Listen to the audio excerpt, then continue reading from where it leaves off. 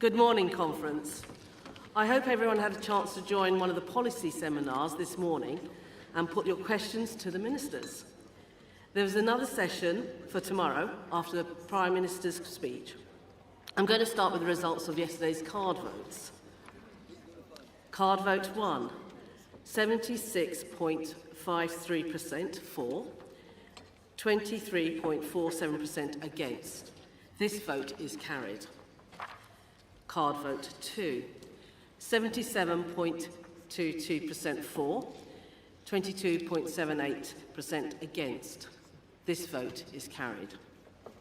Card vote 3, 77.33% for, 22.67% against. This vote is carried. Card vote 4, 69.02% for, 30.98% against. This vote is carried. Card vote 5, 59.43% for, 40.57% against. This vote is carried. Card vote 6, 4.33% for, 95.67% against. This vote is not carried. Card vote 7, 11.77% for, 88.23% against. This vote is not carried. Full details have been published in the CAC report. Today, there are different internal ballots among CLPs and affiliates. We have ballots for positions on the Conference Arrangements Committee and the National Constitutional Committee. The ballot will be open between 10 a.m. and 4 p.m. Remember, it is one vote per delegation, not per delegate. Conference, we have a great lineup this morning. Foreign Secretary Yvette Cooper, Secretary of State for Defence John Healey, Peter Carl, our Secretary of State for Business and Trade, and finally, Chancellor Rachel Reeves. But first, what you've been waiting for, the CAC report. I'd like to invite Conference Arrangements Committee Chair Lynn Morris to introduce today's CAC report. Good morning, Conference. I formally present CAC Report 2. We have a packed agenda today, including speeches from Chancellor Rachel Reeves, Foreign Secretary Yvette Cooper, and the Secretary of State for Defence John Healey. For the Chancellor's speech, seats must be taken up by 11:30 a.m. Seats not taken will be filled. This includes delegate seats. For safety and for security reasons, there will be no further admittance to the hall when the capacity has been reached. A huge thank you to you all for those involved in the composite meeting last night. All composited motions are available in the addendum to today's CAC report. Today we have a packed timetable with lots of time for debate, motions, and with motions on peace in the Middle East, Jaguar Land Rover, guaranteed hours, industrial energy prices, and full details of today's timetable are in the CAC report. Composite meetings are chaired by the Conference Arrangements Committee members, and I would like to place on record my thanks to them, the party policy team, and other staff who have worked very late into the night, I might add, to support the compositing of 14 subject areas. There are ballots today for the CAC CLP section, General Section, and Disabled Representatives. There is also a ballot for NCC CLP section. Just like yesterday, ballot boxes are available in the ballot area, as well as ballot boxes located in the hall. The voting is taking place between 9 a.m. and 4 p.m. Candidate statements were printed in the delegate report pre-conference and are reproduced in the CAC report too. I hope you have a good day, Conference. I move to CAC 2.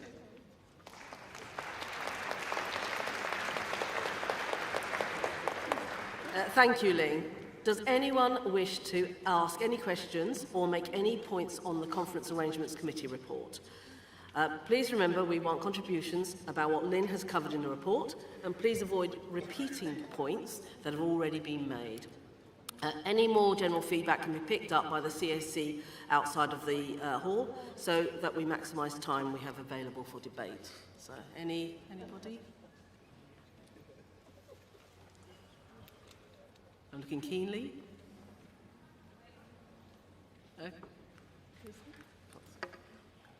Okay, I see no hands, so hopefully that's it. Great.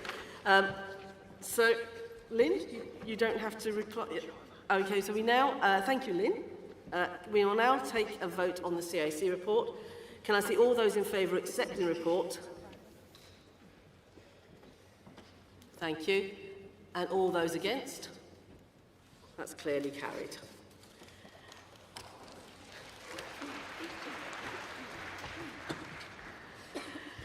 Yesterday, conference voted in the priorities balance.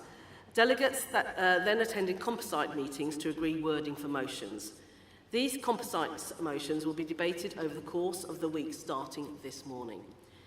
Each debate is based on the corresponding section of the MPF report, and while there will be composite and emergency motions moved in these sessions, delegates can make contributions on any topic contained in the section of the MPF report. Before I welcome our first speaker, Foreign Secretary Yvette Cooper, to speak, we have a video to watch. I see the Russian representative is leaving his seat because he does not want to hear the response to his illegal war of aggression towards Ukraine. This week I've been representing the UK at the United Nations General Assembly, and this is where countries gather every year to tackle the world's toughest challenges. Challenges that affect working people in Britain, because the effects of war, poverty, climate change or migration can't just be dealt with when they arrive on our doorstep. These are global problems that need global solutions. So I've been meeting world leaders all this week to promote our shared interests, talking about trade opportunities that support jobs at home, talking about global action to tackle infectious diseases, poverty and famine, or climate change, or cross-border agreements we need to make sure that immigration rules are enforced, and talking to other NATO countries about why our support for Ukraine in the face of Russia's aggression is stronger than ever, because Russia is seeking to undermine security and stability right across Europe. For decades, my country supported a two-state solution, but only recognised one state. That changes now.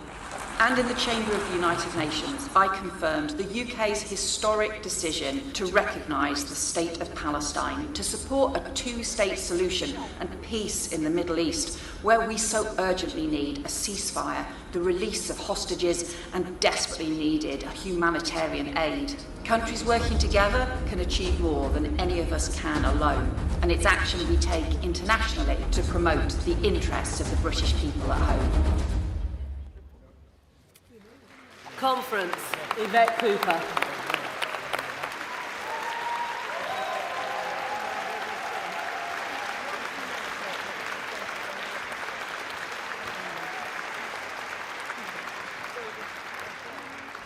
Thank you, Conference.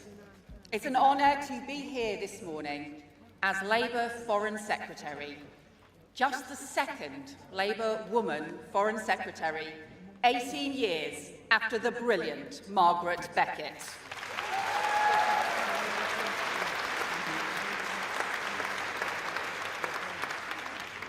And you know, 15 years ago, when I was Labour's shadow Foreign Secretary, the last world leader I met in that role was President Abbas in East Jerusalem.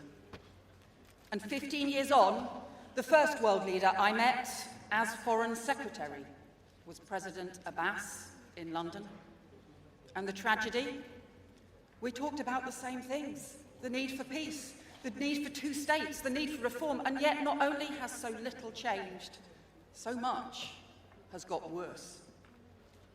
Because, Conference, for many decades, the UK has pledged support for a two-state solution in the Middle East, but only recognised one of those states until now. And 7 days ago, I stood in the Great Chamber of the United Nations in New York, beneath the UN symbol of peace, to confirm the historic decision of the United Kingdom to recognise the State of Palestine.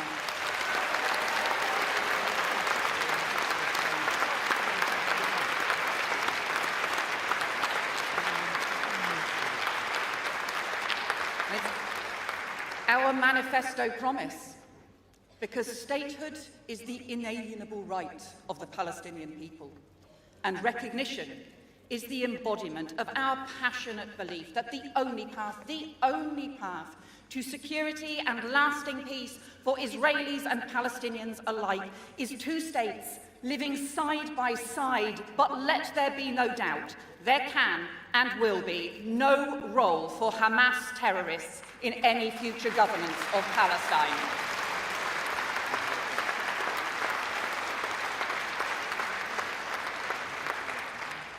But this is a moment the world must seize. A spur, not a substitute for action.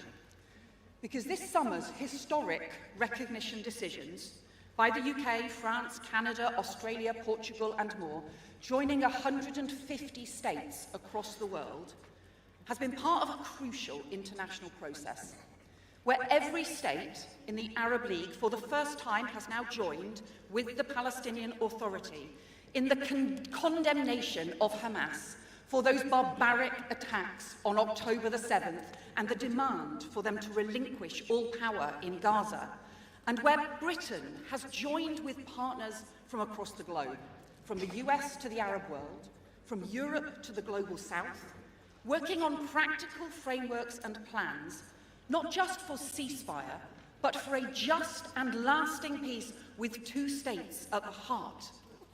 And at the United Nations last week, I saw a growing determination from countries across the globe that this intolerable suffering must end for children facing starvation while Israeli forces block food at the border, for the hostages and their families in anguish, a Gaza without Hamas, a Gaza without hunger, a Gaza rebuilt for the Palestinian people.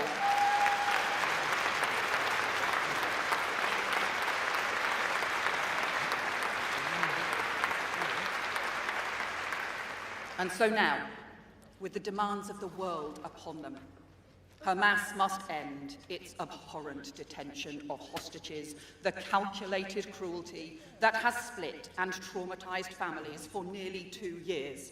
And the Israeli government must end the moral obscenity of this campaign that has seen food, water and medicine denied, and an unconscionable loss of human life, because Palestinian civilians should not have to go another day in fear and hunger. The hostages should not have to live another day in the darkness of captivity. No family should endure another loss. Enough is enough. The moment cannot be lost. The time for peace is now.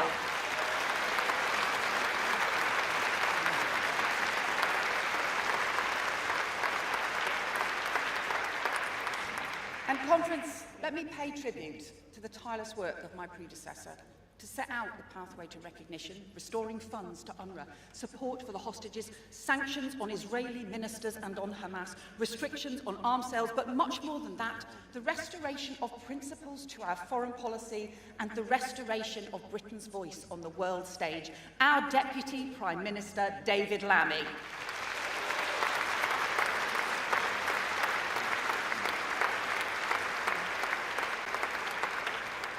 But you know, conference, we spent 14 years in opposition, watching powerless as successive Tory governments trashed our reputation abroad, undermining investment and trade, shouting at friends and allies, and in 14 short months of Labour government, here's what we've worked to rebuild. 3 new trade deals with India, the US and the EU to boost jobs and investment here at home. A transformed relationship with Europe on security and defence. An ever stronger special relationship with the US. A new strategic approach on China. An unprecedented migration deal with France. Sanctions on Russian oligarchs. Action against Iran to prevent nuclear proliferation, growth and development partnerships with the Global South, a new global clean power alliance to boost green energy, and thanks to the tireless leadership of our Prime Minister, Keir Starmer, the restoration of trust and credibility in Britain's role abroad so that we can deliver for the British people at home.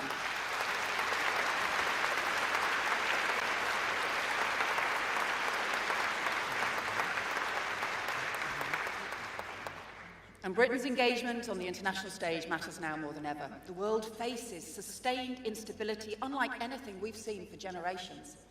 The pace of technological change, climate change, migration, not seen in our lifetimes. Global uncertainty, new kinds of state and hybrid threats. And yet the institutions and laws that were supposed to protect order and sustain peace are now buckling under the strain. The very principles that underpin them under assault. The rule of law, respect for sovereignty and borders, respect for our common humanity, and for our shared obligation to fight poverty and persecution. All those values so precious to us now being undermined, but values that it falls to us to defend. Not just Labour values, core British values.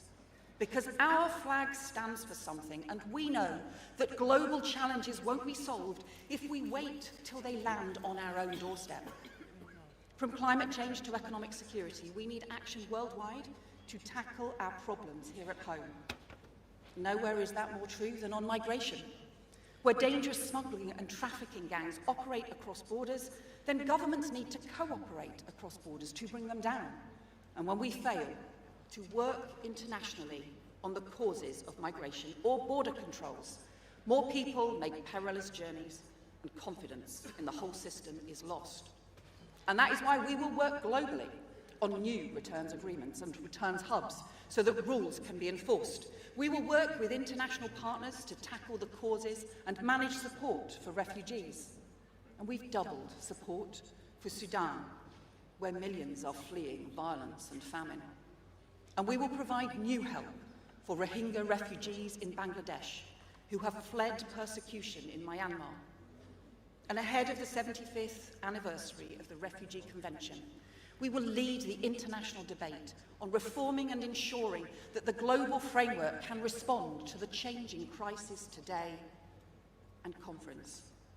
30 years on from the horrific use of rape and sexual violence in the war in Kosovo, we must also ensure that there is much stronger protection for women and girls in Sudan, Myanmar, and other conflicts today. So let me warn all those responsible for orchestrating sexual violence that a reckoning will come for them, no matter how long it takes, as we demand an end to the use of rape as a weapon of war.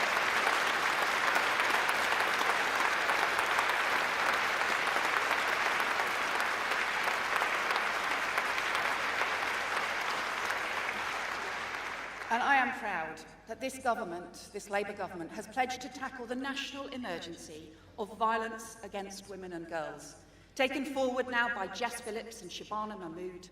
And I am determined that we now put that global emergency on violence against women and girls at the heart of our foreign policy too, because everyone has the right to live in freedom from fear.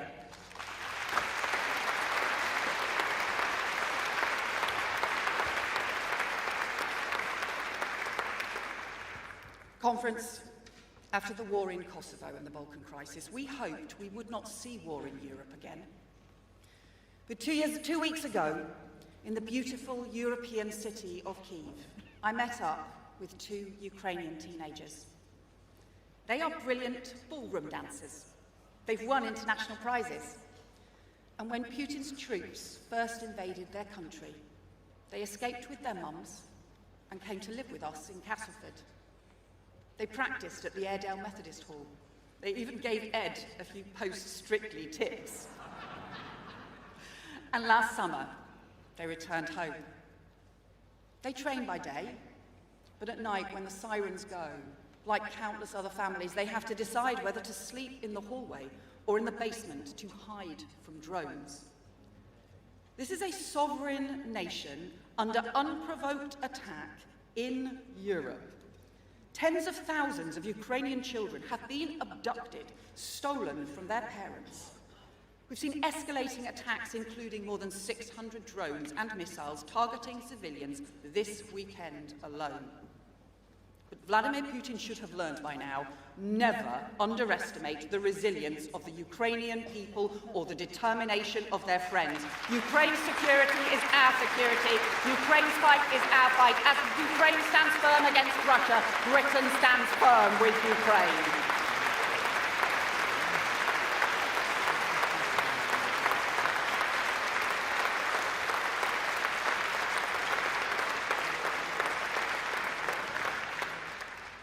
But you know, where President Zelensky and President Trump have called for talks on peace, Putin has sought only to escalate war. We've seen Russian drones over Poland and Romania, Russian fighter jets over Estonia, entering NATO airspace. Reckless, dangerous provocation. So that is why our party stands firm in NATO under the leadership of our Defence Secretary, John Healey, an alliance which is vigilant and resolute. And make no mistake, if we need to confront planes in NATO airspace without permission, then we will do so. Because this party should be very proud that in Ukraine's greatest time of need, President Zelensky and the Ukrainian people have had no better friends than our country, our government, and our Prime Minister, Keir Starmer.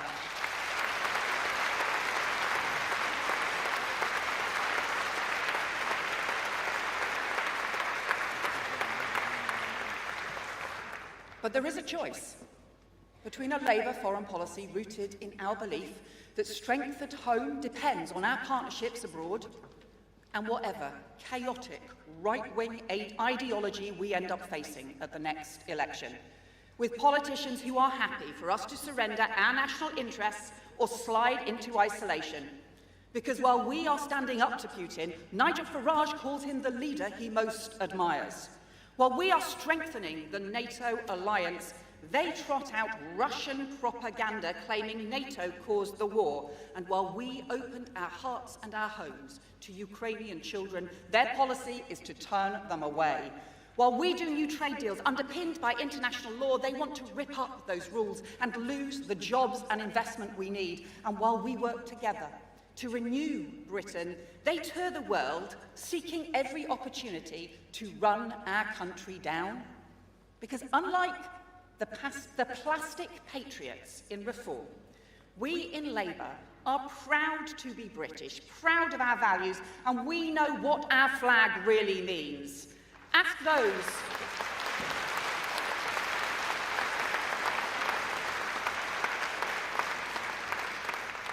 those overseas what it means to them when they see the Union Jack or the St George's Cross, and you'll hear people in every continent talk with admiration about our royal family and our parliament, our heritage and our culture, our armed forces and our universities, the literature, music, film and sport that we've given the world, the British inventions that have changed history. But even more than that, they will tell you that our flags stand for justice, for fairness, for tolerance, and for decency. A flag on the side of an army truck that's meant the difference between life and death for people facing massacre in Sierra Leone or Kosovo. A flag on the side of a crate that's brought vaccines and medicine, food and water to those in desperate need. And a flag on the diplomatic table that means a trading partner you can trust and an ally who will never let you down. That is what our flag means to our friends around the world, the way our country comes together and not divided. And if anyone doesn't believe that, just think back 6 years to when the England's men's football team played a qualifying match in Kosovo and the players lined up for the national anthems. As God Save the Queen began to play, every Kosovan fan in the stadium held up a St George's flag, and amid them all, a banner which read, "You gave us hope for freedom." And they waved our flag with pride, they applauded our anthem with warmth, they sang the name of our Queen because they remembered how Britain had stood with them. That is what our country stands for around the world. That is what we must always continue to be. A force for good, a force for peace, and a force for hope. Conference, thank you.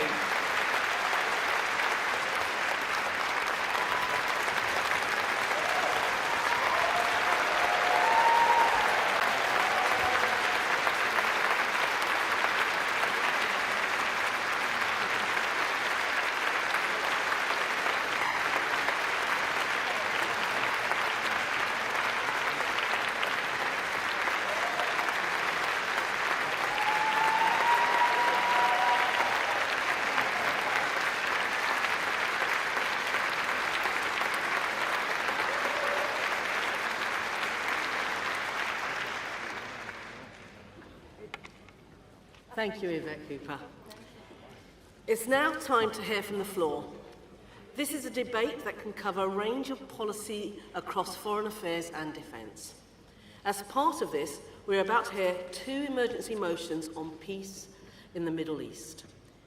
We recognise that delegates will feel very passionately on this matter, as I do myself. However, I ask all delegates to respect other delegates and their point of view, as well as respecting the law, so that we can have a good debate. We'll start with the 2 emergency motions. Thank you. We'll start with the 2 emergency motions. Our first motion is Peace in the Middle East, Motion 1, and will be moved by Hackney North and Stoke Newington CLP, and seconded by Chesham and Amersham CLP. Could the mover and seconder please make their way to the Speaker's desk? The second emergency motion, Peace in the Middle East, Motion 2, will be moved by Unison and seconded by ASLEF. Please could those delegates also come to the Speaker's desk to register?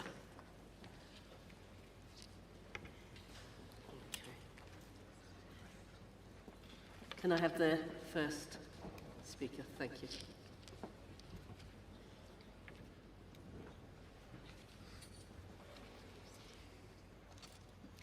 Good morning, Conference. My name is Susan Top, Delegate for Hackney North and Stoke Newington, Chair of London Young Labour and first-time Speaker.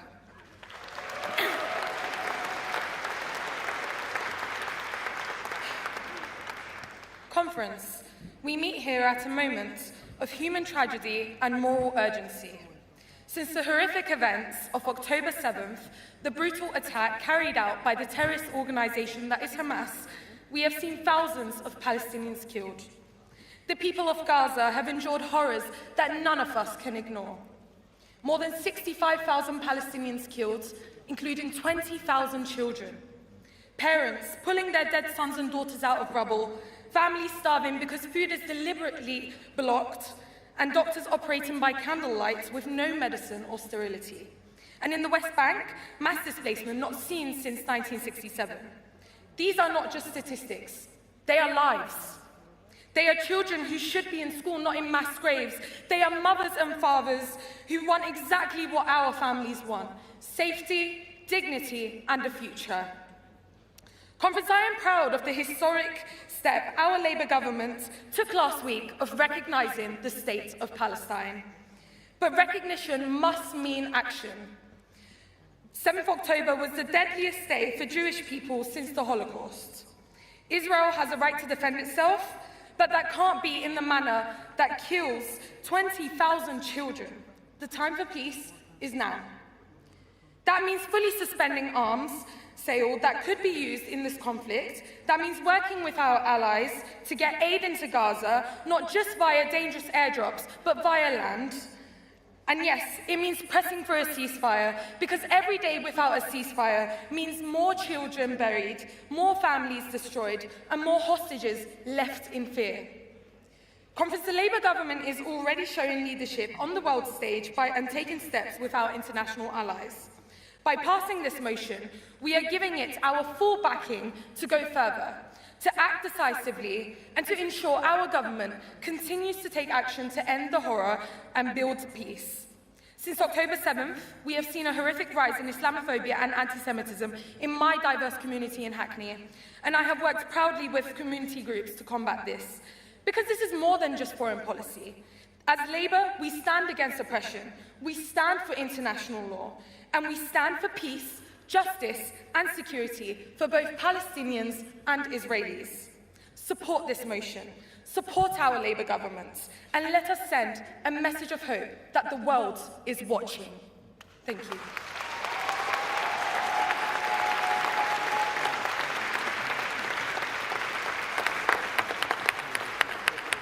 Thank you, Speaker. Can I have the Speaker second the motion, please?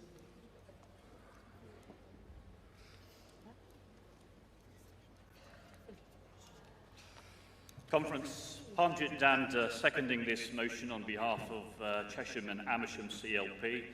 First time here as a constituency delegate, actually. although the view is familiar, I must say. Now, Conference, this motion does remind us that Hamas perpetrated the worst massacre in Israel's history on October the 7th, 2023. It's crucial that's at the heart of this motion, because we as a responsible party need to get that across. But crucially, as has already been said, this motion spells out that 65,000 Palestinians have been killed, 20,000 of them children. And it's also important to get that documented in this motion, because Israel has denied it time and again. The motion supports the role and the jurisdiction of both the ICJ and the International Criminal Court in the investigation of the most serious crimes, and that includes investigating genocide too. Conference, for far too many years, the world has watched whilst illegal settlements have expanded on the West Bank. That must end. Now, thank you. I've only got 2 minutes, so at the heart of this motion is the two-state solution, and we salute the work that our government has done, not least in supporting statehood for the Palestinian people.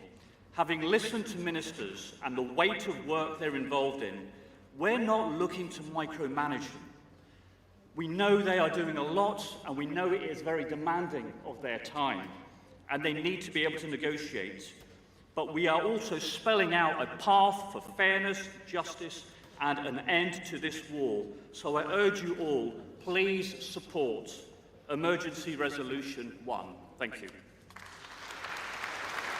Thank you, Delegate. Can I have the mover for Emergency Motion 2?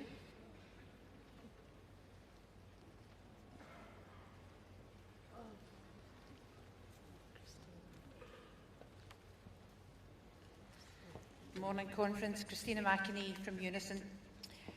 The momentous decision by the Government to recognise the State of Palestine is a critical contribution towards achieving peace in the Middle East. It confirms the UK's commitment to a two-state solution in deeds, not just words. But this motion is about what we do next. Of course, what happened on the 7th of October 2023 was horrific. And since then, as has been said, 65,000 Palestinians have died.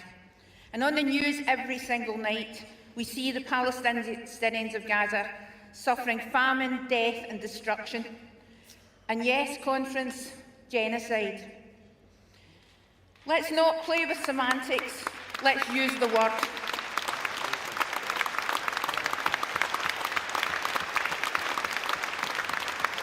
Most experts now agree this is genocide, but if we wait for this to be confirmed by a court, it will be too late, because it's already happening as we sit here. And that's one of the reasons why I'm asking you to oppose Composite 1. And Composite 1 also calls for the arms trade with Israel to be suspended only in relation to this conflict. How can that possibly be policed and monitored? And it was really good to see the Prime Minister coordinating recognition of the State of Palestine with other like-minded countries. And that powerful contribution has made a huge difference. You only had to see the vitriolic response from Netanyahu at the United Nations to see that. So if the UK government can bring countries together like this, in the face of opposition from Israel and the USA, it can coordinate to stop aid and support and stop the killing, end the famine and save lives. I know we're sending in aid via airdrops, but this is the most costly and ineffective way to get aid into Gaza. We must do more. Why can't we, along with those other countries that have recognised Palestine, like France, Australia, Canada, Italy and Norway, why can't we all send fleets in, loaded with aid and supplies, right to the shores of Gaza? We cannot continue to watch from the sidelines in horror as people are being slaughtered, as women and children starve to death or are maimed trying to reach the food that would keep them alive. We need to intervene, as we have done in countries in the past, to stop the slaughter of innocent people and prevent famine. Conference, I don't want to be standing here this time next year for nothing to have changed in Gaza. Our Labour Party, with our trade unions, have a long and proud history of campaigning for peace in the Middle East. Now is the time to act once more. We've got to find a way to end the war, bring all the hostages back, and of course, Israel has the right to defend itself and protect its citizens, as any country has. But, Conference, I ask you this: who is defending Palestine and protecting the people of Gaza?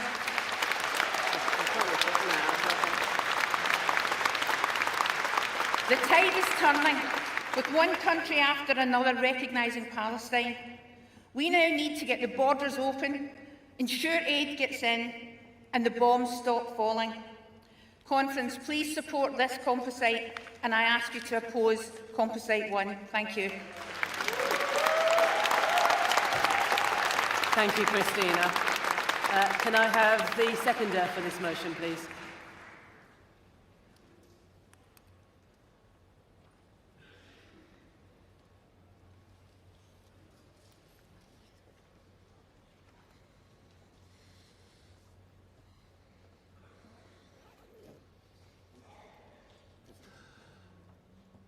Morning, comrades. Miles Colombini from ASLEF, seconding this motion 2 on peace in the Middle East. I'm a bit of a loss, really. 2 minutes is not enough to do this very complex issue justice. I will try not to repeat what's already been said, although a lot of what has already been said is clearly of vital importance. But it would be remiss of me first not to applaud the decision to recognise statehood for Palestine. And also, it would be remiss of me not to mention the appalling, horrific genocide that is quite clearly taking place against the people of Palestine at the hands of the Israeli government.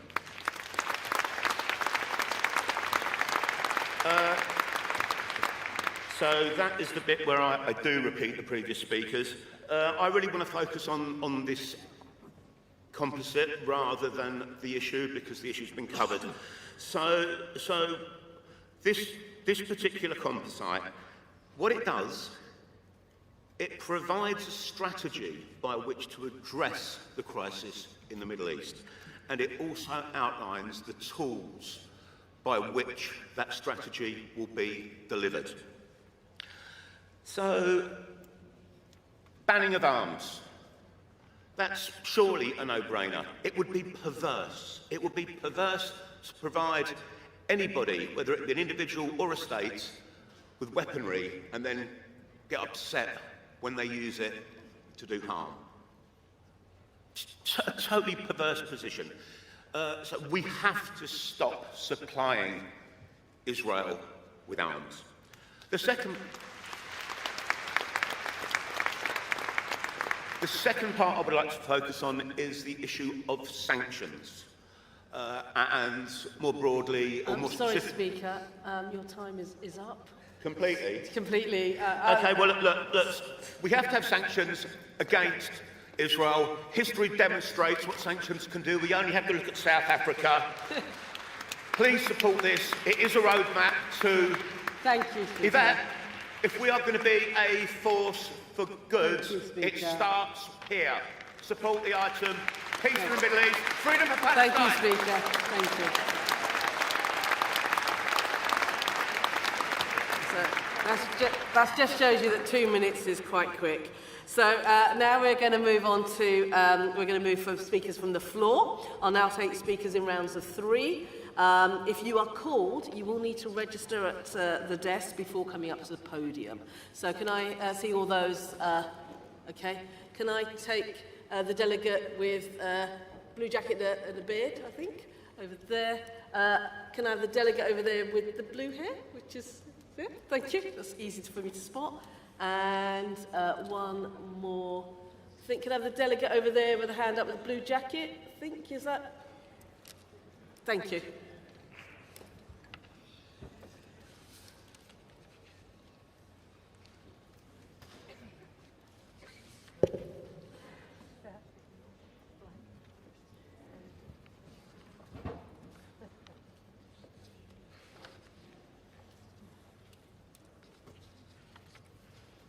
Thank you, Delegate. Joshua Garfield, Labour Councillor and Jewish Labour Movement. Conference, for nearly 2 years, we've watched horror unfold. The worst terror attack in Israel's history. The deadliest day for Jews since the Holocaust. A war that has devastated Gaza, killed tens of thousands, and with 48 hostages still in Hamas tunnels. 2 years ago, we stood together, right here at Labour Conference in Liverpool, and watched the horrors of October 7th unfold before our eyes.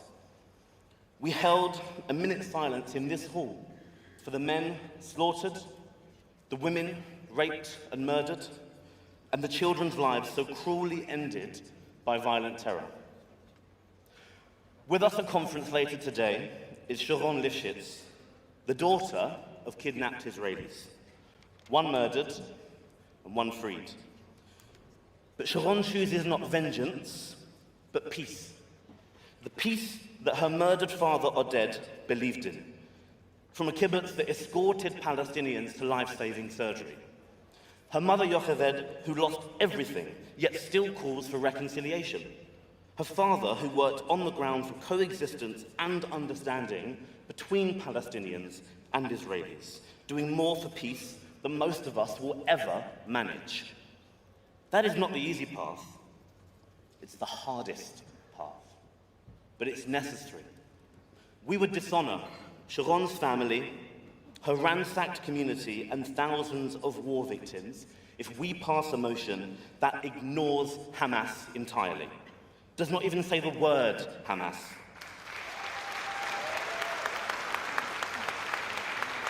If we pass this motion, what would we be saying? Sorry, Delegate. 2 minutes. Sorry, your time is up. Thank you. Thank you very much. Don't do a disservice to Palestinians fighting for peace or Israelis fighting for coexistence, and crucially, our Labour government trying to be a light in this world. Reject this and choose peace. Thank you. Thank you. Can I have the next speaker, please?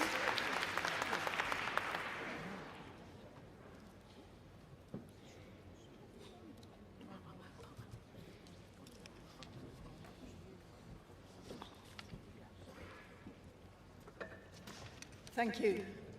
I'm the Secretary of Lincoln CLP, so Hamish Falconer is our local MP, as well as the Minister for Middle East, Gaza and Afghanistan and Pakistan.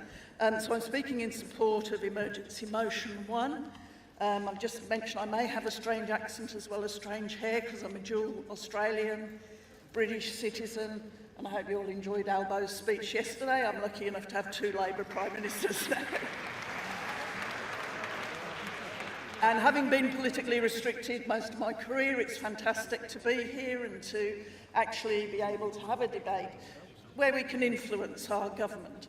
And they are our government, we are our government, and we should trust our government that they're on the front line, they know what they're doing, and we should trust in this motion about peace and how we actually get there. So as I mentioned, Hamish is our MP. He feeds back to our constituency Labour Party meetings every month, and we see the personal cost to him of being on the front line and seeing what happens in Gaza. And I ask my colleagues in Lincoln CLP, please don't personally attack him. You can see how hard it is. But we need to trust our government and support Emergency Motion 1. Thank you.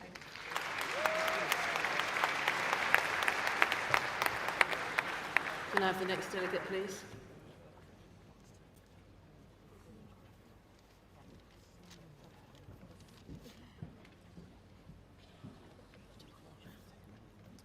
Hello, conference. My name is Josh Lister Jennings, and I'm the first-time delegate and first-time speaker.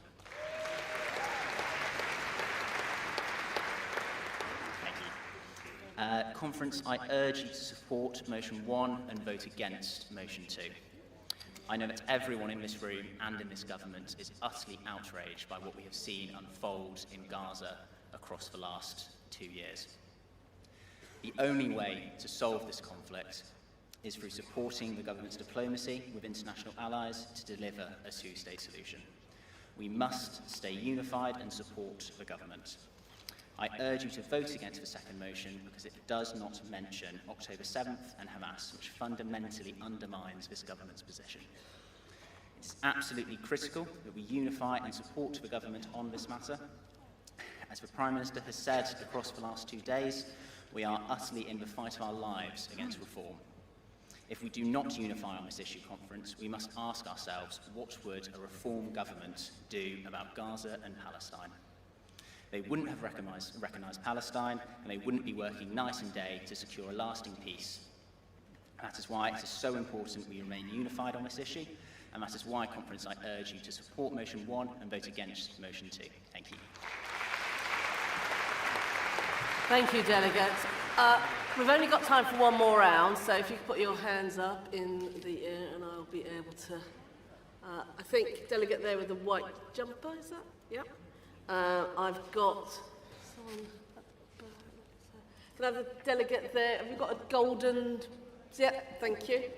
And I think, is there a delegate... Oh, can I have, is that a delegate over, right in the back with... Have you got... Is that green or olive that you got on? Yeah, that's you. Yep, that's... Thank you. And I'm sorry, that is going to be our last round. As you know, this is a time debate, so... And my apologies.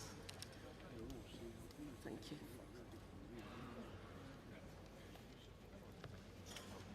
Thank you for the opportunity of speaking. I'm also speaking in favour of Motion 1 and against Motion 2. I'm speaking in favour of peace and against stoking the conflict. We do have to recognise the hurt and damage on all sides, and not to recognise the atrocities of October the 7th is appalling. Israel is at war. Rockets are being fired into the country on a regular basis.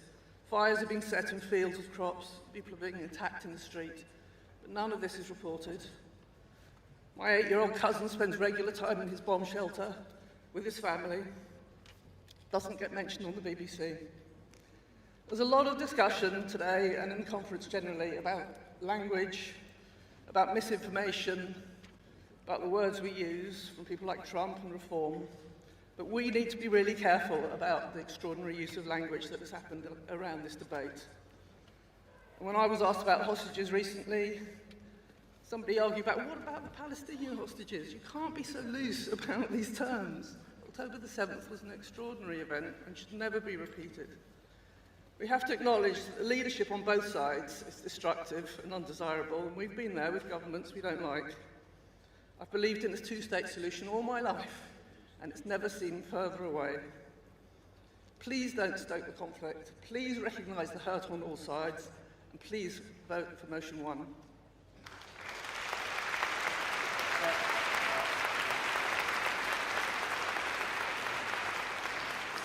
Can I ask for the next delegate, please?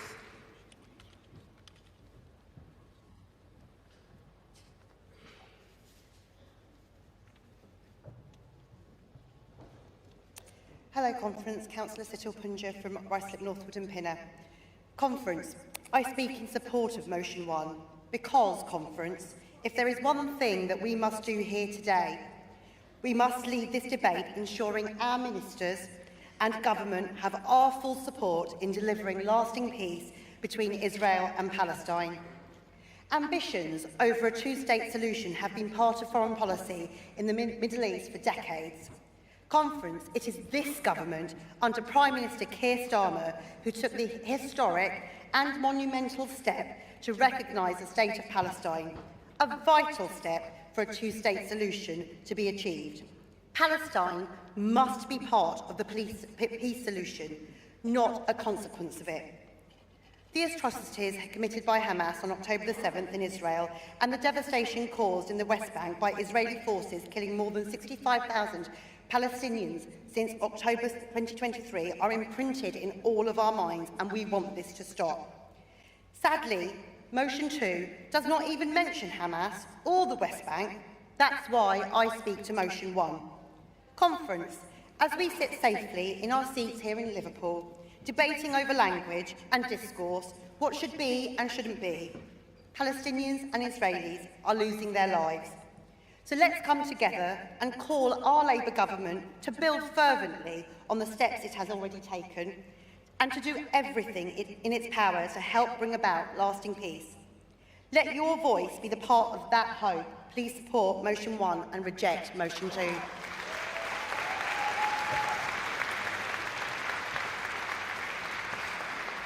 And next speaker, please.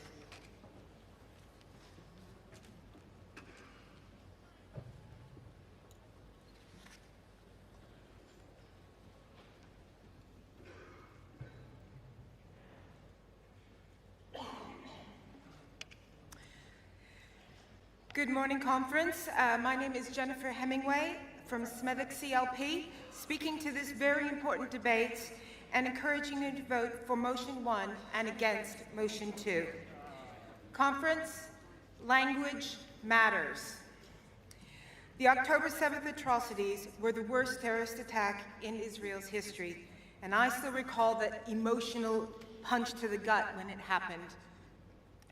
Hamas must never play a part in a future Palestine, and motion 2 fails to recognize this. Our government has rightly recognized Palestine, and I am proud of our Labour government for this. But going forward, Hamas can have no role in this. And Conference, on the banning of arms sales, there are some important things to note. The complete banning of arms sales would prevent NGOs from receiving body armor. This keeps those distributing vital aid safe. Motion 1 calls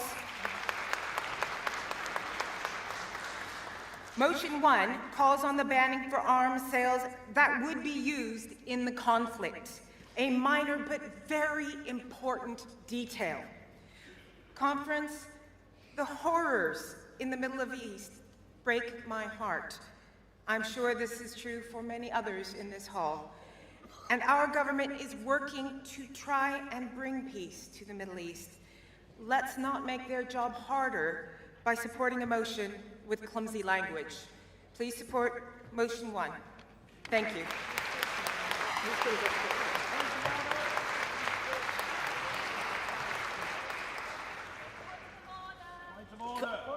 Point of order. Okay, if you want to go to the rostrum, and then we'll take your point of order, if it is a point of order.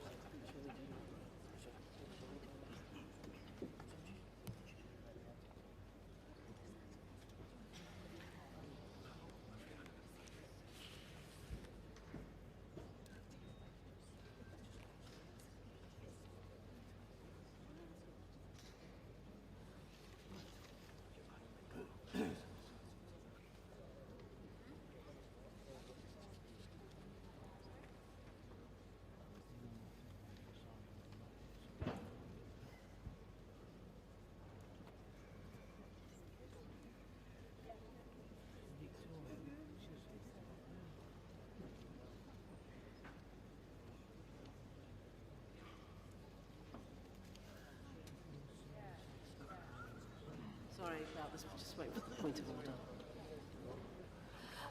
I might take another round while we're waiting, just in case we can get some more speakers, okay? So if I could ask you to put your hands in the air. Straight in front of me, a delegate with the glasses, blue shirt. Let's have a look. Sort of delegate over the back there with yeah, that's you, yeah, you. And sort of, a delegate there with, just on the corner, yeah, you, yeah, with the, yeah, thank you. That's all.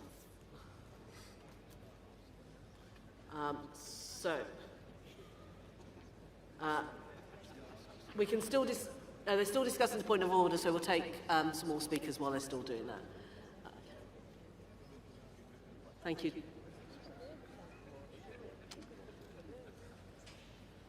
Thank you.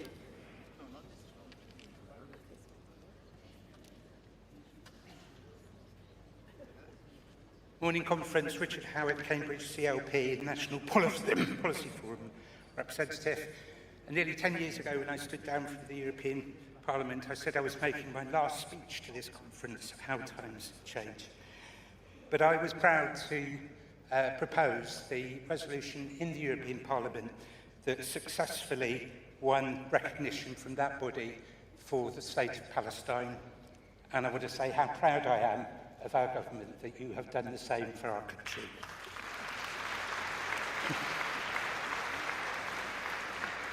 In this short address, I want to address Ukraine. I was shuddered and shocked by what happened to President Zelensky in the White House, and I'm so deeply proud that our Labour government has turned that around.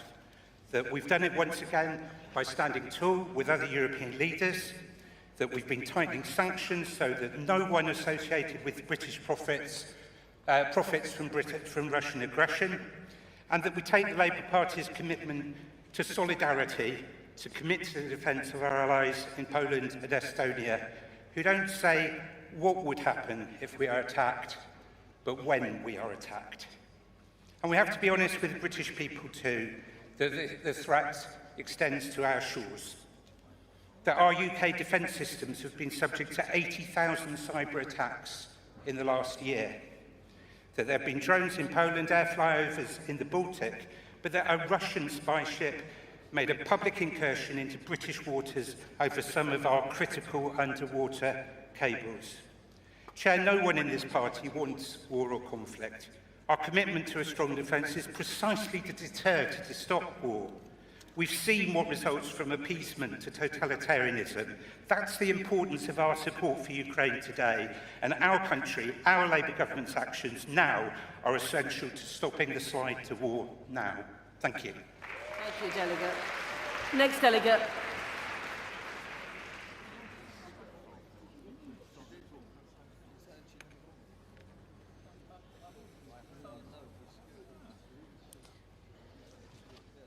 Thank you, Conference. Robert Evans from Esher and Walton. Conference, our motto here today at this conference is Renew Britain.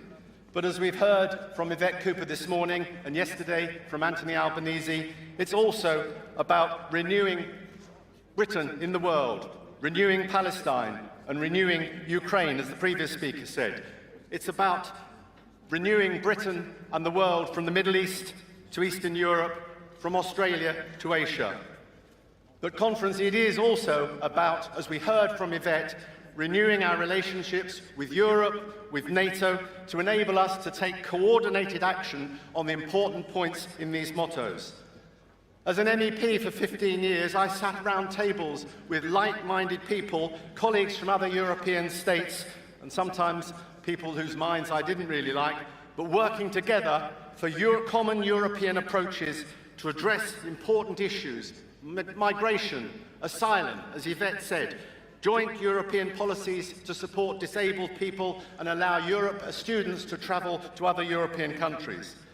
I'm delighted that Yvette is taking a strong, powerful message to the UN, following in David Lammy's footsteps, and rebuilding our important relations with the EU.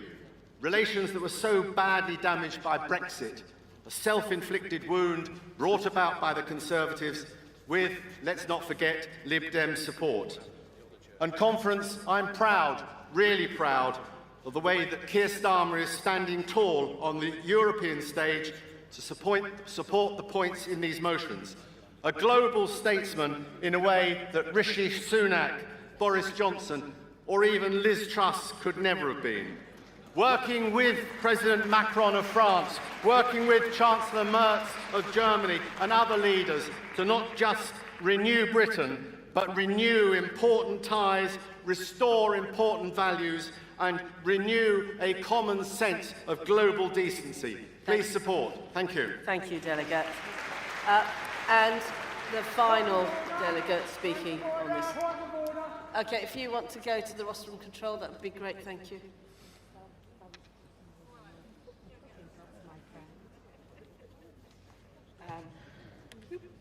Good morning, Conference. Margaret Pinder, Councillor Margaret Pinder, Beverley and Holden as CLP. Thank you. I'm speaking in support of Motion 1. Writing in the Financial Times, Yuval Noah Harari described the conflict in Gaza as being fuelled by a mutual horror of destruction, and that these were not irrational fears on either side, based in either paranoia or unreason, given the history.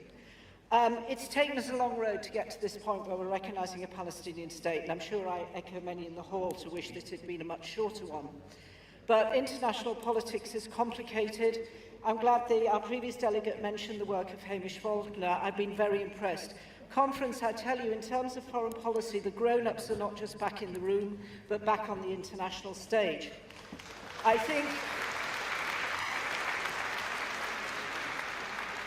in our CLP, we held an extremely thoughtful and constructive debate on the situation in Gaza, in which we agreed on a very important principle in that we do not conflate the actions of the Netanyahu regime with the Israeli people, any more than we conflate Hamas with the actions of the Palestinian people. I think we've been better at doing the former and less so at the latter, which is why I think it's important that we support the motion that mentions the massacre on the 7th of October in 2023, because that act was deliberately designed to put the people of Israel in fear in their own state, and that's a very fundamental principle for Israel. As a state, we must be active, but we also must put actions into words in an international context. Conference, I urge you to support this motion, and although there is much to recommend in Motion 2, I think we must recognise what happened on the 7th of October so that we can support both parties to an equitable solution as good international actors. Thank you. Thank you, Delegate. Thank you, everyone, for that debate. Conference, we will now hear from our Secretary of State for Defence, John Healey. Thank you, John.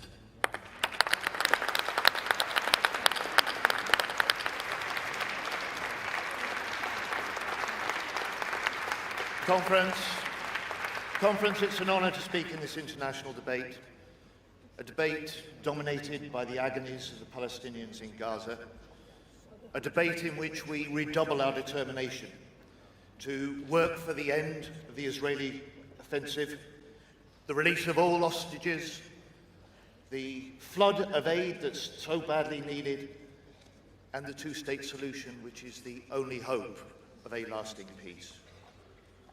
And Conference, I'm proud to address you again as your Labour Defence Secretary. Proud, after 12 months of change, we've given our armed forces the biggest pay increase for 2 decades. We've brought 36,000 military homes back into public ownership. We've announced record levels of support for veterans. We've won the £10 billion warship deal with Norway, which will secure 4,000 good unionised jobs for the next 15 years. And we've made the biggest increase in defence spending since the end of the Cold War. This is Labour, delivering for defence, delivering for Britain. Conference, 3 weeks ago, I was in Kyiv. I saw homes bombed, buildings destroyed. I met Ukrainian troops and drone factory workers. And I tell you, they are defiant. They are determined, fighting back Putin's brutal invasion. And their freedom is our freedom. A secure Europe needs a strong, sovereign Ukraine. And that's why we've stepped up UK leadership on Ukraine. That's why we're providing the highest ever level of military aid to Ukraine this year. And that's why we're leading over 30 nations in the coalition of the willing, ready to provide the security guarantees for when peace comes. And 1,313 days into this war, I'm proud that Labour, proud that Britain remains united for Ukraine. And conference, our message to Moscow from Liverpool today is this.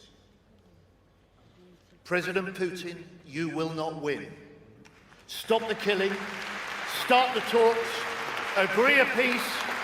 We will stand with Ukraine for as long as it takes.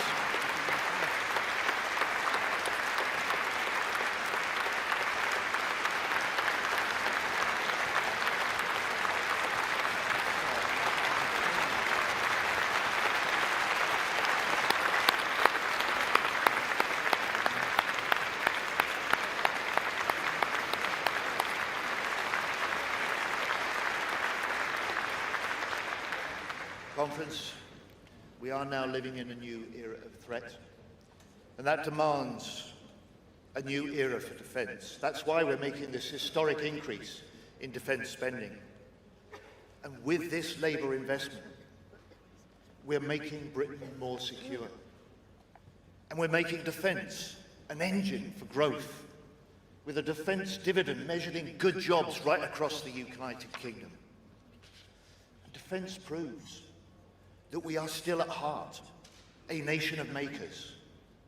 Warships, we make them in Glasgow. Submarines, we make them in Barrow. Armoured vehicles, we make them in South Wales. Artillery barrels in Sheffield. Advanced drones in Swindon. AI systems in Plymouth. And those frigates for Norway, we start them across the Mersey here in Liverpool.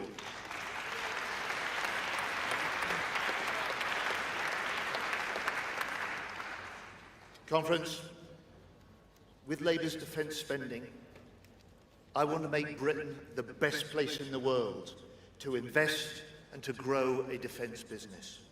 We will make more in Britain. We will back British industry.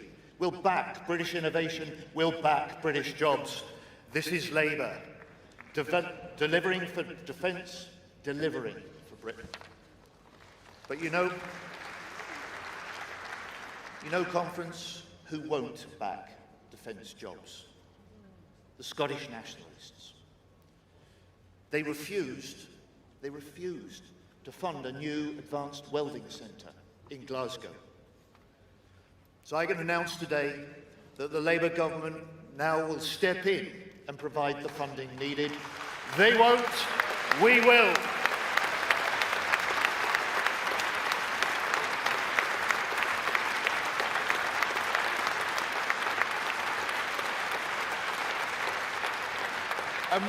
And what of the other parties? Are they any better on defence? The Tories. They left our armed forces hollowed out and underfunded. The Lib Dems, they cut the size of the British Army to its smallest since Napoleon. And Reform. They praised Putin and they put down NATO. Conference, we are the party that created NATO in that great Attlee government after the war. Now, we are the party growing jobs and growing the army, the party facing down Russia and strengthening NATO. Conference, Labour is again the party of Britain's defence.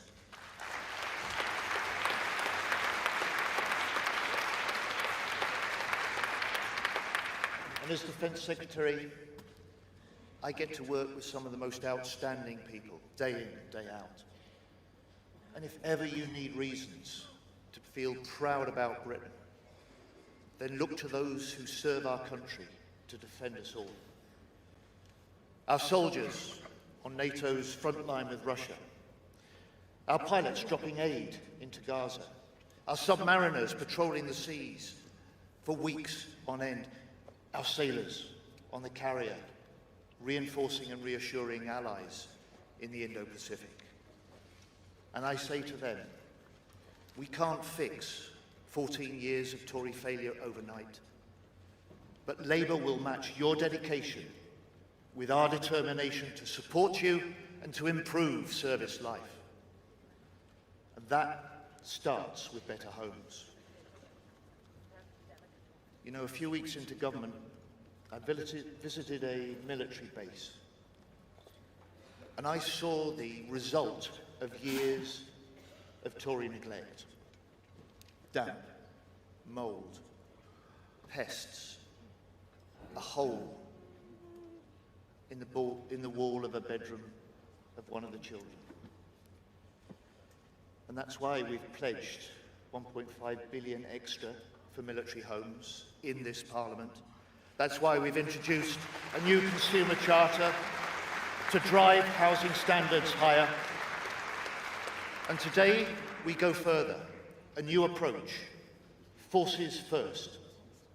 We will offer our forces priority access, or first dibs, if you like, to new homes built on surplus MOD land, making home ownership a reality for more of our services personnel and veterans. Better homes, better pay, better lives. Conference, this is Labour, delivering for defence, delivering for Britain. This is Labour, just 1 year into government, much done, but so much more to do. This is Labour, making our country more secure at home, strong abroad, renewing our country for good. Thank you.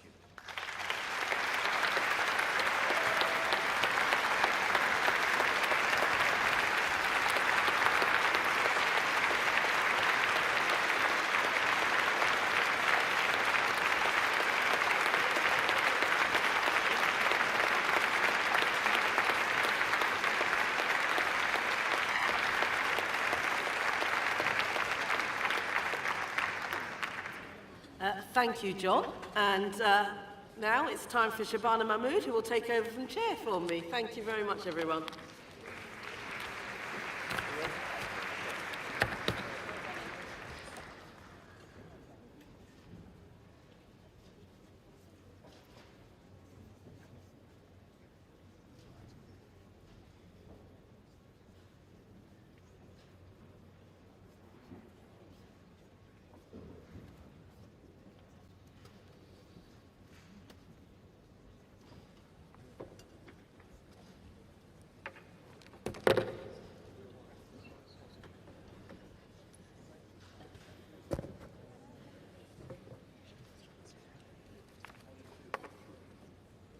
Right, hello conference. Our debate now moves on to the economy and growth, where we will be hearing from Peter Kyle and Rachel Reeves, our Chancellor. But first, we're going to have more contributions from the floor. We're going to start with moving the composite motions. Composite 8 is on guaranteed hours and will be moved by USDOR and seconded by GMB.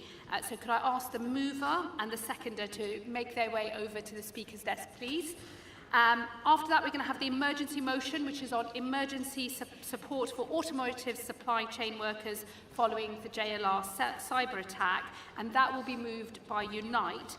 So could I also ask the delegate, please, to get themselves registered at the Speaker's desk? And then we will have Composite 12, which is on industrial energy prices, and will be moved by GMB and seconded by ASLEF. And again, could the mover and the seconder get themselves into position at the Speaker's desk?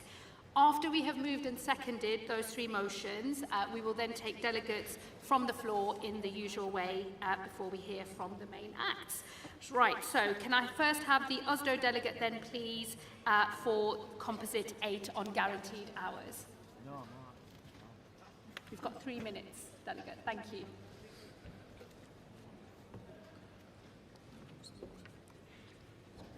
Chair, Conference. Joanne Thomas, USDO General Secretary, moving the motion on guaranteed hours.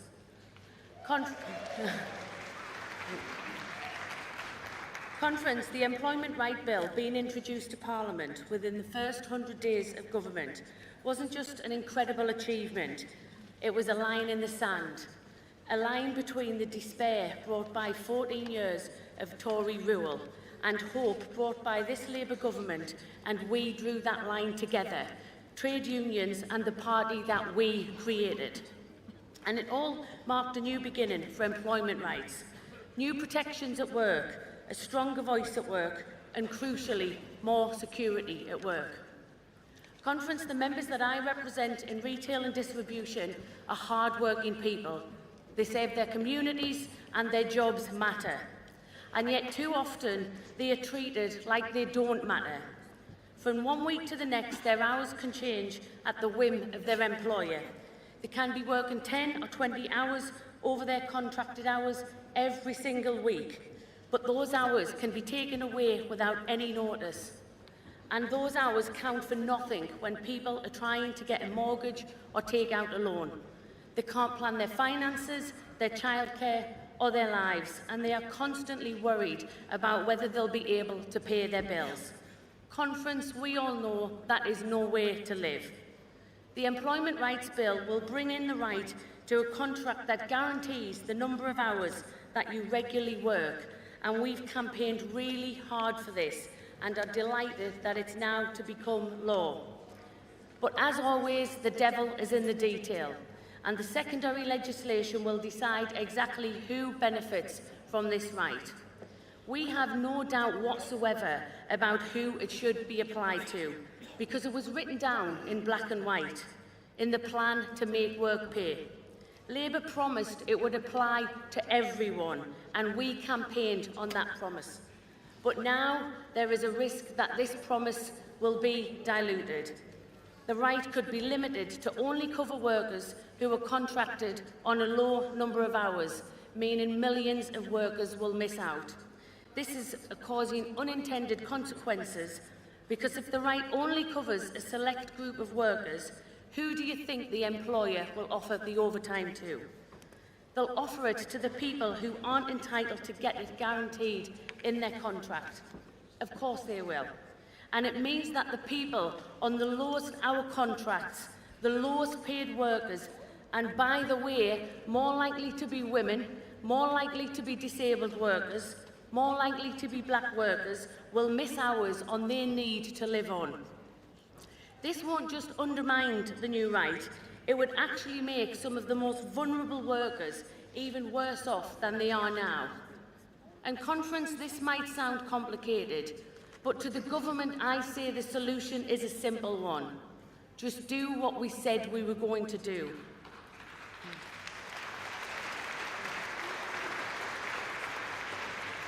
Provide guaranteed hours for everyone, security for everyone, fairness for everyone. And I'm proud that in the face of anti-worker opposition from Reform, the Tories, the Lib Debs and the bad bosses, this Labour government stood strong. It stood behind a plan to make work pay, and it stood up for working people. Sorry, Delegate, can you wind up, please? But now we need a push to make this a reality. Conference, let's make sure that this doesn't just belong to government, doesn't just belong to the unions, it belongs to every single worker. Thanks. Thank you very much.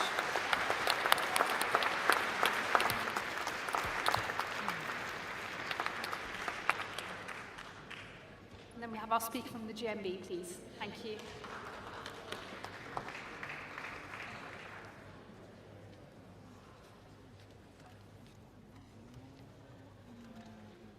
Chair, Conference. Barbara Plant, GMB National President. Proud to second Usdor's motion on guaranteed hours. Workers that I speak to, up and down the country, say to me that Labour's manifesto must be delivered in full, the rights that have been denied for far too long. It was never going to be easy. There was always going to be hostility from bad bosses. But we must remember who we promised change to at last year's general election. The millions of working people who put their hopes in Labour's manifesto. A year on, our members still hold out hope that this change will come, and it cannot come soon enough. Over 1 million workers are still exploited on zero-hour contracts. Employers using zero-hour contracts often say it provides workers flexibility, but 2/3 of workers on 0 hours have been on them for more than 12 months, and nearly half for 2 years or more. That's years with no guarantee that you have the money to make ends meet, that you can plan your life or be there for your loved ones.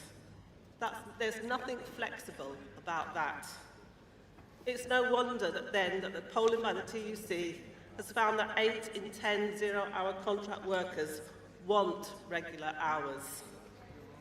Conference, it was bad bosses who fought against the national minimum wage and the Health and Safety Act at work. Both Labour achievements that apply to all workers today. But why should a right to guaranteed hours be any different? Let's get on with making work pay and delivering the right to guaranteed hours in full. I second.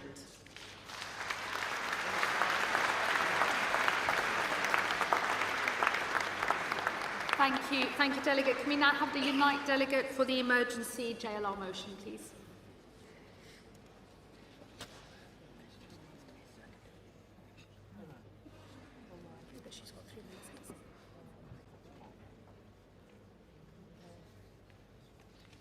Thanks, Chair.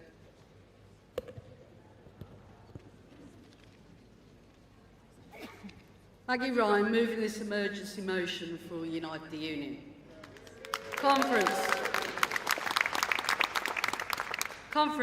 Jaguar Land Rover has been hit by the most disruptive cyber attack in our country's industrial history. Production has stopped until at least October, but could be delayed further. That doesn't just mean disruption for our car plants and the 30,000 workers employed across JLR. It also means disruption for over 100,000 workers across the component and logistics supply chain. Our union's frontline reps and officers have been working night and day to secure emergency banked hours and layoff agreements to protect jobs and wages. But as days are lost and factories are idle, anxiety grows, as does the risk of workers going unpaid or losing their jobs. This motion is calling for emergency support for wage and job protection for all impacted workers. The precedent has been set. Earlier this month in Scotland, Unite and GMB succeeded in negotiating a rescue package for electric bus builder Alexander Dennis to prevent closure. That included a wage protection scheme for workers covering 100% of wages between the government and the company, and is the first of its kind since the pandemic. Conference. In recent weeks, our General Secretary has been in talks with the new Business Secretary and his predecessor, fighting to secure the future of JLR and its supply chain. Unite welcomes the recent announcement that the government is preparing to offer financial assistance worth $1.5 billion to JLR in order to do that. This is an important first step. It shows the government has listened to the concerns raised by Unite. It is now vital that this money gets to the workers who need it and is used to prevent the loss of jobs or wages. Taking action to protect jobs is exactly what we expect a Labour government to deliver. Governments have supported the banks. It is only right to support the future of manufacturing. Conference. This cyber attack is taking place within a historic low production volume crisis for our automotive sector. Many car plants are running at only half capacity. There are many causes for this, including the disastrous impacts of Trump's tariffs and a painful transition to electric vehicles. Conference. This wider crisis has already pushed the sector, especially the component supply chain, to a critical point. Without urgent support, it will fall, and it will take our industry with it. We know that automotive is a global industry. It is a world-leading industry, and we are proud of that. Delegate, can I ask you to wind up, please? Thank you. Being a global industry shouldn't mean UK workers are left exposed to every global crisis. Automotive workers are looking for our support from our party and from our government. Support us. Please support this motion. I move. Thank you. Thank you.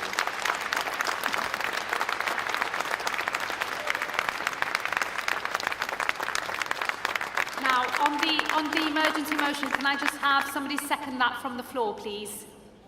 Thank you very much. Great. And then can we move on to Composite 12 on industrial energy prices with our GMB delegate first up? Thank you.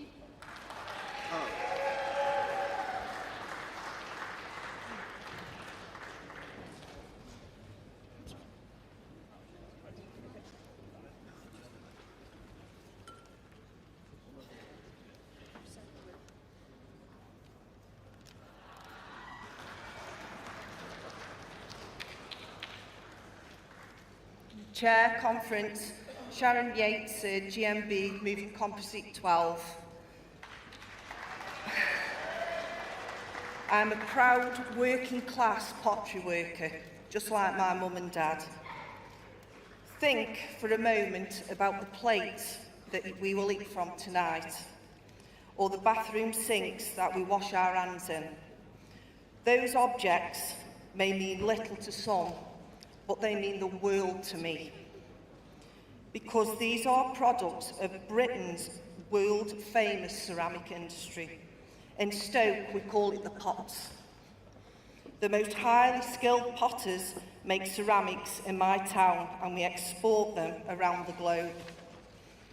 But the industry we rely on is dying. Spiralling energy prices, especially gas, means that UK ceramic firms fork out £875 million in energy costs each year. That's right, almost £1 billion just on energy costs. All while counterfeit products from China have flooded our own market, driving down demand for goods we make. The results are devastating. 3 Staffordshire ceramic firms have collapsed just this year. And last month, Armitage Shanks, an iconic sanitary brand, announced it had to close one of its kilns. Hundreds of workers, thousands of families, all left in despair. Conference, we know what happens next. The decline of our industries and Tory austerity has led to more crime, more drug abuse and empty high streets. My famous 6 towns are shadows of their former selves.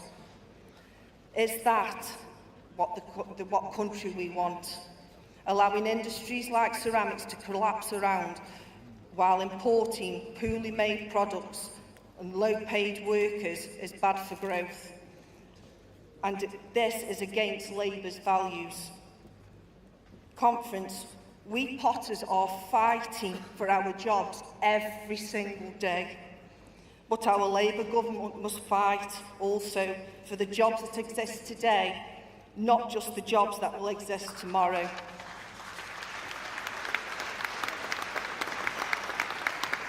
The government has helped our industry with electric costs, but we rely on gas. If we don't get the help the industries like ceramics within energy costs now and invest in our cleaner future, we will keep losing decent unionised jobs. And when those jobs go, our communities go with them. People become desperate, and no one preys on desperate people more than Nigel Farage. Conference, we must back British manufacturing, because this is how we secure our future. You cannot build houses, make steel, or even jet planes without ceramics. Delegate, can you wind up? And, yeah, nearly finished.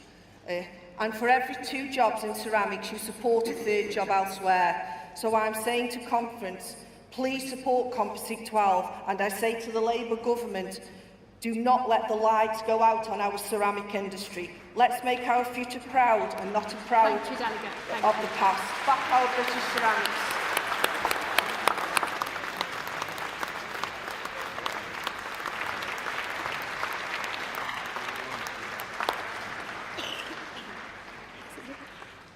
And now we have our delegate from Aslef to second the motion. Hi, Mick.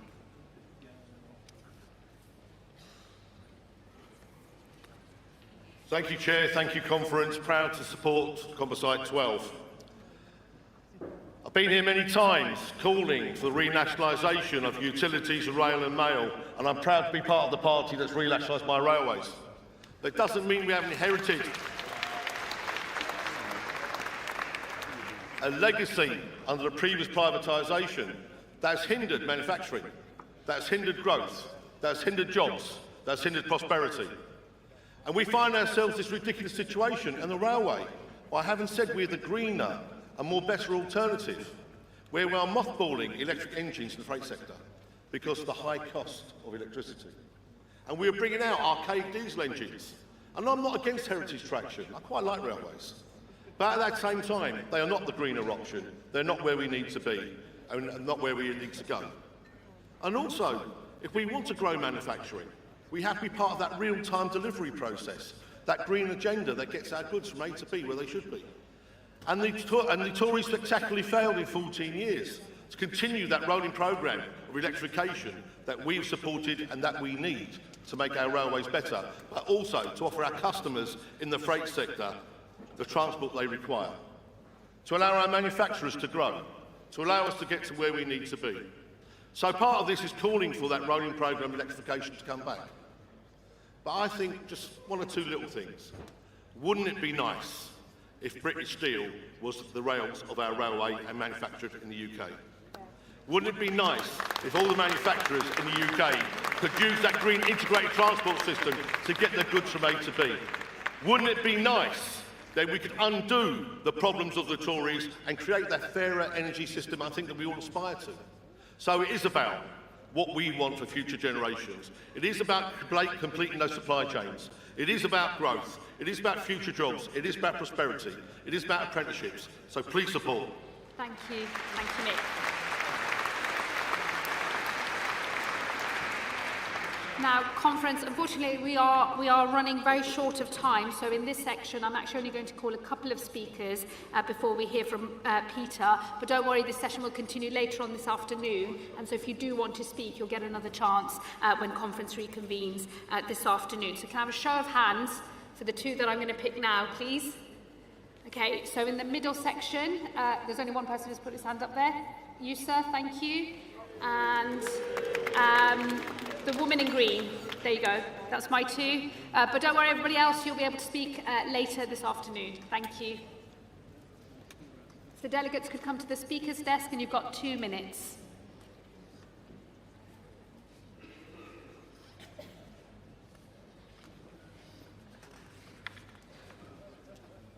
Conference and Chair, I'm Kerry Cassidy, here as a delegate for ASLEF, the Train Drivers Union. We should have been seconding the emergency support for automotive supply chain workers, but it was seconded from the floor. ASLEF stands in solidarity with Unite the Union and all workers affected by the situation at Jaguar Land Rover. This data breach has shown a weakness in the safeguards that support our core industries. We must do more to protect these sectors and the workers in them. We welcome the government's decisive action over the weekend, but it is now vital that our long-term industrial strategy builds in robust safeguards to protect this supply chain as it supports so many industries, from our railways to our steel sector. And we must give workers the guarantee that their livelihoods will be secure in the face of risks like these. Any pause in regular workflow at businesses like Jaguar Land Rover has a domino effect on the wider network. As the trade union for train drivers, ASLEF has seen firsthand the impact on the supply chain. The interruption of car production at Jaguar Land Rover has affected the transport of steel coil for body pressings, which has resulted in train traffic supplying both steel and completed cars to the docks for export being halted. Rail freight companies will continue to see a drop in businesses while this situation is ongoing, impacting other industries who rely on these parts and potentially the jobs of ASLEF members. The rail freight industry is a huge part of our supply chain, creating pathways for goods to reach customers and for businesses to export products, bringing billions into the UK economy. Our industrial strategy will only work if it protects all businesses up and down the country. That means considering the wider reaching supply chain and the workers in those businesses. Conference, we ask on behalf of all workers and businesses affected that you support this motion. Thank you. Thank you, Delegate. Next delegate, please. Thank you.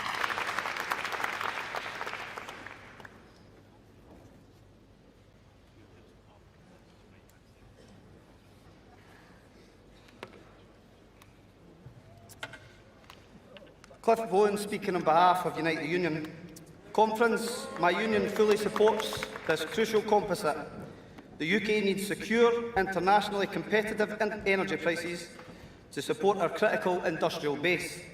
That includes steel, chemicals, textiles, refineries, pharma, glass, railways and our oil and gas sector.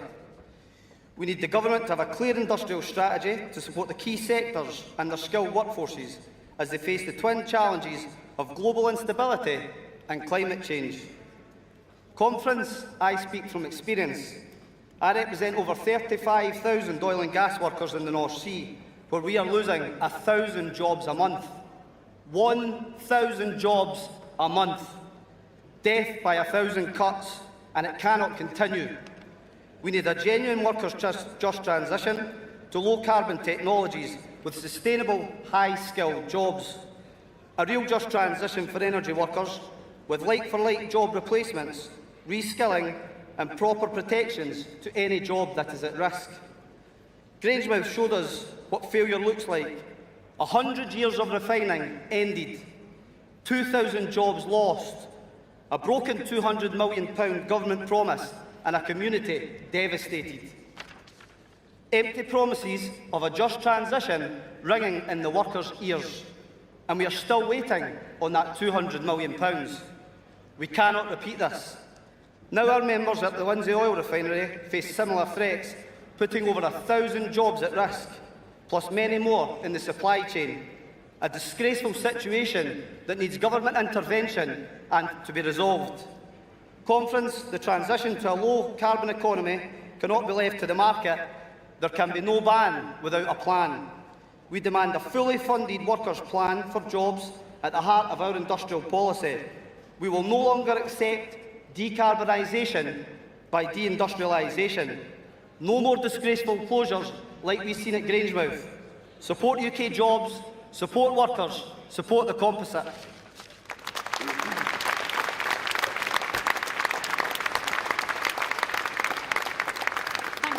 Thank you very much, Delegate. And again, if there are others who want to speak, you'll have another chance later this afternoon in the same debate. So, Conference now, please welcome the Secretary of State for Business and Trade, Peter Kyle.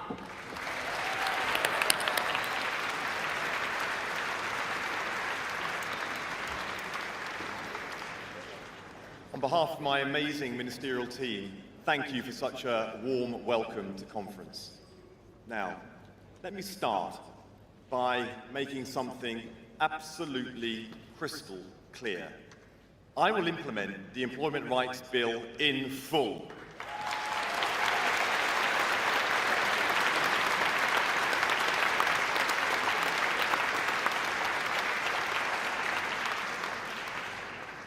And Conference, let me pay tribute also to the extraordinary work of Angela Rayner, not just on this bill, but for so much more too.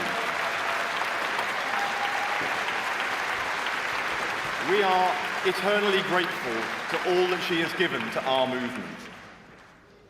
Now, I believe in public services. It's what brought me into this movement in the first place. And I also believe in the success of British businesses too. You see, I don't believe that you can have one without the other. And Britain only succeeds when it gets the best from both. Businesses and workers, public and private, manufacturing and services, traditional and new. You see, Conference, to be pro-public services, you have to be pro-business too. This is why we have an industrial strategy launched by Johnny Reynolds, which will make all parts of our country better off. So when Jaguar Land Rover was hit by a cyber attack, and I look at the countless businesses in the supply chain that are being affected, being pro-business means doing what we can to ensure that the automotive sector can succeed. Conference, last week I visited Jaguar Land Rover. I met workers, unions, management, supply chain companies, and that's why I have announced a £1.5 billion support, a huge amount of money to help a hugely important company.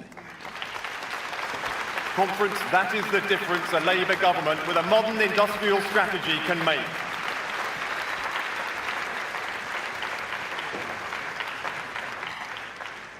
So, my dad grew up just 2 miles away from here in Wavertree. He left school at 14. He was in the Navy at 16, where he said that he learnt discipline. He worked as a door-to-door salesman and then went on to run his own business. So, I understand. I know what it takes. I've seen the hard work it takes to run a business. I've lived it, and that's why I will do everything I can. I will encourage and reward entrepreneurs for building the businesses that are creating the wealth. That's why I know it's so important to have a government that is on your side. I stand fully behind our small businesses plan to make sure that businesses are paid on time so that they can grow. And that means not just the people who run businesses, but the people who work in the businesses too, including people who have come here and now have indefinite leave to remain.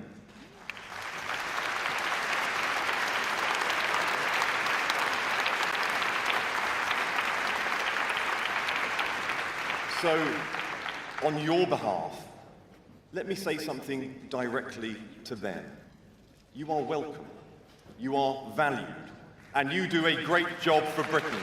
Whether you are a health worker, a management consultant, whether you're a social worker or a musician, we thank you.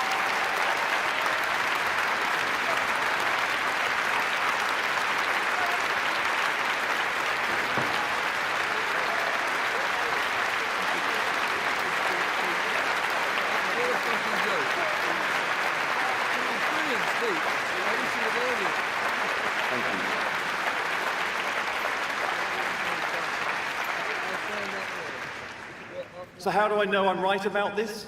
Because Nigel Farage thinks I'm wrong. And that's also why it's important that we have digital ID. I don't need to tell unions that the undercutting of terms and conditions is not only wrong, but it damages the relationship between employers and employees. Digital ID cards are part of the fight against cheap labour, undercutting business and unions who play by the rules. And to those employers who exploit people for a quick buck, let me be clear. Your days are numbered.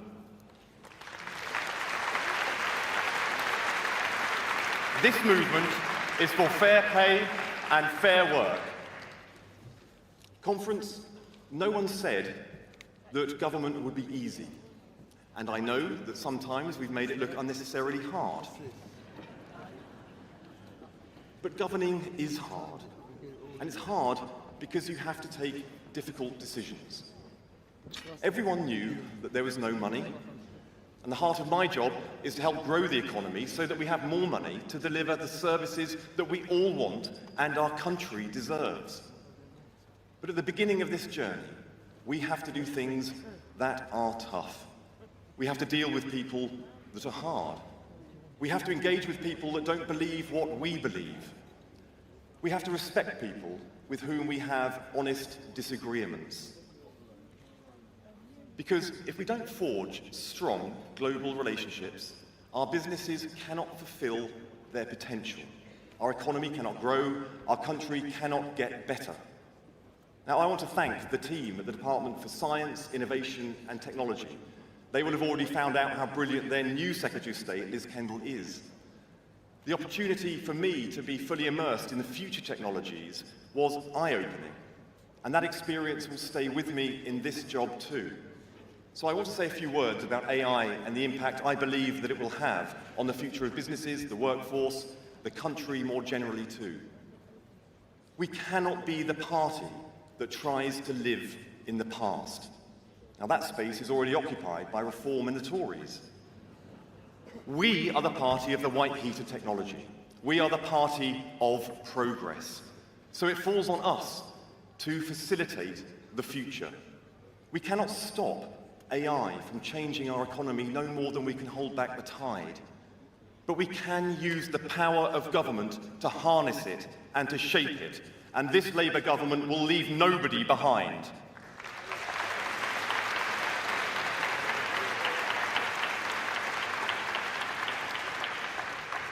When we came into office, we were the sick state of Europe, fashioned on a messy Brexit, based on the promises of better deals for farmers, better deals for businesses, better deals for workers, promises of trade deals galore, and the golden prize of a US trade deal.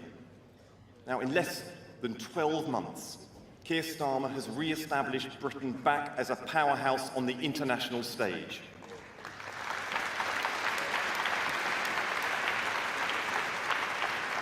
And why is that important, conference?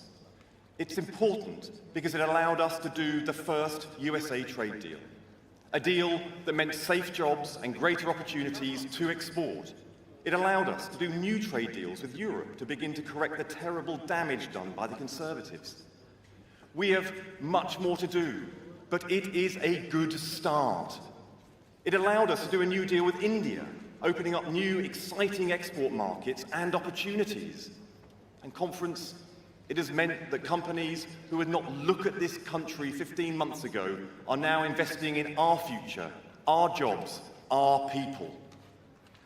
So we welcome the investments of Microsoft, £22 billion investment, their largest ever into the UK. Google, £5 billion. CoreWeave, £1.5 billion. Salesforce, £1.4 billion into our country.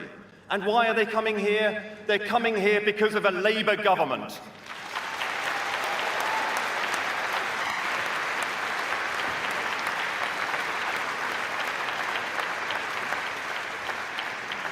And conference, we are going to grow the economy.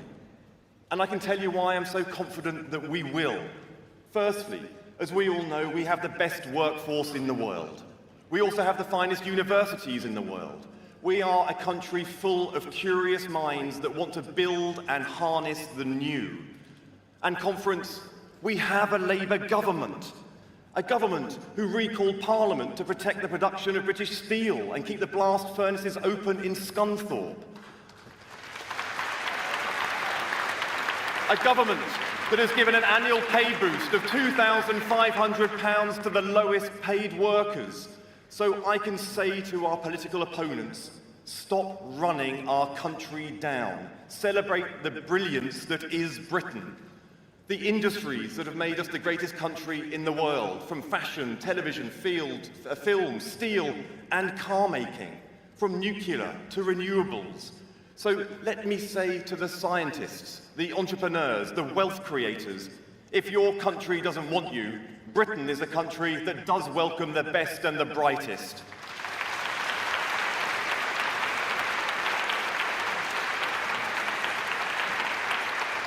Britain is on the march forwards once again.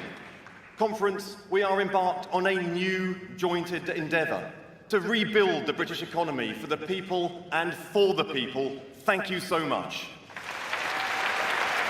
Thank you. Thank you. Thank you.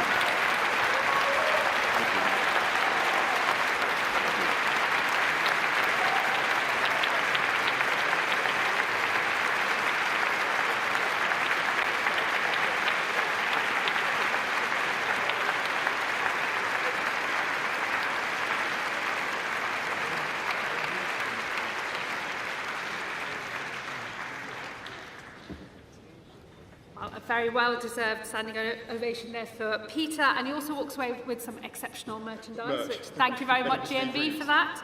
Maybe there's one for the rest of the Cabinet as well, please.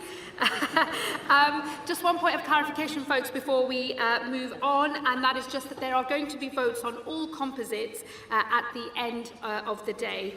So you've got lots of voting to come later on as well. So we are soon going to hear from our Chancellor of the Exchequer, but before we do so, we're going to see a short film.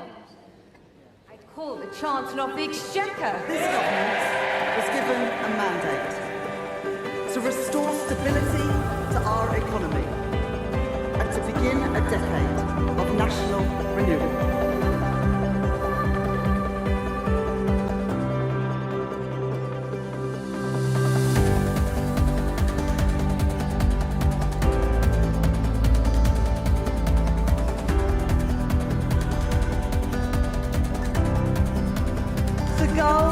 Young and women everywhere, I say, let there be no ceiling on your ambition, your hopes and your dreams.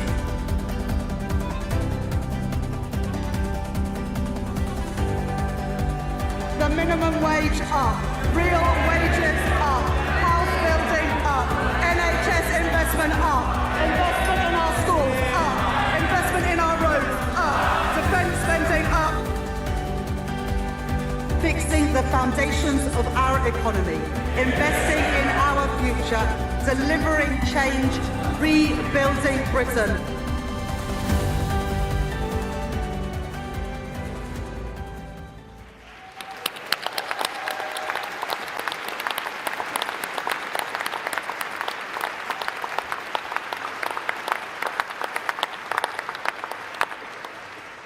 Conference, we will now hear a few words from Matt Williams, who is a welder at Hinkley Point C and a GMB rep in the nuclear energy sector.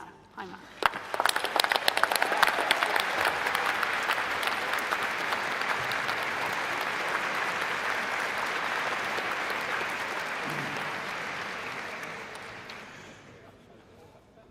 Conference, I must admit, I forgot my suit. But what an honour it is to stand here today to address you. I'm a proud GMB member, I'm a proud construction worker, and if you haven't already noticed, I'm a proud Welshman and Welsh speaker.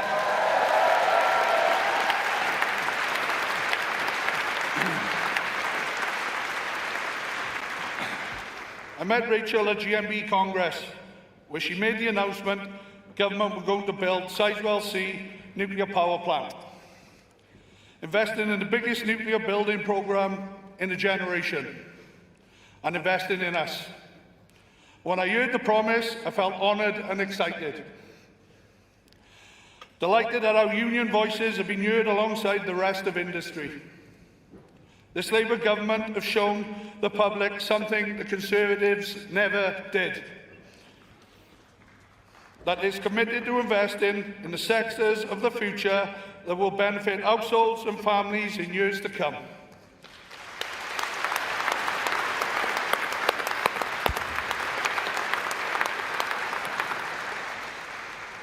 That this will champion workers, create opportunities, giving them good, quality, skilled, unionised jobs.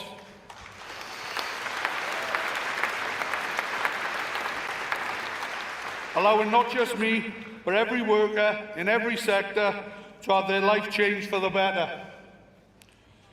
Building Sizewell C and committing £14.2 billion of investment, members across my union felt like they were pride in our industry again.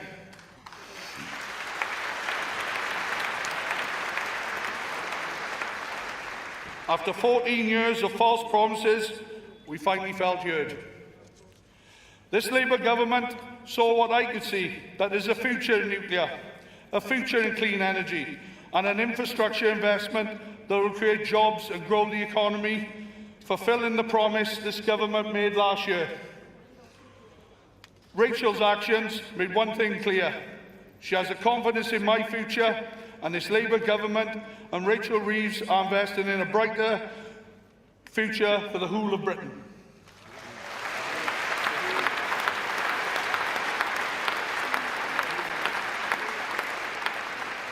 This is the difference with a Labour government.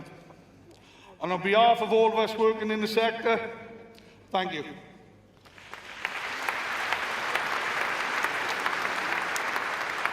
And I hope you really understand why it's my greatest pleasure to introduce the Chancellor of the Exchequer, Rachel Reeves.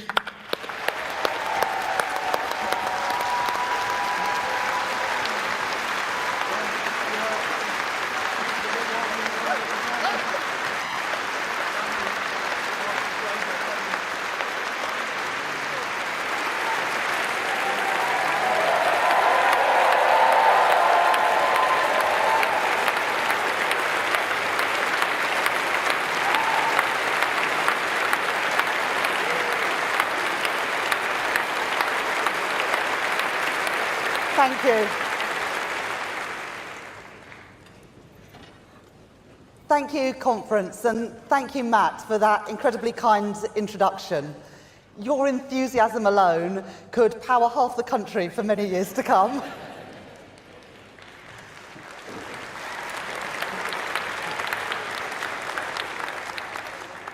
Conference. In June, at the GMB Congress, I was proud to announce this Labour government's full backing for Sizewell C, a landmark investment in a new era of nuclear power.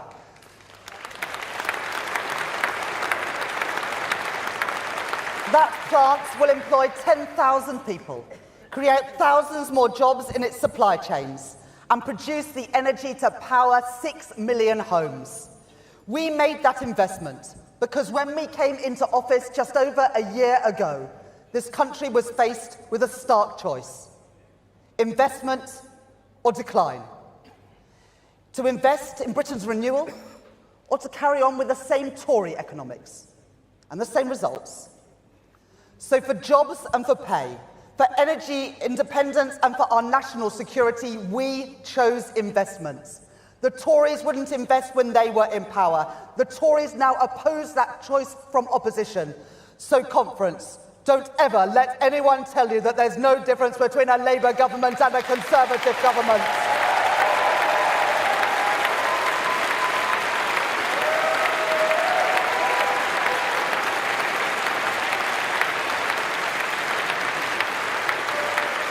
I promised you we would run the economy differently.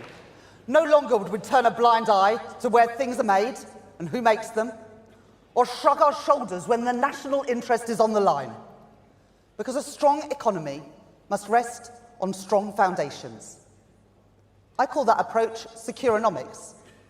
That's why, when the shipbuilder Harland and Wolff was in danger, we chose to step in, to guarantee a future for shipbuilding in Belfast, in Devon, and in Fife. And I am proud to see the British shipbuilding industry going from strength to strength. With just last month,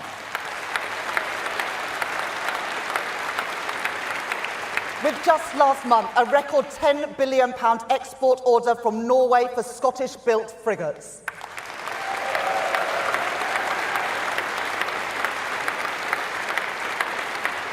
It's why we're taking action to protect the automotive industry, the jewel in the crown of British manufacturing, with a £1.5 billion loan guarantee to support Jaguar Land Rover, provide certainty and support for the jobs in its business and in its supply chain.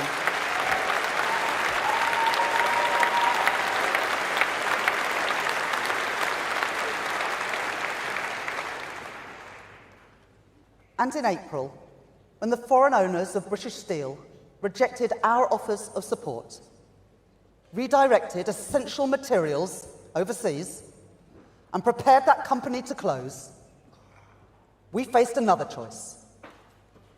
We could do what the Tories did and stand idly by while jobs and industrial capacity were lost, or we could choose a different path, to take control of that company in the national interest. That was not just an economic choice, but a test of our conviction, our patriotism, and our Labour values. This government was not willing. I was not willing, to tolerate a situation in Britain's steel capacity was fundamentally undermined. And nor was I willing to see yet another working-class community lose its pride, lose the prosperity, lose the dignity that industry provides. So we chose to intervene, to save British steel and the jobs that go with it.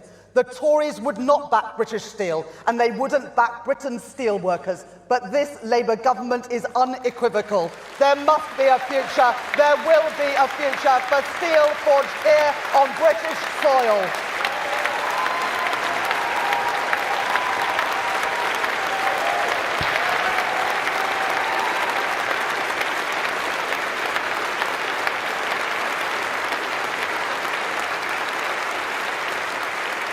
Today, I can tell you more. We are introducing new legislation to put our economic security first.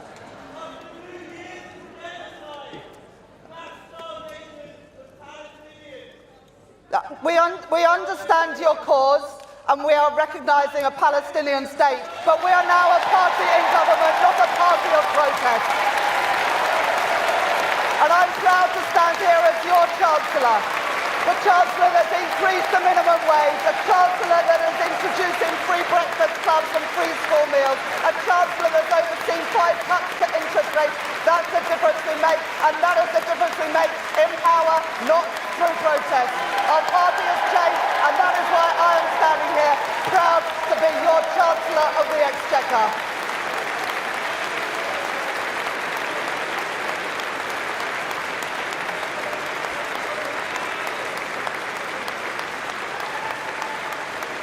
We're putting Britain first, empowering us to prioritise British-built ships and British-forged steel, strengthening our national economic security, and creating good manufacturing jobs here in Britain. Because where things are made, and who makes them, does matter.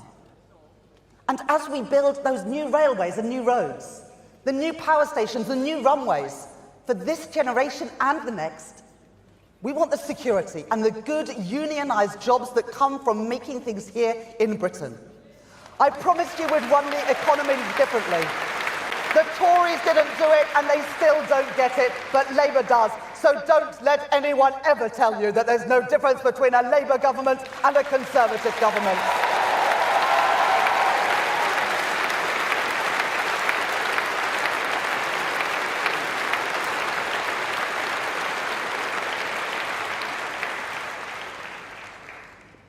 There is one reason why we have the power to make these choices.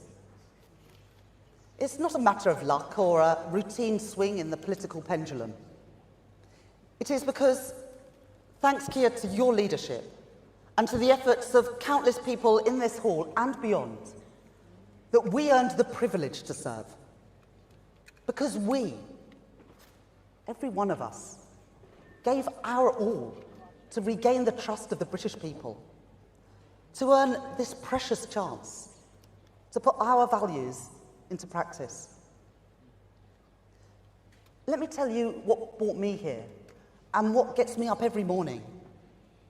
Let me tell you what I believe in and what drives me. Conference, you know where I come from. My mum and dad were primary school teachers, and I'm really proud of that. I know how hard they worked to give all the children that they taught the very best start in life. I know how hard all our teachers work. And I know parents' hopes and fears when it comes to their kids. I feel them for my own. But ordinary families find themselves fighting against a system which hoards privilege at the top, leaves too many working-class kids behind. I joined the Labour Party almost 30 years ago now, because I could see that the Conservative governments I grew up under in the 80s and 90s, they didn't care much about schools like mine. Ellie knows that too. They didn't care much about the kids we grew up with. Textbooks rationed, libraries closed, kids herded into porter cabins, their prospects written off. I joined our party because I wanted to change all that. And those same values drive me now today. Conference, I believe in a Britain founded on contribution, where we do our duty for each other and where hard work is matched by fair reward. I believe in a Britain based on opportunity, where ordinary kids can flourish, unhindered by their backgrounds. And I believe that Britain's real wealth is found not only in the success of the fortunate few, but in the talents of all our people, in every part of our great country. But Conference, we all know that our shared values can only achieve things for ordinary people if we have the power to act on them and a credible plan to put them into effect. A plan fit for an uncertain world in which we find ourselves, not for the world that we wish it might be. A plan to build a stronger, more resilient economy, able to navigate this age of insecurity. No one said it was going to be easy, but take pride in what we are achieving together. Not just the pride in winning, but pride too in the choices we are making and the lives we are changing. Remember that in every single one of the 451 days that we have been in office, we have achieved more than in the more than 5,000 days that we spent powerless in opposition.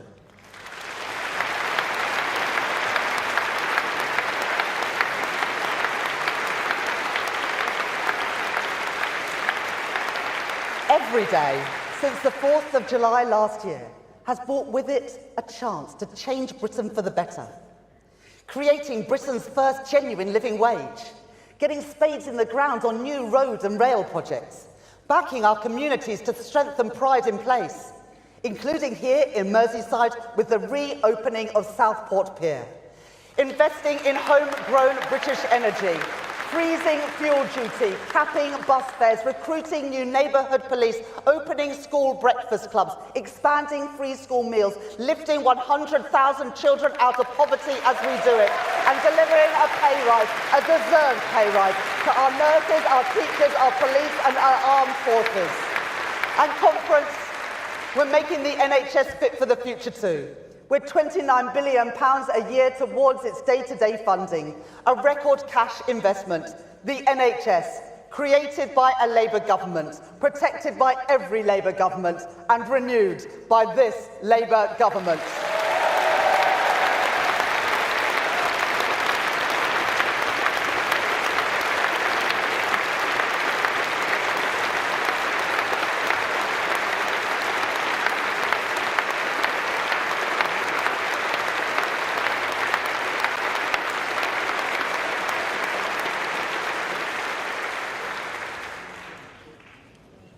Let me tell you something else we will do.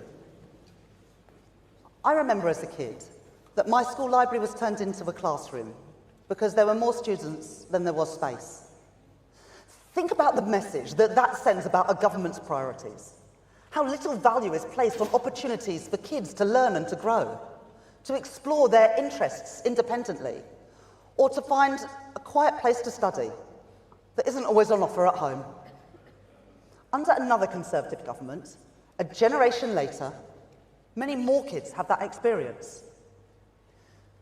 Today in England, there are 1,700 primary schools that don't have a school library. That's not right, and I will not let it stand. So I am committing here today to providing a library in every single primary school in England by the end of this Parliament.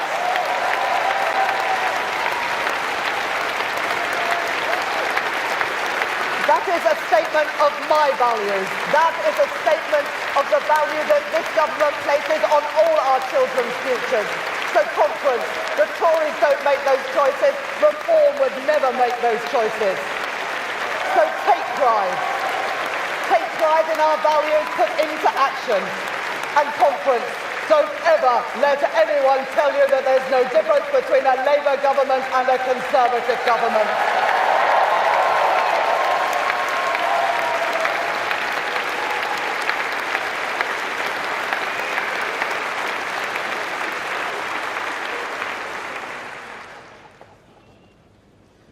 Remember how it felt to look on as the Tories took our country in the wrong direction. Austerity, the botched Brexit deal, the mini-budget, school roofs crumbling, NHS waiting lists soaring, 5 prime ministers, 7 chancellors, the worst parliament on living standards ever. Our institutions and our country's very reputation in tatters. And never forget what they did during the pandemic. While we were kept apart from our loved ones and feared for our families, the Conservatives partied in Downing Street and dished out contracts to their friends and to their donors. We are still paying the bill for their waste and their cronyism.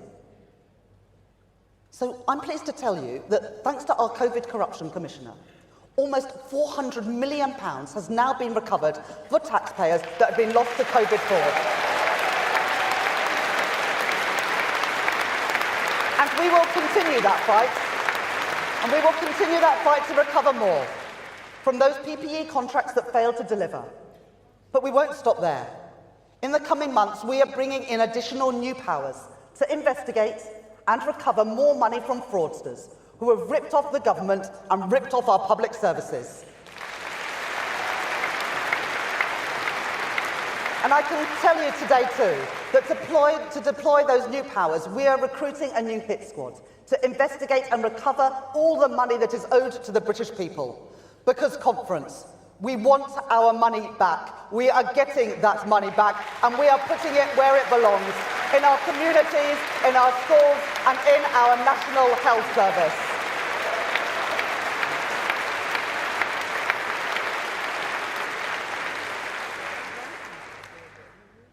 But the most enduring consequences of the Conservatives' time in office come from their economic failure. They made Britain poorer. They made working people poorer. And they left our public finances in disarray. The single biggest factor underlying Britain's challenges on the cost of living, on the public finances, and on our public services is their 14-year failure on economic growth. If the UK economy had grown at just the average of other advanced economies in those 14 years, our economy today would be £140 billion bigger. That's almost £5,000 for every family in the UK. Our economic renewal will rest on stability to keep taxes, inflation and interest rates as low as possible. Economic reform to unlock the contribution of businesses and working people, and investment in every part of Britain. Each day, I see a country primed for economic success. A skilled and committed workforce, world-class universities and innovative businesses. But the Conservatives and Reform, they want you to believe that our economy is broken, that our best days lie behind us, that decline is inevitable. I fundamentally reject that. It's not the country I see around me, not the future that I believe in. I know that things are still difficult. Bills are too high. Getting ahead can feel tough. And there are still too many obstacles in the way for businesses. And so our central economic objective is to change that. Growth to improve living standards is the challenge, and investment is the solution. By overhauling our planning system, reforming our pension system, launching Britain's very first national wealth fund and a modern industrial strategy, and signing new trade deals to back our manufacturers and our exporters, with India, with the United States, and with our closest neighbours and allies in Europe. Just this month, thanks to Keir's hard work, we secured £150 billion of overseas investment just from the United States. I have never believed the Tory mantra that the best thing that a government can do is to get out of the way. A strategic state must use its power to support jobs and growth, and that includes through public investment. Under the Tories, capital spending was always the first victim when the public finances came under strain. So in last autumn's budget, I changed those fiscal rules to support and to protect investment. And alongside that, because I know that too often our regions outside London and the South East have not had their fair share of spending decisions, I rewrote those rules to support investment in every part of Britain. In place of decline, we have chosen investment. Investment in defence and the good jobs that come with that. In Plymouth and in Barrow, in Aldermaston and Lincoln, on the Clyde and in Rosyth. Investment in energy, in nuclear power, yes, and in carbon capture and storage too. On the Humber and on Teesside, in Aberdeenshire and right here on Merseyside. Investment in transport, including the biggest ever investment in our city regions. We're investing here in Merseyside, with new links in St Helens and major investment in Merseyrail, including a new station at Liverpool Baltic. We're investing in Greater Manchester, with new tram stops in Bury, North Manchester, Oldham and Stockport. And we're investing in West Yorkshire to power ahead with a mass transit system, linking Bradford and Leeds, the largest city in Western Europe without a light rail or metro system, but not for much longer.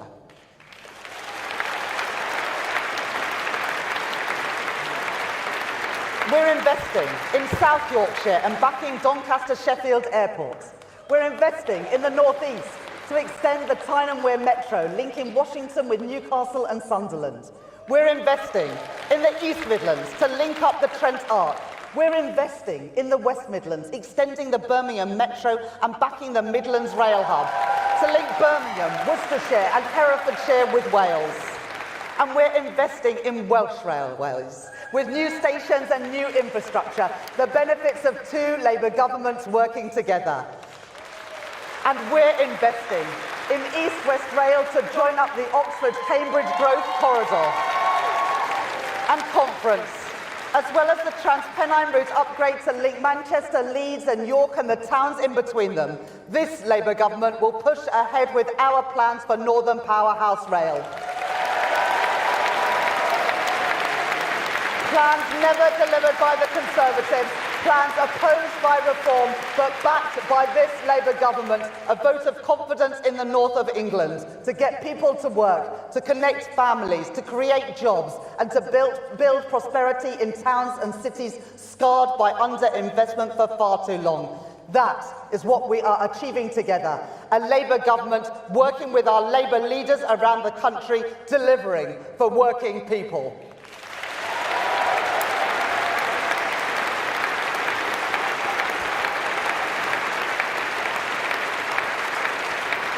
Conference, we're not just investing in defence and energy and transport. The housing crisis is one of the greatest challenges that we face. Every family deserves the security, safety and the joy of a good home. That is why we are powering ahead with our commitment to build 1.5 million homes in this Parliament. And any plan to match the scale of that housing crisis must involve a major role for social housing, which is why I allocated £40 billion in the spending review just a few months ago. The biggest cash investment into council, social and affordable housing in a generation. So, Conference, don't ever let anyone tell you that there's no difference between a Labour government and a Conservative government.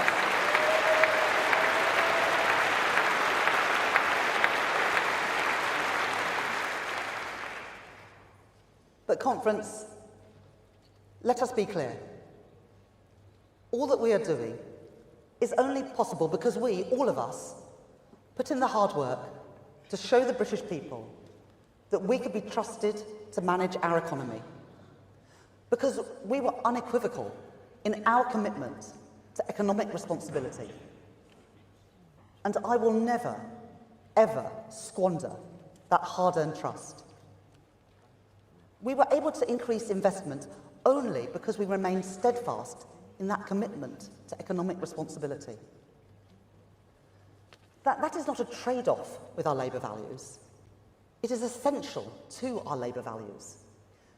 Because our ambition for Britain, our dedication to social justice, is not measured in the size of the deficit you are willing to run, but in the choices we make to defend and advance the interests of working people. And responsible management of our public finances is an integral part to that most basic mission. It is because of the stability that we have created that we have seen 5 cuts to interest rates since the general election. Mortgage costs coming down and hundreds of pounds back in the pockets of working people. Conference, every advance we make in getting the cost of living down is a Labour achievement, and we should take pride in that.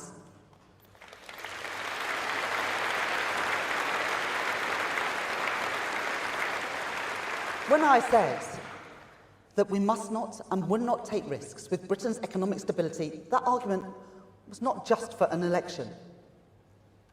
Even now, with the global uncertainty that we have seen ripple through financial markets, there are still critics out there who would too readily forget the consequences of reckless economic choices. Never forget that in 2 hours, one Friday, almost exactly 3 years ago, the Conservatives under Liz Truss sent mortgage costs spiralling, put pensions in peril, and consigned their party not just to defeat, but to utter irrelevance. That was a warning. And the British people will not forgive any party that forgets it. Conference, let us reaffirm our commitment that we will never ever do what the Conservatives did to ordinary working people in this country.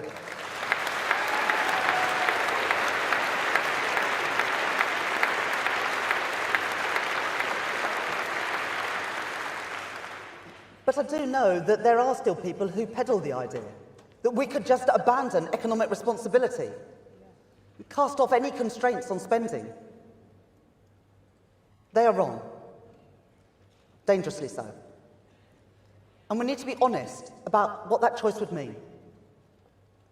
Because when spending gets out of control, when market confidence is lost, that doesn't just show up in some OBR report and some difficult headlines a few months later.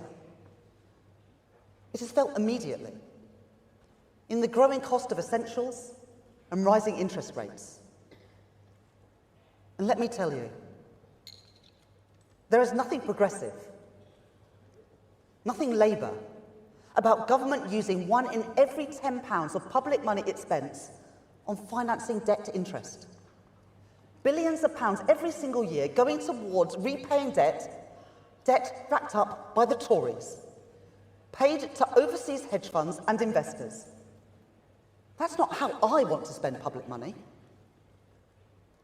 In the months ahead, we will face further tests, with the choices to come made all the harder by harsh global headwinds and the long-term damage done to our country, which is becoming ever clearer. Our first year in power was about fixing the foundations. Our second must be about building a renewed economy for a renewed Britain. A renewed economy that works for working people and rewards their contribution. A renewed economy where we reject austerity and support our public services. A renewed economy that supports investment, that gets inflation and borrowing down, and where we build growth in every part of Britain. I will make my choices at that budget. They will be choices to take our country forward. And whatever tests come our way, whatever tests come my way, I make this commitment to you. I will take no risks with the trust placed in us by the British people.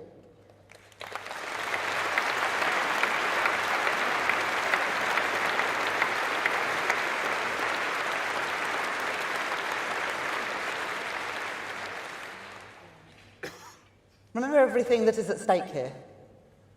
The single greatest threat to our way of life and to the living standards of working people is the agenda of Nigel Farage and the Reform Party. Whatever falsehoods they push, whatever easy answers they peddle, however willing they are to tear communities and families apart, they are not on the side of working people.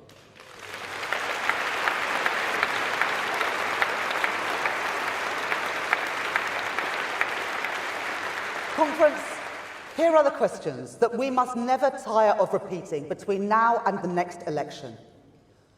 Who is standing up for Britain's working people?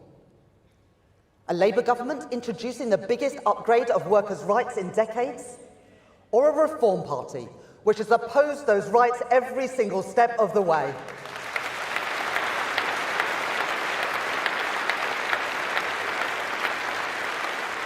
Who is standing up for Britain's interests? A Labour government that stands with our allies, or a Reform Party in bed with Vladimir Putin?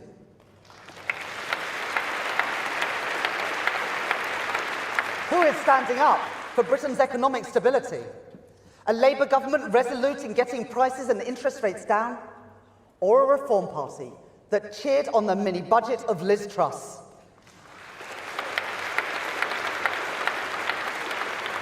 Who is standing up for Britain's businesses? A Labour government that is forging closer relationships with our nearest trading partners?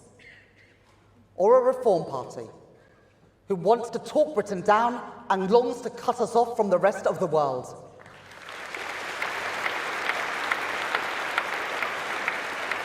And who is standing up for Britain's National Health Service? A Labour government investing record amounts in our NHS, or a reform party opposed to the very principle of a publicly funded healthcare system free at the point of use? Every time, on every issue, it is Labour that is standing up for working people and standing up for our national interest.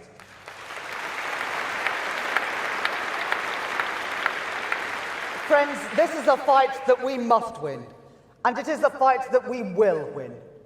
So when you leave this hall, when you return to your communities and your workplaces, let the message ring out that there is only one party that was founded by working people, and only one party that is committed absolutely to defending their interests, on jobs and on pay, on rights at work, on health and in our schools, on the safety of our streets and the strength of our communities, on energy security and on national security.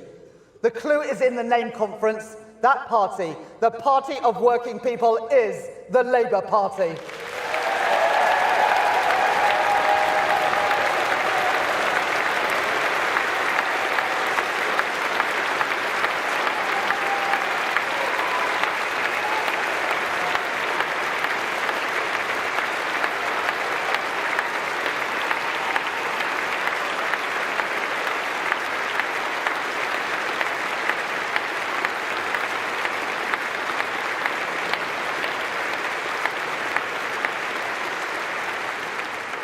I'll tell you about my patriotism.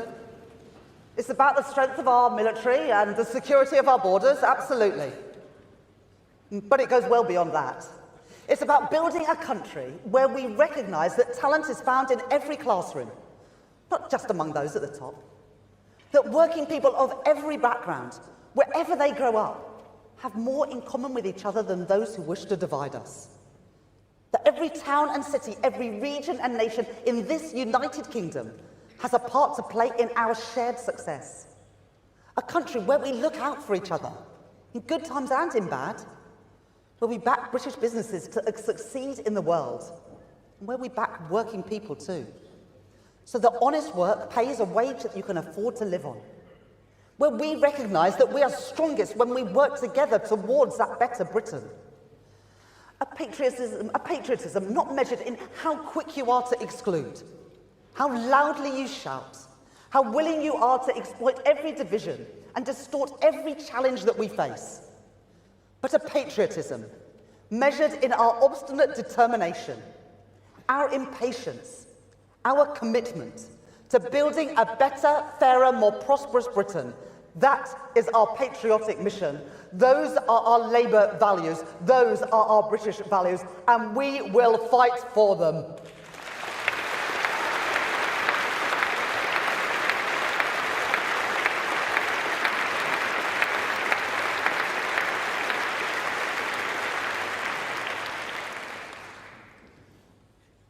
Conference, never forget who we do this for. Before the summer, I was at a breakfast club in the north of England. It was 8:30 in the morning, and there was a little boy sitting on the floor playing with his Lego. He showed me what he was building. He was really proud of his project, and he wanted to tell me all about it. I enjoyed sitting with him and listening to him talk. Afterwards, one of the teachers said something that stayed with me. She said, "You know that boy, when he started coming to breakfast here, he didn't speak at all. He was completely silent." I was shocked, but maybe I shouldn't have been. Because stories like that are too common in Britain. And I thought about the money that we're putting into breakfast clubs. What does that pay for? Some toast and cereal, maybe some juice, an extra hour of a teacher's time to keep an eye on the kids. But what does it actually buy? For that little boy sitting on the floor absorbed in his Lego, it bought him more than food. It bought him an opportunity. The opportunity of time spent at school in a more intimate environment, where he could play and feel at ease. The opportunity to start the school day ready to learn. The opportunity of a better start in life, and with it perhaps the opportunity of a better future. Conference, that's what we all fight for. That's who I fight for. That's who this party is for. Kids like him, families like his. I know that there is much more to do, and I promise you we will do it. But we should take pride in the lives already being changed by the choices that we have made. And let me tell you, there is no greater champion for working class kids than my friend and my colleague, our Education Secretary, Bridget Phillipson.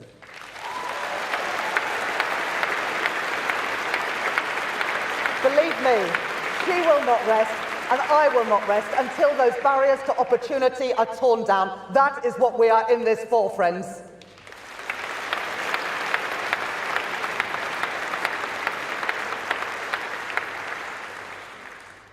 But those barriers don't just vanish the day a young person leaves school. The last Labour government supported hundreds of thousands of young people into work with its New Deal. But once again, under the Conservatives, too many young people found themselves trapped, frozen out of employment, education or training. There's no defending that. It's bad for business, bad for taxpayers, bad for our economy. And it scars people's prospects throughout the rest of their lives. At the spending review, I pledged record investment in skills to support our young people. And today I can announce that with that investment, we will fund a new youth guarantee. Every young person will be guaranteed either a place in college for those who want to continue their studies, or an apprenticeship to help them learn a trade vital to our plans to rebuild our country, or some one-to-one support to help them find a job.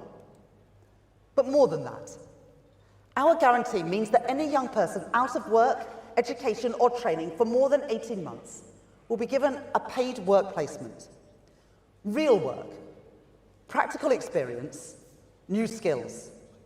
Conference, we won't leave a generation of young people to languish without prospects, denied the dignity, denied the security and the ladders of opportunity that good work provides. Just as the last Labour government achieved that with the New Deal, I commit this Labour government to nothing less than the abolition of long-term youth unemployment.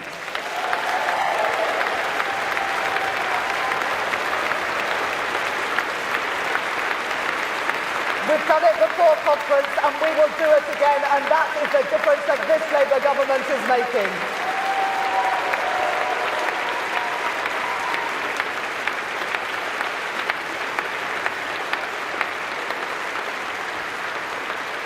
And that's not all. We should not cut young people off from opportunities that my generation took for granted. And that means rejecting the politics of isolation and division, for which our young people pay the gravest price. It means defying those voices which claim to speak in the national interest, but which demand that our people, our communities, and our businesses suffer the consequences for a Britain cut off from the rest of Europe. I don't want young people to miss out on the chance to enrich their lives through travel, experiencing other cultures, working and studying abroad. Those opportunities cannot and must not be the sole preserve of the wealthy and the fortunate. So, as well as making it easier to trade with Europe, as well as making it easier to travel in Europe, I can tell you today that we are working with the European Union to secure for young people in Britain the maximum economic and cultural opportunities available through an ambitious agreement on youth mobility. So, Conference, don't ever let anyone tell you that there's no difference between a Labour government and a Conservative government.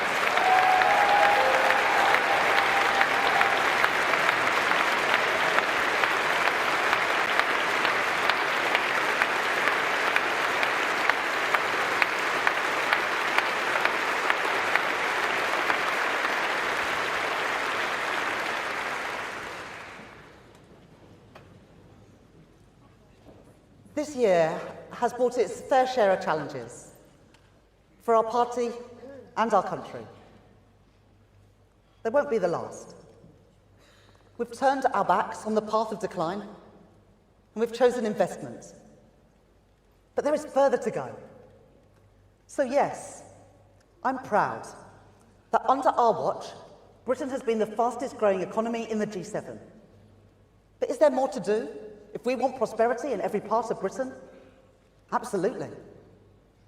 I'm proud to have overseen wages rising by more in the first 10 months of this Labour government than in the first 10 years of the previous Conservative government. But is there more to do if we want to make working people better off? Absolutely. And I'm proud that we've recruited 2,000 new GPs, delivered 5,000 extra appointments, and cut NHS waiting lists by more than 200,000. But is there more to do if we want an NHS truly fit for the future? Absolutely. And conference, we are just getting started.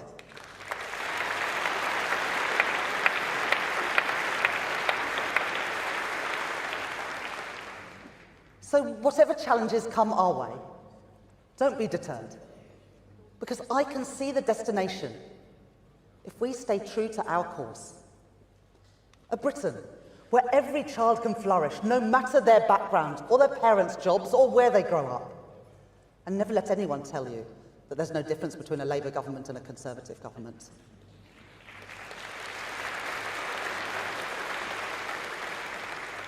When people ask you, who is this government for? When they ask you, whose side are you on? Then you can tell them. Go and ask the steel worker in Scunthorpe, the engineer in Barrow, the shipbuilder on the Clyde. Ask the mum on the living wage, going to work secure in their knowledge that her children will get a good start to the day. Ask the nurse who has had back-to-back pay rises due to this Labour government. Ask the business facing lower barriers to trade. And ask the patient finally off a waiting list because of this Labour government.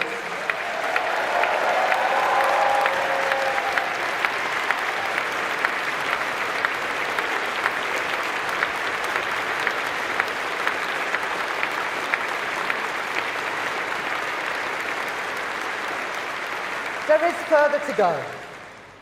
But whatever tests confront us, have faith. Because our party and our country have overcome greater challenges than these. Have faith. Because the opportunity to serve is what we came into this for.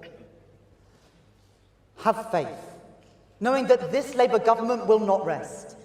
I will not rest until our patriotic cause is realised. In a Britain that prizes contribution, that unlocks opportunity, that silences the nagging voices of decline. And never let anyone tell you that there's no difference between a Labour government and a Conservative government.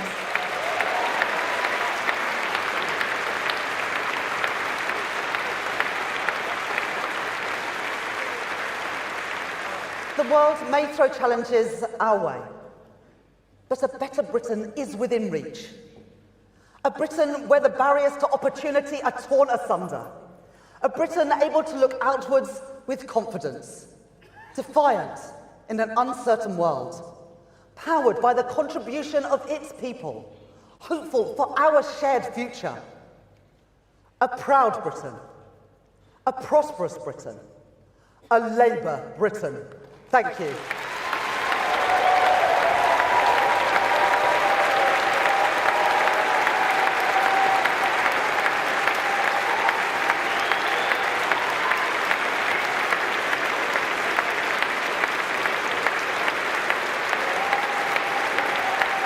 Conference.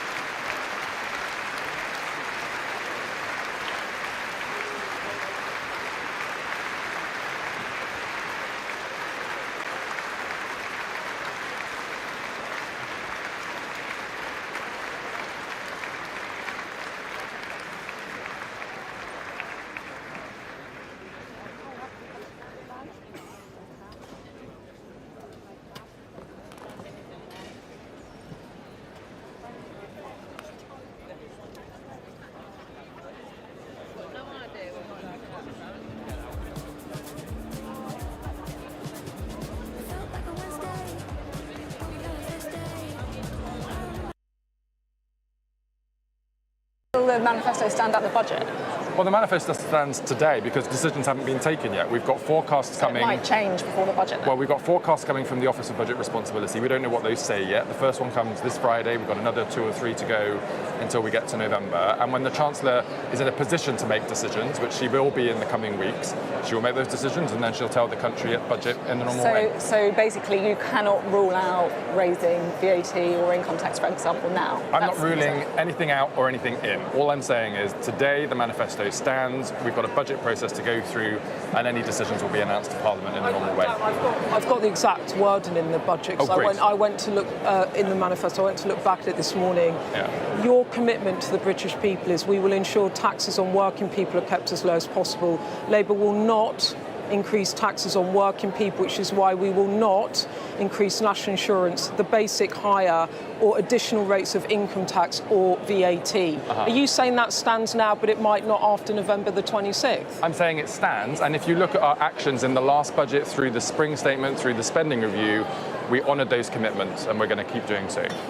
I don't think he's ruling. I mean, saying today feels quite significant, I'll be honest. All By I'm the end saying of is, the year, you might rip up that manifesto pledge. That's not what I'm saying, but all I'm saying is I can't tell you what's going to be in the budget today because the budget will come on the 26th of November. Yeah, but you can say that you're going to honour your manifesto commitment. As I said, the manifesto stands, and in all of our actions, we have honoured that manifesto position. You say the manifesto stands today? Yeah, and look, I mean, we can keep going around it in circles, but the budget is the budget. That will get announced on the 26th of November into Parliament, and the decisions will be taken in advance of that. Okay. Look, it's been a difficult year, I'm sure. You will acknowledge that. Rachel Reeves has acknowledged that as well. Is Andy Burnham the answer? To what question? To the solution to your difficulties. Look, Rachel also made it clear in her speech, right, that this has also been a great year. There's been some challenging decisions. Take the debate on Andy Burnham. What's going on? Is that what you really want to? Yeah. I mean, look, but also, let me just say this though, right? Like for people who were on strike and being ignored that are back in work, for the extra money in the NHS, for the national minimum wage going up, for kids being able to get their breakfast school clubs, for childcare being funded, there are lots of examples in our first year where we're making a positive difference to the lives of millions of people across the country. That doesn't deny there's been some difficult decisions too. I totally get that.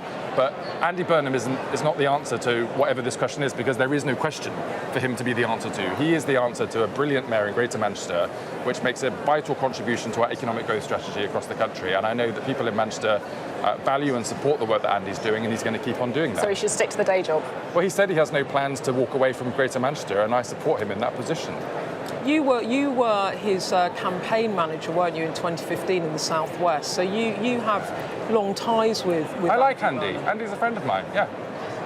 Have you spoken to him in recent days about I've not seen him at around conference. him? I've not seen him at conference, no. Not yet. Hopefully I will do before we finish. Okay. Why is Labour incapable of even talking about the possibility of having a female leader? Incapable of talking about having a female? Why are we incapable? We should talk about it. I'm happy to talk about it. Would you like the next leader to be female then? I'm not even thinking about the next leader because we've got Keir Starmer as our leader and Prime Minister, and that's how it's going to be. Okay, understood. What do you think Keir Starmer needs to do? Let's just look forward to tomorrow. What do you think Keir Starmer needs to do to try and convince people that Andy Burnham needs to pipe down more and he's going to be the next leader for the next election? Keir is not worrying about Andy Burnham. Let's be very clear about that. What Keir is doing is going to be delivering a really important speech tomorrow about the future of the country and that message to the public, a future where you can have a Britain renewed or a Britain that is riled with division and hatred under reform, and an important message to the Labour movement, and quite frankly to the progressive movement outside of the Labour Party too, which is that we are in a place now with populism on the right and quite frankly a bit of populism on the left that risks taking us down a much darker path for our country, and all of us have to step up to that battle. What does that darker path look like? Well, it's the policies being put forward by reform. I mean, only this week they were saying that everyone who's here, who wasn't born here, should be deported. They're planning on sending my wife back to Australia. I mean, I'd rather they weren't doing that. All of these people that have jobs and families working in our schools and hospitals, reform say to them, you're not welcome in our country. That's not the type of country Britain is. Darren, you're now the Prime Minister's Chief Secretary to the Prime Minister. It's a newly created role in order for you to enforce his desires and policies around government. So you see him a lot. Yeah. How is he feeling given the noise around his leadership, and has it put more pressure on him for tomorrow? Briefly. Well, no. is the answer to that question. He's fired up, he's positive about the future, and every day he comes in to get on with the job which he was elected to do.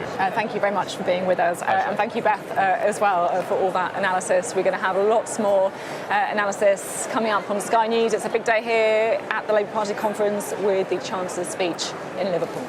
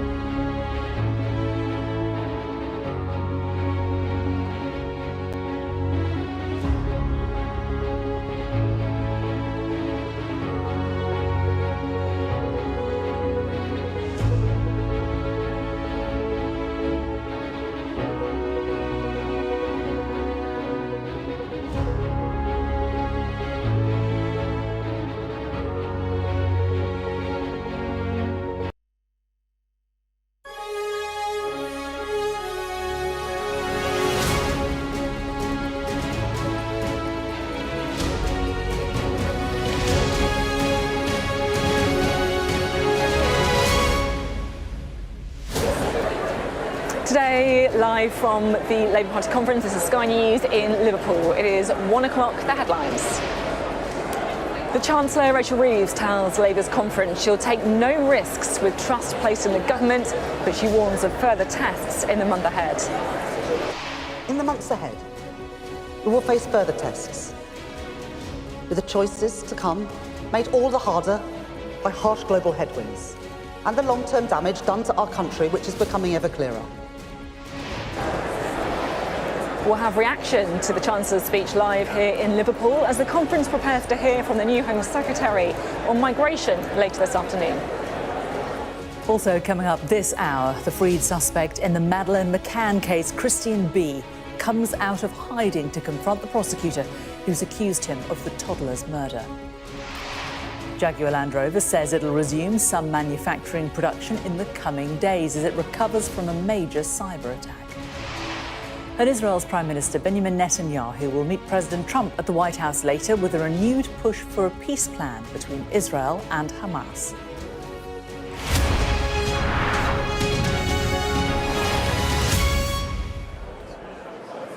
Hello, good afternoon. The Chancellor, Rachel Reeves, has said she's not going to take any risks when it comes to Britain's economic stability.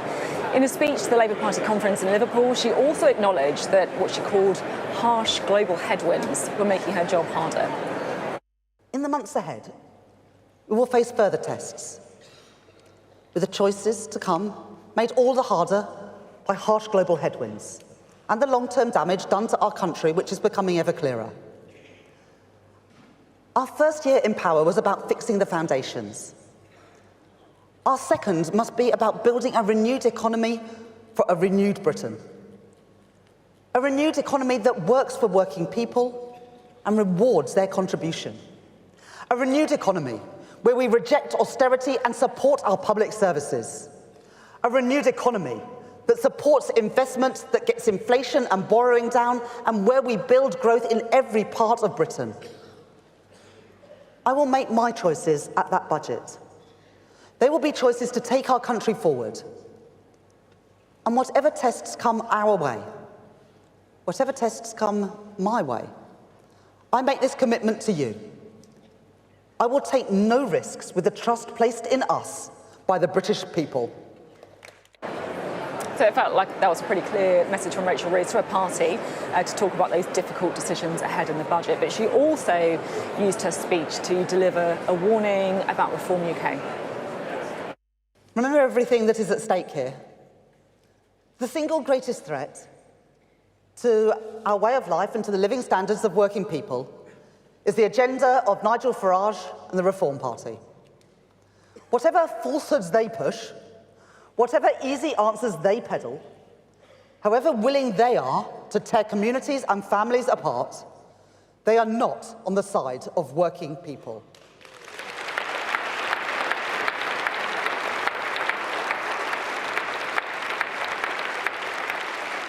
Conference, here are the questions that we must never tire of repeating between now and the next election. Who is standing up for Britain's working people? A Labour government introducing the biggest upgrade of workers' rights in decades? Or a Reform Party which has opposed those rights every single step of the way?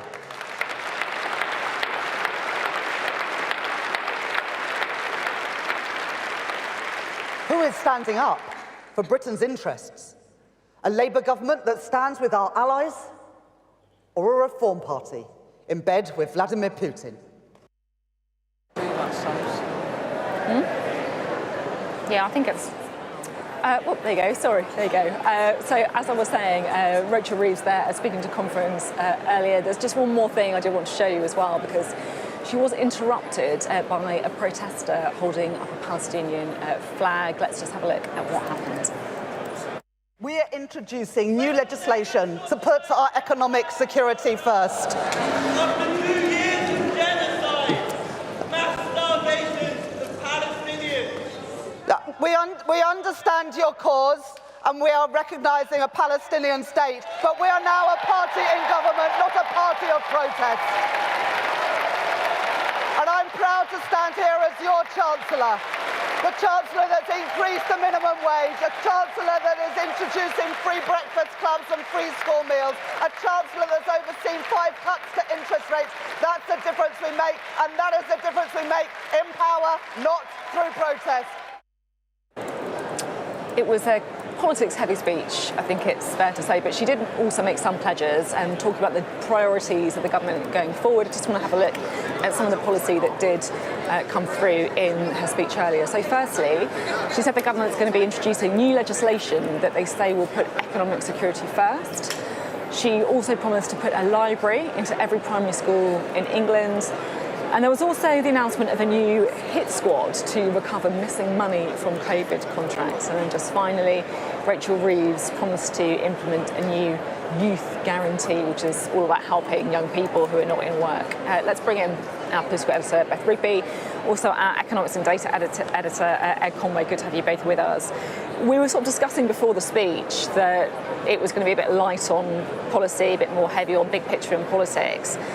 And I'll be honest, Beth, it feels to me like the most significant thing we got was talking to Darren James after the budget. He's kind of like the Prime Minister's right-hand man, close links to the Treasury, so he knows exactly what's going on. Tell us what happened. Yeah, we were asking him about... There's been some back and forth this morning and over the past 24 hours about whether or not the government will move away from its iron-cast commitment in the manifesto not to raise national insurance, income tax or VAT on working people, and this has been really the mantra that has run like a stick of rock through the spine of Keir Starmer and his Chancellor.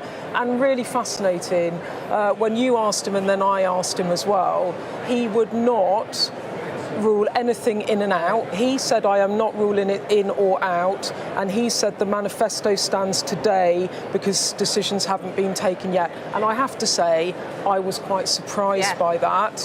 That was quite surprising to me that he just did not say the manifesto stands, we're not touching it. And it might be, in fairness to him, it might be because they're trying to do this thing, we're not ruling anything in or out, but it will spark more speculation that they might be moving on some of these taxes. Telling me that when I was in there watching the speech that was supposed to be the big news of the day, then actually the big news of the day was happening out here. Yeah, that's exactly right. That's why you should always watch this instead.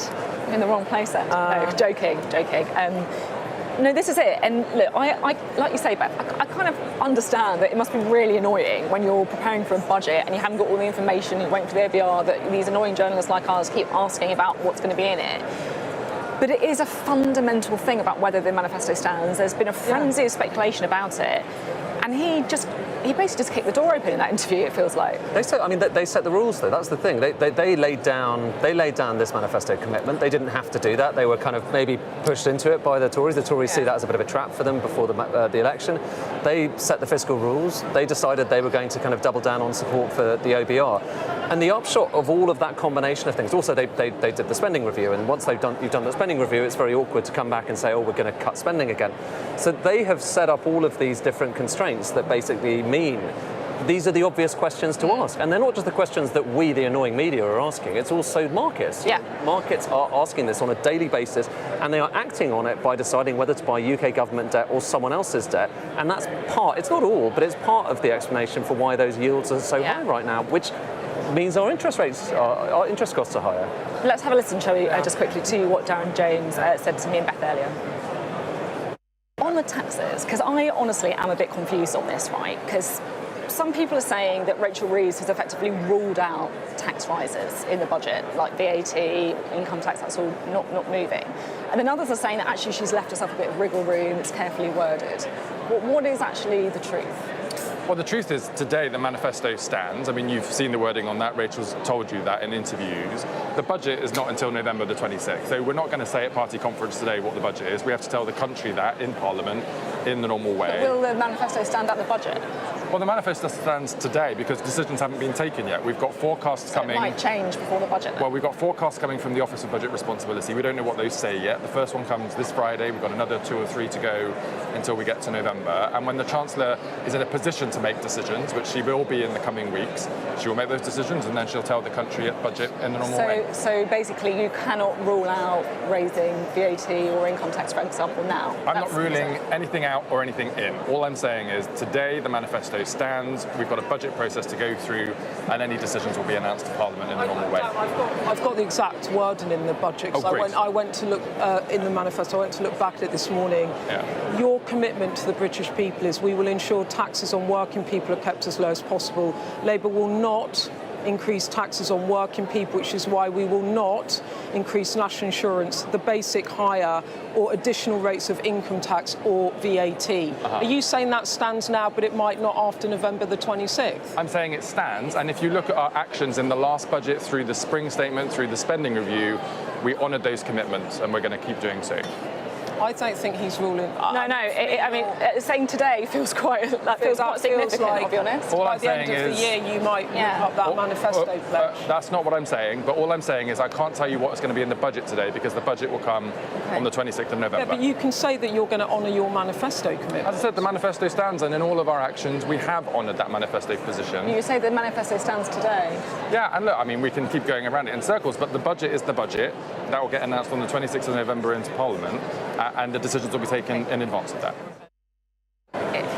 It's funny, sometimes I can never completely remember how things played out in interviews, but just listening to it back, I am quite struck with what he's saying there. You know, the manifesto stands today because decisions haven't been taken. I mean, it's leaving it open to raising those taxes. I'm upset I missed this, but I mean, like, yeah, when you're having to kind of like deal with tenses, because it's a tense question about whether it stands today and whether it might not stand on November the 26th. It just underlines. It is a slightly weird situation that we're in right now, and we're in a situation, like I say, because the government has set up these fiscal rules. Everyone can see from the fiscal rules, from the fact that the OBR needs to look at productivity again. You can it doesn't take an expert to work out that means you've got maybe 20, maybe 30 billion pounds of a hole you need to fill, and it is really hard to fill that hole without the big ones. That's the thing. It's the big three. Honestly, though, I have covered this government like day in, day out for 14 months, and we covered all of the commitments in the manifesto. And the idea of a VAT, NI and income tax being sacrosanct to protect working people really has been a kind of central foundation of this Labour government.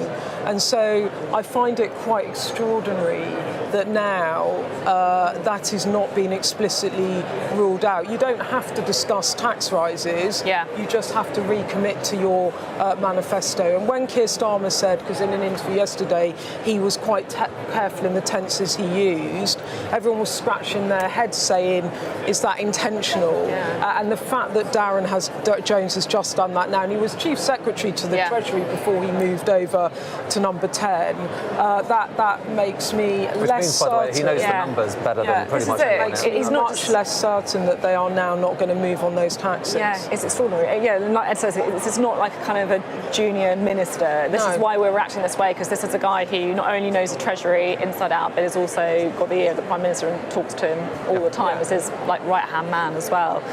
Let's talk about Rachel Reeves' speech, which I feel like we should do as well. Ed, what's your kind of reaction to what you heard from the Chancellor? Well, I mean, so I was in there and you know, so take this with a pinch of salt, because there's always this sense, isn't it, when you're in the room and kind of feel the kind of emotive reaction, then that's not a rational response.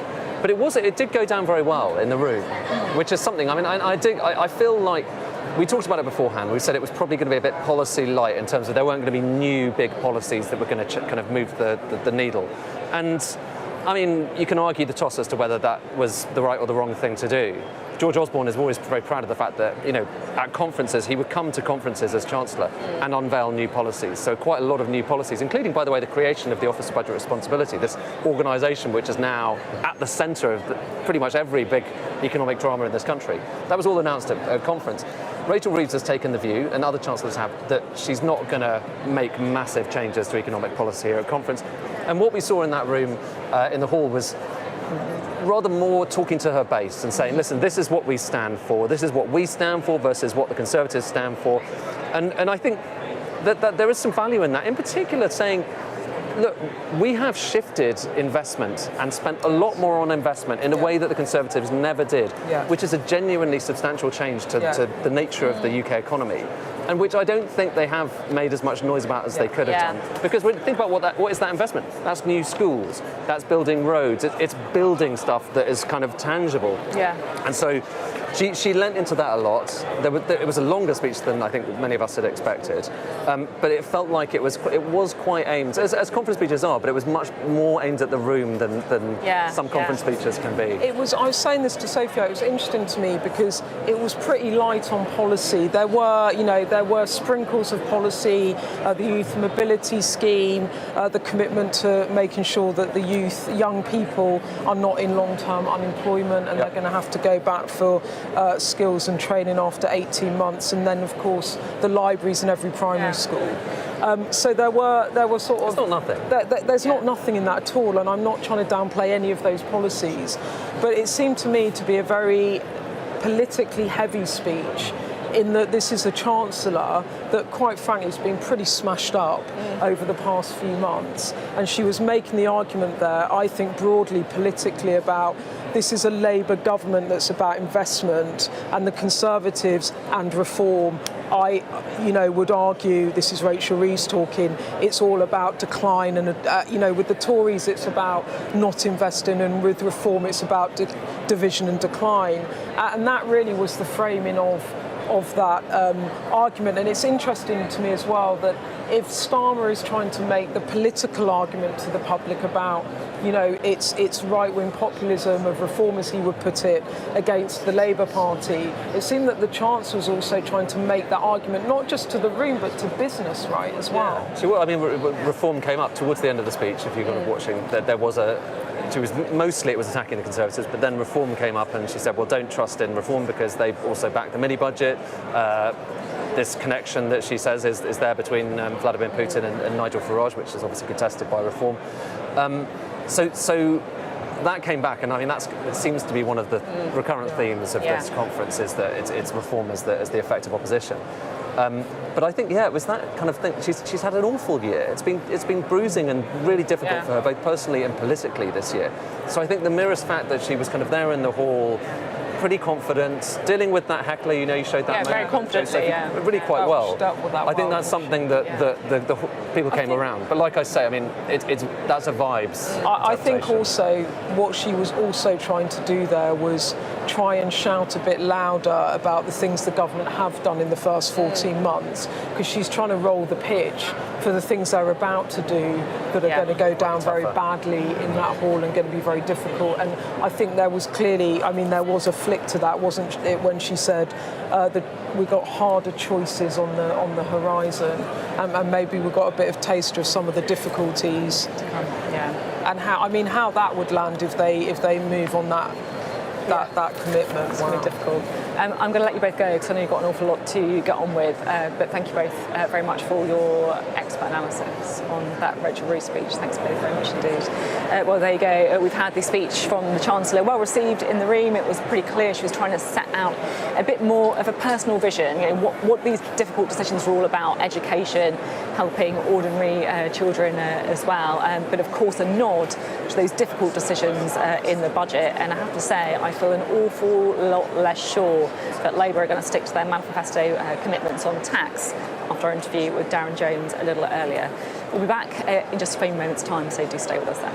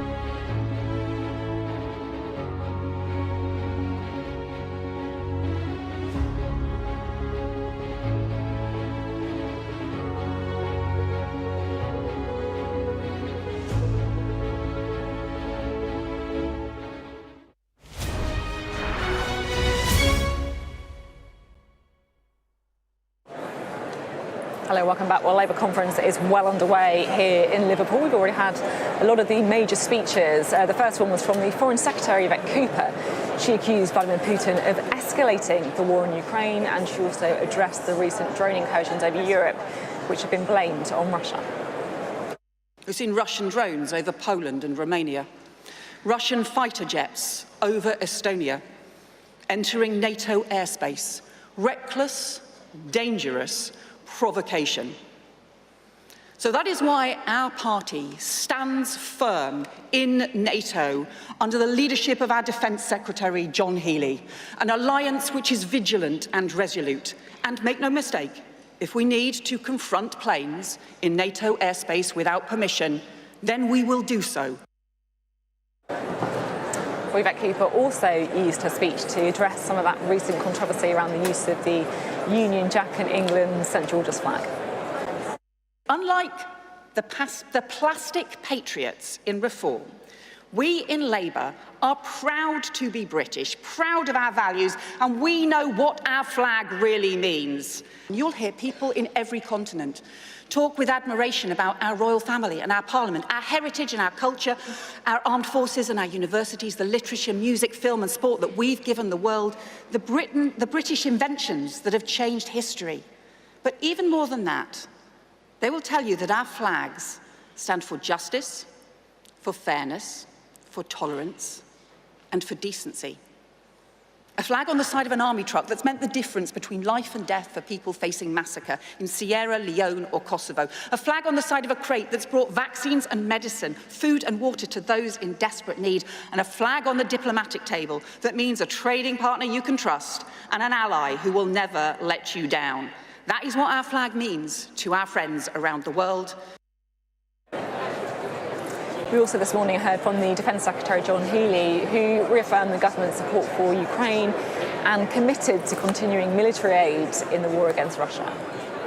A secure Europe needs a strong, sovereign Ukraine. And that's why we've stepped up UK leadership on Ukraine. That's why we're providing the highest ever level of military aid to Ukraine this year. And that's why we're leading over 30 nations in the coalition of the willing, ready to provide the security guarantees for when peace comes. And 1,313 days into this war, I'm proud that Labour, proud that Britain remains united for Ukraine. And conference, our message to Moscow from Liverpool today is this. President Putin, you will not win. Stop the killing, start the talks, agree a peace. We will stand with Ukraine for as long as it takes. So the Defence Secretary and the Foreign Secretary, we also, of course, heard from the Chancellor earlier today as well. To help us unpick it all, our Deputy Principal Editor, Sam Coates, joins us now. Sam, you've been here for a little while now, and conferences are important as a kind of platform to launch things to the public, but they're also important to kind of speak to your members as well, right? I just wonder, what's your sort of sense of where the party is at after spending some time here?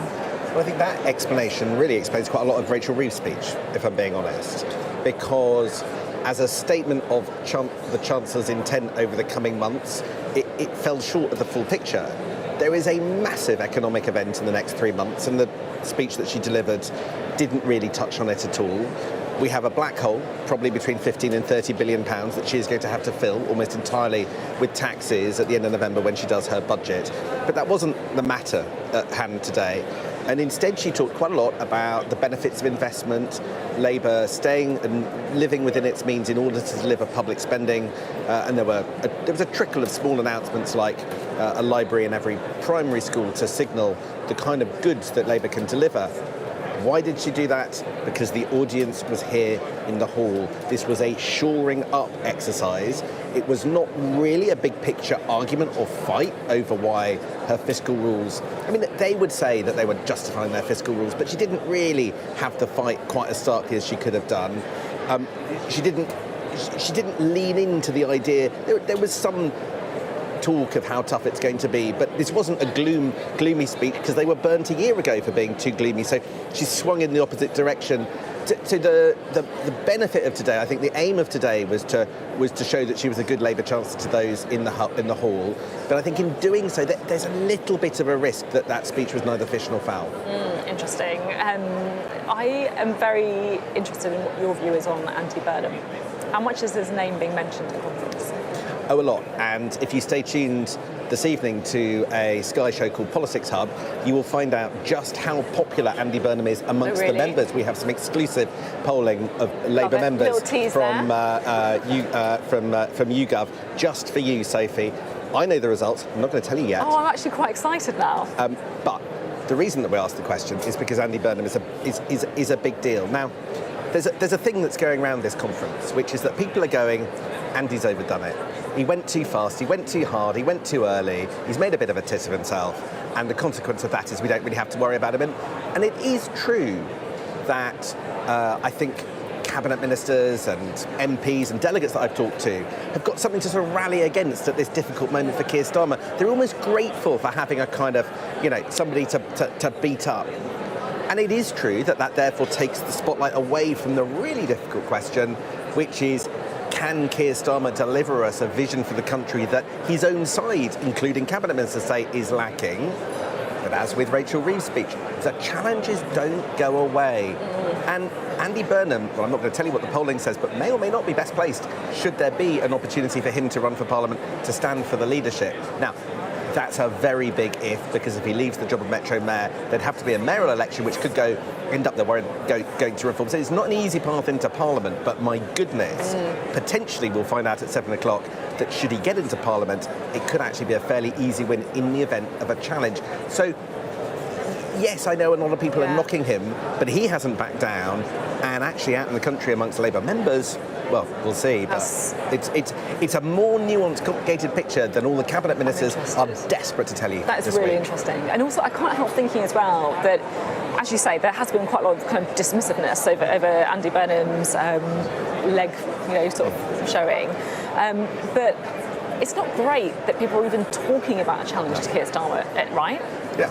No, I mean, the main method of sort of combating Andy Burnham, all the Labour aides over there are just mocking him. You know the joke about a Starmerite, a Corbynite and a Blairite walk into a bar and the barman goes, hello Andy Burnham. That's the kind of thing that they say ad nauseum. And they point out how he contradicts himself in the past as previously. Yeah, but the bottom line is he's very popular. He'd win a vote. Maybe in Westminster terms, he didn't play the game very well over the last few days. I kind of think that's Andy Burnham's big point. Yeah. That the way that conventionally people are judging doesn't reflect, what's out there in the country. Because what's the bigger challenge here? The biggest challenge is Keir Starmer steadying the ship. Yeah. And we haven't had it yet, and so there's a huge amount riding on tomorrow's speech. Yeah, so let's talk just briefly, shall we, on tomorrow's speech as well. As you say, so much riding on it. And I guess something that I've been wrestling with a little bit over the last few days or so is has Keir Starmer squandered the right to be listened to? And people have already made up their minds about Keir Starmer. So if he says something now, they kind of just going to say, oh, well, he's just flip-flopping. Why did you say it earlier? Or is there still an opportunity if he sets out kind of a punchy vision that he could turn it around? So I look at this in quite a weird way. A lot of people report politics just on the basis of vibes. Now, tomorrow's word cloud, the number of words that he uses, is going to look fantastic. There's going to be grit, determination, change, fight, patriotism, right, all of that, a lot of verbs alone, a lot of nouns on their own, and it will attempt to sound kind of stoic. Right, the thing that Keir Starmer can do to turn his political fortune around is to do things and make sure they work out. Can he deliver digital ID? Will it actually happen? Is he across the detail enough? Can he deal with this black hole in a way that doesn't set people's hair on fire because it's so much tax? Can he actually improve the NHS? His top achievement in this government is 5 million new appointments. That is a rate of increase slower than under Rishi Sunak. I don't know why they use that as their top achievement. So to me, the challenge isn't how many nouns he can get in a speech. And I fear that that's what they do because they are relying on all of us just talking about vibes. Policy, policy, policy. Can they change people's lives for the better? If they can, things will get better for Keir Starmer. If they can't, Andy Burnham? Yeah, well, there you go. Pose the question. But you're right, policy, policy, policy. It's about delivery. And actually, I think number 10 will probably agree with you on that as well. Sam, thank you very much, as always, for your analysis. Sam Cates there. spelling out, I guess, the challenge for Keir Starmer at this critical Labour conference. Can he turn it around? Well, as Sam was saying, it may be all about delivery, getting the right policy to make people feel their life is improving. We'll have more after this short break.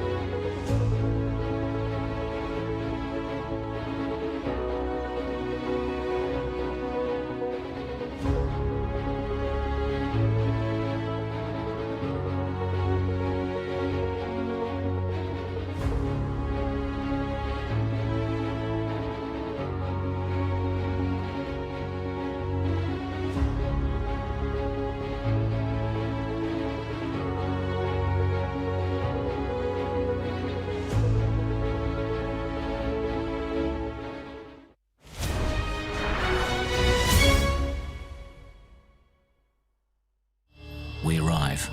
A secret hospital hidden in the Myanmar jungle, treating the victims of this bloody war.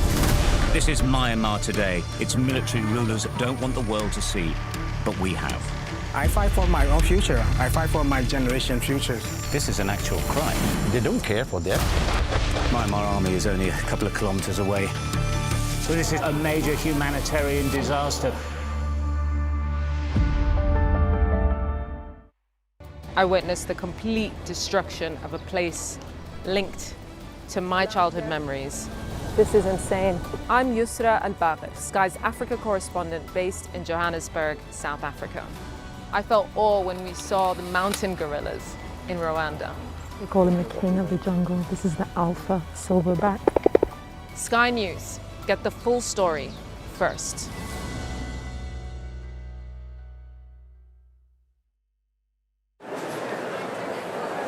Hello, welcome back. Well, the Chancellor, Rachel Reeves, has said she will stand by her pledge not to raise taxes on working people during her speech at the Labour Party conference. However, I should say, when Beth Rigby, our political editor, and me spoke to Jeremy Jones, the Chancellor of the Duchy of Lancaster, he was a bit less willing to commit to ruling out those tax rises. So I just want to listen back to what he said.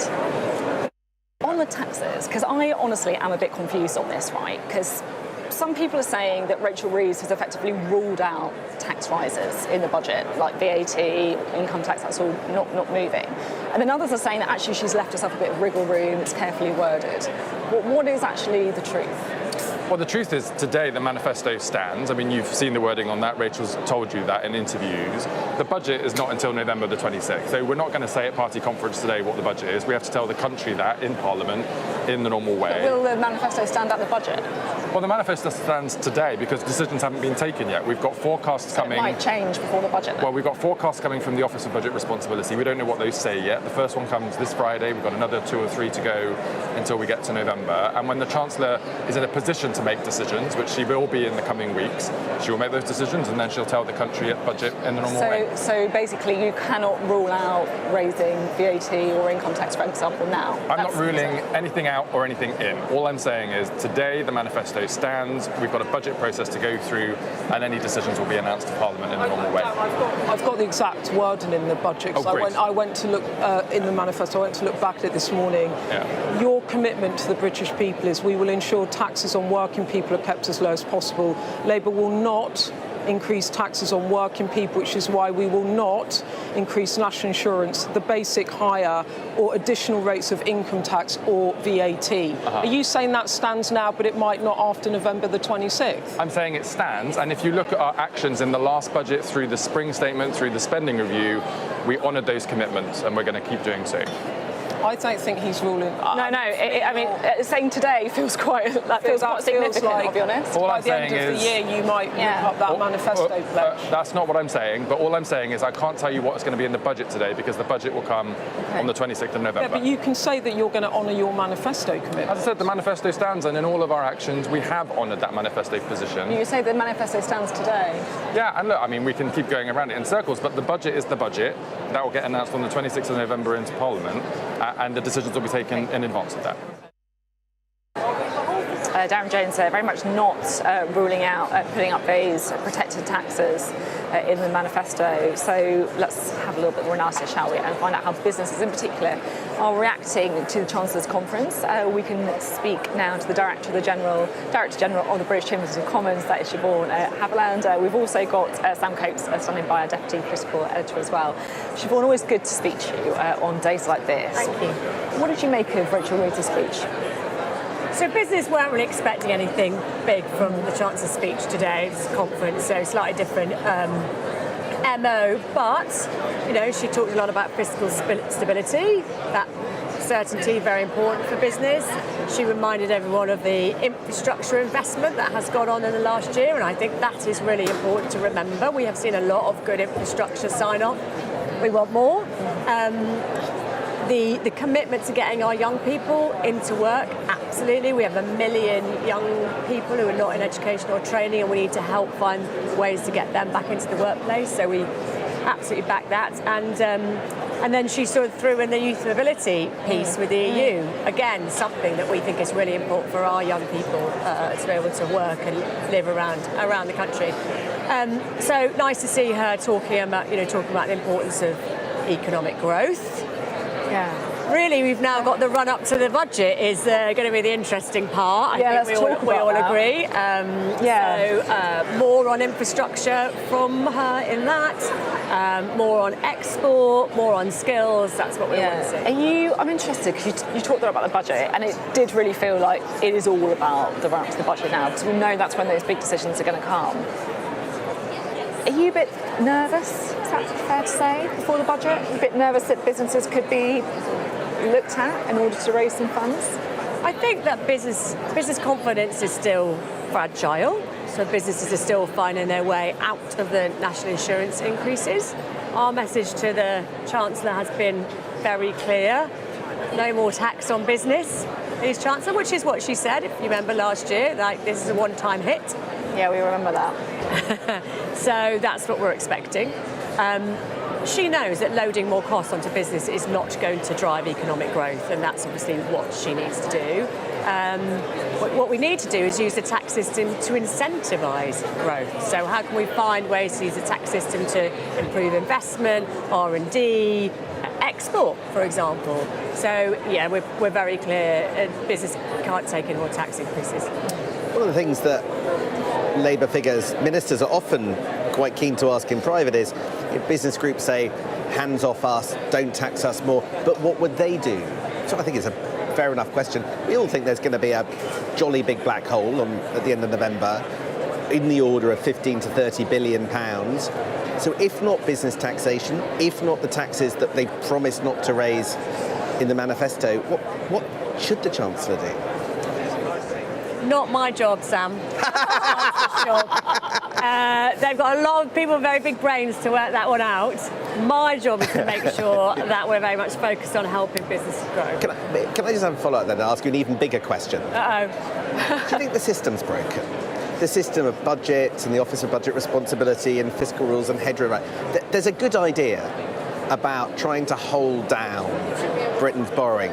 You know, the markets won't stand for a significant increase, many people believe, but is the cycle of the way that we've done it just not fit for purpose anymore as we sit for week after week after week waiting for this event and then they try and drop some policy announcement out of the sky?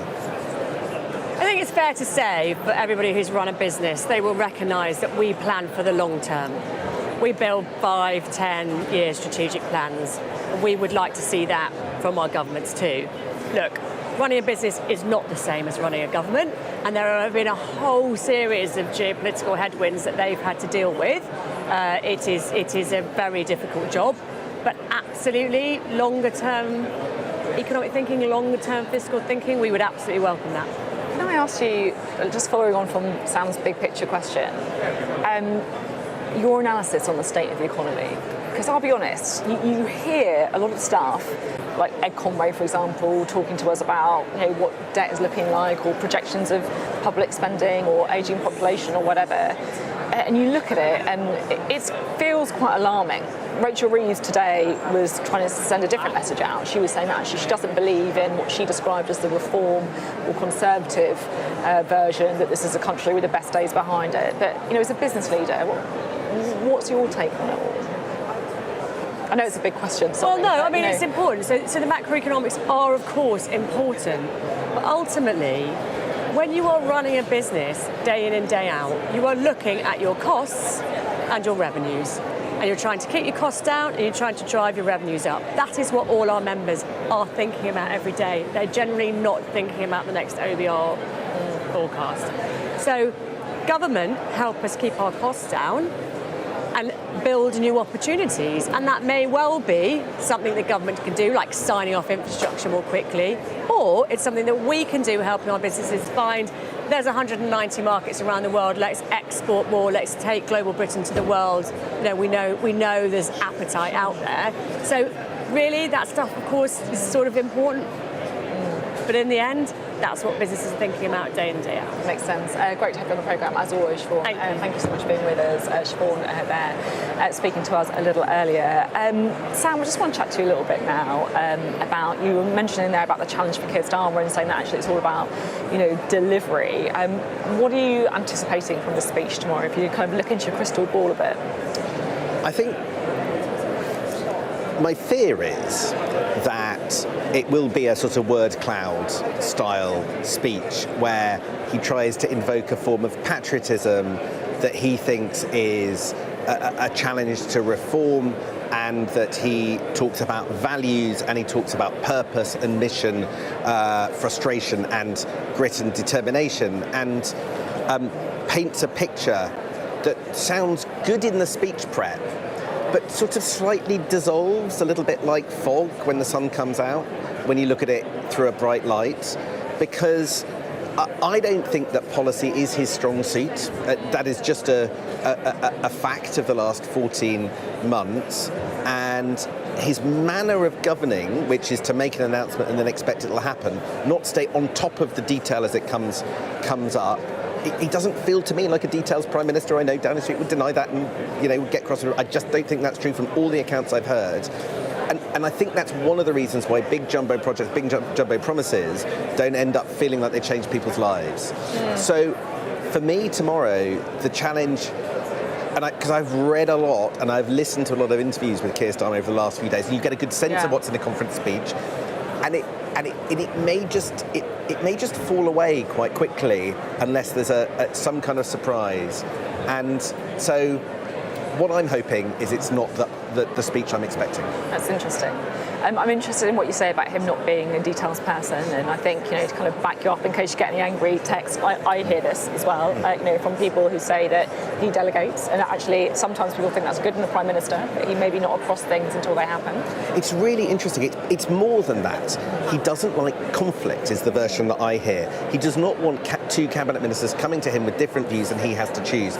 He likes a fully formed decision that he can sign off from a chain that's worked out the plan, so he just, as chairman, decides what to do. I think a lot of people think he should be a bit more like an interventionist chief executive. Interesting. And do you think, I was going to say as well, because talking about the delivery and the policy and why that matters, it feels like over the last kind of month or 2 months, we've had some kind of crunchy behind-the-scenes decisions, right? You know, whether it is shifting some of his, you know, top-rated cabinet ministers like McFadden to be looking at welfare, to Shabana Mahmood to look at immigration, and then the behind-the-scenes changes with, you know, Darren Jones being his kind of right-hand man, and some of the changes in the communications unit as well. Do you think any of that is going to make a difference? What's your take? I think it depends on Keir Starmer kind of stepping up. Take the Home Office appointment. I'll give you a specific rather than answering generalities. If you read or listened to or watched Shabana Mahmood's speech and read her interview in The Sun, she has got some pretty tasty immigration policies that are going to result in the removal, maybe even the deportation, as I understand it, of up to 400,000 people. It's a lot. Now, Keir Starmer sat in the TV studios on Sunday morning and basically said, look, I'm the good guy on this. I know we've got to be tough, but we'll do stuff that's legal, and, you know, and we're very, very different to reform. Shabana Mahmood is just proposing turning stuff that's currently legal, making it illegal, and then taking action, which is sort of what Nigel Farage is promising to do. There are differences. Of course, there are differences. But I wonder, yes, he's changed personnel in the Home Office. Has he really thought through what Shabana Mahmood is going to do? And did he embark on that course, signing off on that? Or did he delay the moment where he really needed to decide to pull out of a refugee convention or take the more difficult course on the European Convention of Human Rights and maybe put Britain in conflict with the Strasbourg Court? All of these things. Is he there or is he not? And again, it's this point of being a diffuse, non-specific communicator. Nobody seems to really know. It's fascinating, absolutely fascinating. And I think a good sort of summation of some of the issues we are seeing played out right now at Labour conference in Liverpool. Sam, thank you very much indeed. You've been watching our coverage of the Labour Party conference. We've heard from Rachel Reeves, the Chancellor. We'll be hearing from the Home Secretary we're just talking about later on today as well, so stay with us.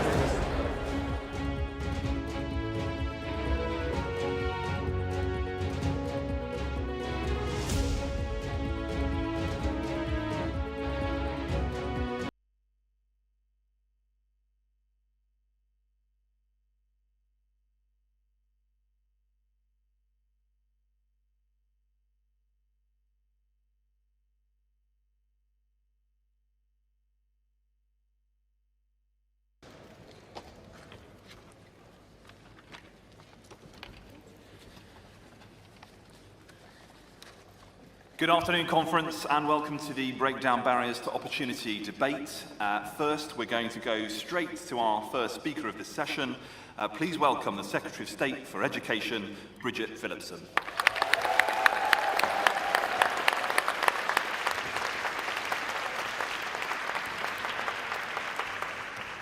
Thank you, conference. Sometimes people tell me, as I'm sure they tell you, that there's not enough hope in our story. Not enough ambition, not enough vision. So let me start with a story about Alan, an FE teacher I met back at home in Sunderland. Alan had taught for over 30 years. The lads that came through his classes hadn't come from much. For many, Alan was the first father figure they had ever known. For many, their background dictated their destiny. No one had given those lads a chance. Now, so many of you know that story. For so many of us, that is our story. But Alan was different. Alan gave them a chance. He didn't just teach them a trade. He taught them to believe in themselves when they had given up. He taught them the power of opportunity, of education, to give them the freedom to choose their own path in life. And one day in the supermarket, Alan told me he got a tap on the shoulder. It was one of those students, one of those lost boys that Alan had nurtured, one of the many he had given the chance to train on a building project started by the last Labour government. The years had passed by, but the path Alan set him on had brought him success. He'd worked his way up through a local firm, and Alan's guiding hand meant he could start his own business, take on jobs not just in the northeast, but further afield. It meant that he could buy his first house for him and for his wife. Without Alan, he said, he just wouldn't have made it. He would have ended up, like too many young people in our country, denied the freedom to choose their own path. And that story, is the story of education, of opportunity, of the change Labour brings, of government not as something to be feared, but to be welcomed, not something to be cleared out of our lives, but as a force for good, for each of us and for all of us. And our Labour government is our chance to show that our country, with its proud history, has a bright future too.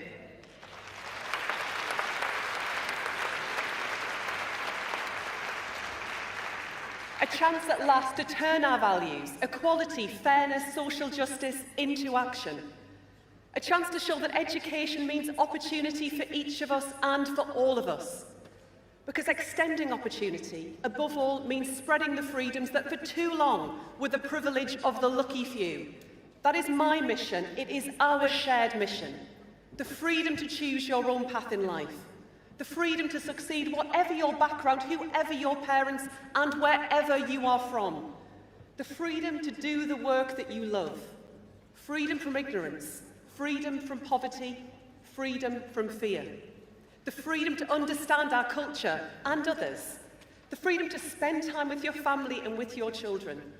Because it is Labour, only Labour, that sees the role of government as empowering, as liberating. Those are our values, that is our socialism, and that is our dream.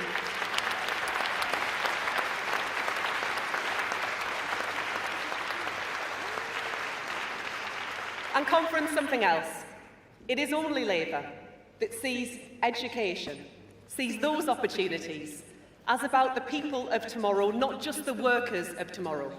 The artists and the scientists, the teachers and campaigners, the match goers and the museum goers, carers and parents, the activists, the volunteers, the voters. The Britain that we are building is a Britain rich for them, rich in every way and rich for their families. That is our vision and that is our dream.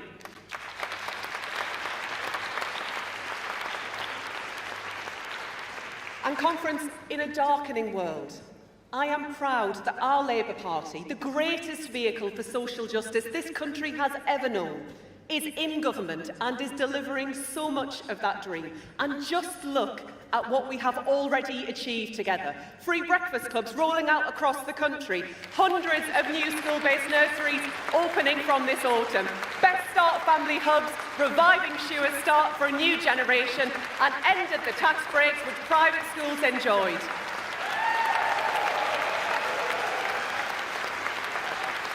New technical excellence colleges open for learning, 30 hours free childcare for working parents, tackling top-up fees in our nurseries, thousands of new teachers recruited, the largest ever uplift in the early years pupil premium, turning the tide on school absence with 5 million more days at school last year, opening up access to tens of thousands more apprenticeships. Proper pay rises for our teachers, 2 years running. Promises made, promises kept, our values in action.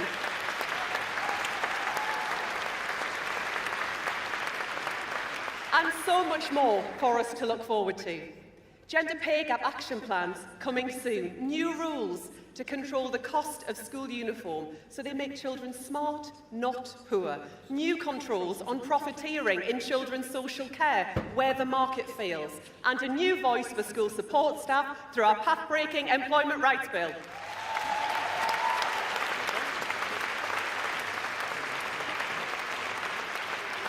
And free school meals for another 500,000 children. The change that we are bringing so our children have a brighter future.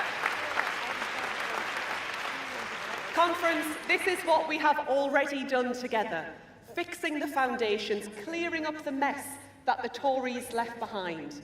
And we are moving to tackle the generational challenges in our system.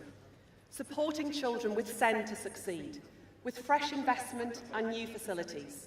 Supporting their parents, their families, doing all that they can to get their best for their children with additional needs. While Reform tell them that their children are just badly behaved, that their parenting is poor. Turning the tide on how working class children do at school, because no one should be left behind because of their background.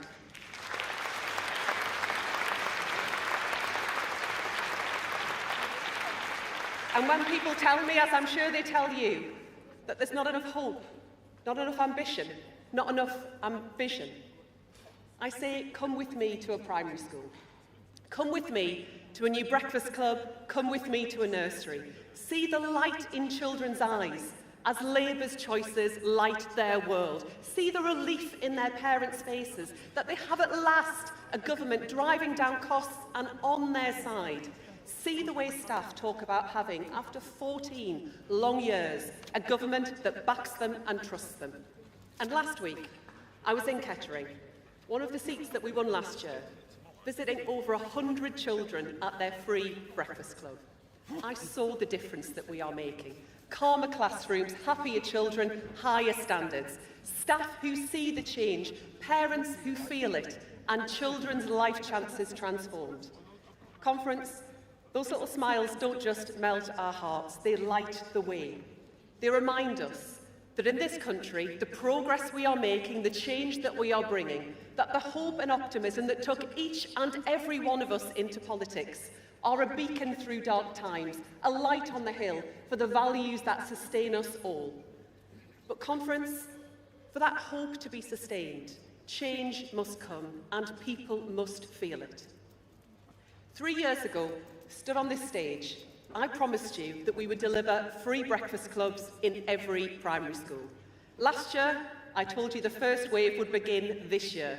Conference, we have now served 2.5 million free breakfasts to England's children, setting them up to succeed.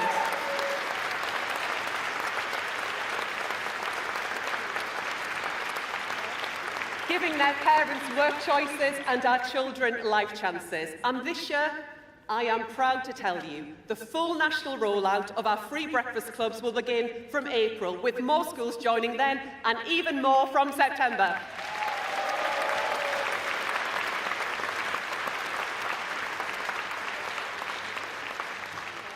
Our values in action, the heart and soul of Labour in government. And that is why I'm proud to tell you today that we are going further to spread opportunity. Conference, the Tories treated our amazing universities as a political battleground, not a public good. Labour is putting them back in the service of working-class young people. Last year, I took the decisive steps we needed on university finances. So opportunity is there tomorrow for all who want it. But I know, you know, that we must do more. So that is why today I'm announcing that this Labour government will introduce new targeted maintenance grants for students who need them most.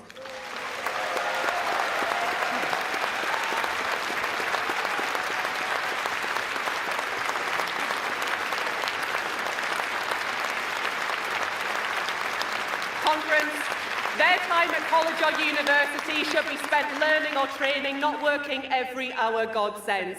That is the difference that this Labour government makes.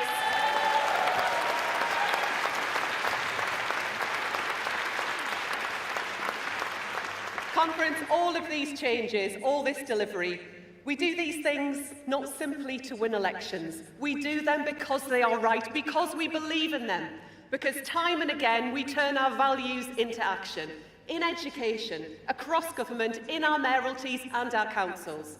And nowhere is that more important than bringing down child poverty, the moral mission of our time. For too long, poverty has cascaded down the generations, a stain that scars and shames our brilliant country.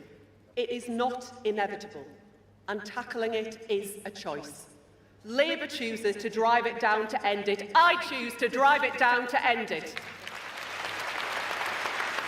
It is a scourge I grew up with. It is a scourge I want to end. And that is why we launched the Child Poverty Task Force, which I am proud to chair. Conference, I am determined that child poverty will be lower at the end of this Parliament than at the start. And more than that, Conference, I guarantee it.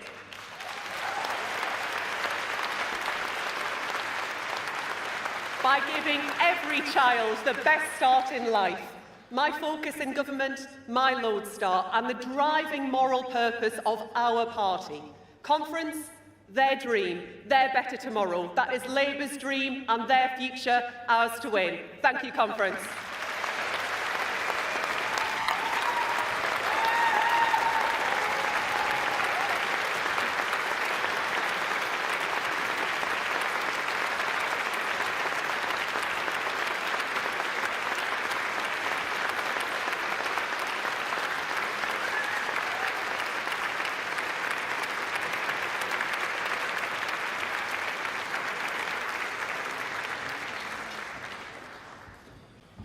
Bridget, thank you for that introduction to this debate. We now move to composite motion 7 on skills. That will be moved by Gedling CLP and seconded by West Bromwich CLP. So if delegates from those CLPs could please come forward and register at the desk to begin the debate. And once that's happened, we're going to move to speeches from the floor. So hopefully we have a delegate from Gedling.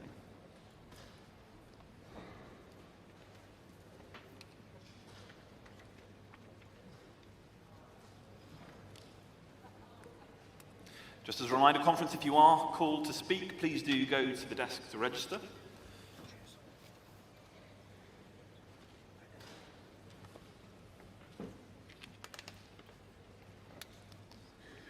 Delegate, you've got 3 minutes. Thank you, Chair. Conference, my name is Richard Fletcher. I'm a second-time delegate and first-time speaker.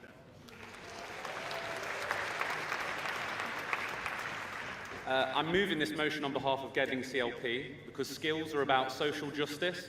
For too long, working-class young people have been denied opportunities that should be theirs by birthright. 14 years of Tory austerity didn't just fail our economy, it's failed a generation.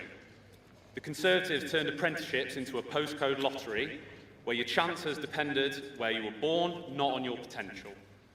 Meanwhile, Reform UK peddling division while offering nothing but economic chaos, hitting working families the hardest. Conference, we're already showing that Labour governments are delivering for working people. We've got rising apprenticeship numbers, prove that when we invest in working people, they flourish. Establishing Skills England will represent not just our commitment to democratic economic planning, but the growth and skills levy will ensure apprenticeship providers focus their time on actually training people and not just pointless admin. But conference, we must be bold. This motion demands transformational change. Foundation apprenticeships that break down barriers give young person, regardless of background, that crucial first opportunity. A youth guarantee, because in a civilised society, no young person should face unemployment or exploitation.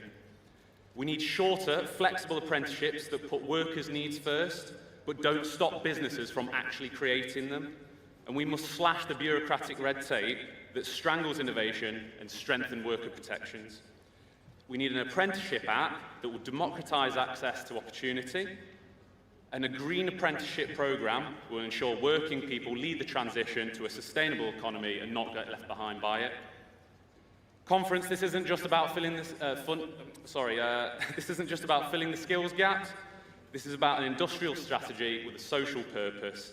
It's about ensuring that when we rebuild Britain's economy, we do it for all of us and not just a privileged few. We have a choice. It's either between managed decline or managed transformation. Let's choose hope over fear. Let's choose investment over austerity and opportunity over inequality. Conference, I move this motion because skills are power, and power belongs in working people. Thank you.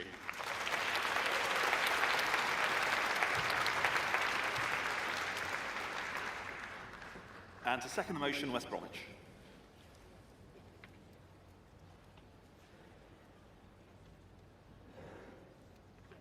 Thank you, Chair. Good afternoon, comrades. Good afternoon, conference.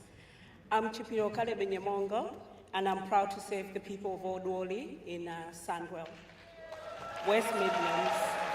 I'm here as a delegate for West Bromwich CLP, and it is true, this is my first time up here, so I'm a bit nervous. And my first time speaking. It is truly an honor to address you today. I'm delighted to second the motion on skills, which is strongly backed by my CLP West Bromwich.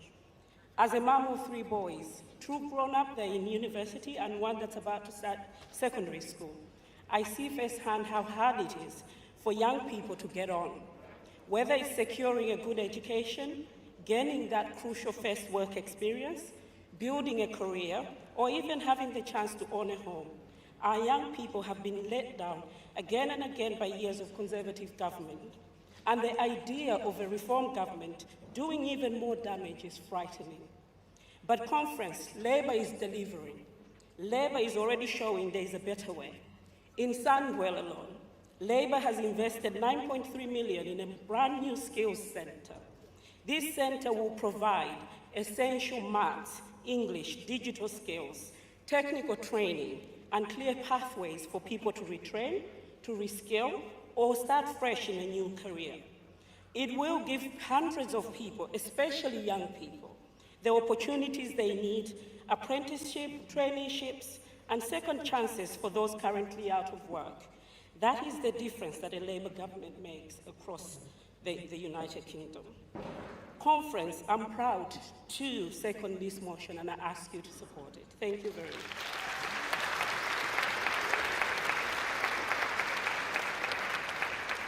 Thank you, Delegate. We will now move to speeches from the floor. I'll ask delegates to indicate, and we'll take them in rounds of 3. I see, let's go for a delegate. I should see a delegate there. Delegate blonde hair?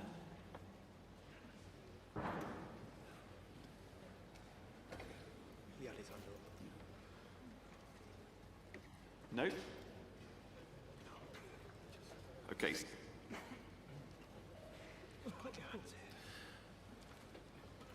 Okay, so let's take a delegate over there in the blue shirt. I see a delegate in the pink jacket. And a delegate there in the white jacket behind you. We'll take those 3, please.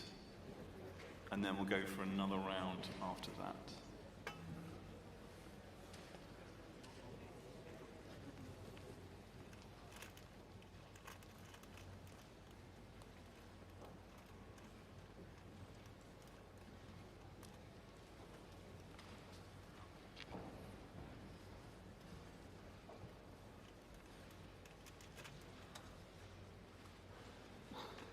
Go ahead, Delegate. Good afternoon, Conference. My name is James Diamond. This is my first time at Conference and definitely my first time speaking.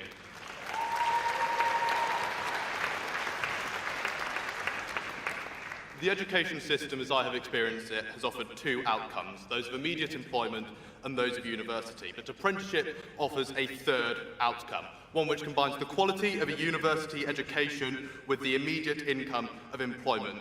I myself, in applying to university, have found I have had to deal with the immense costs of living in application, having to deal with accommodation, having to deal with tuition fees.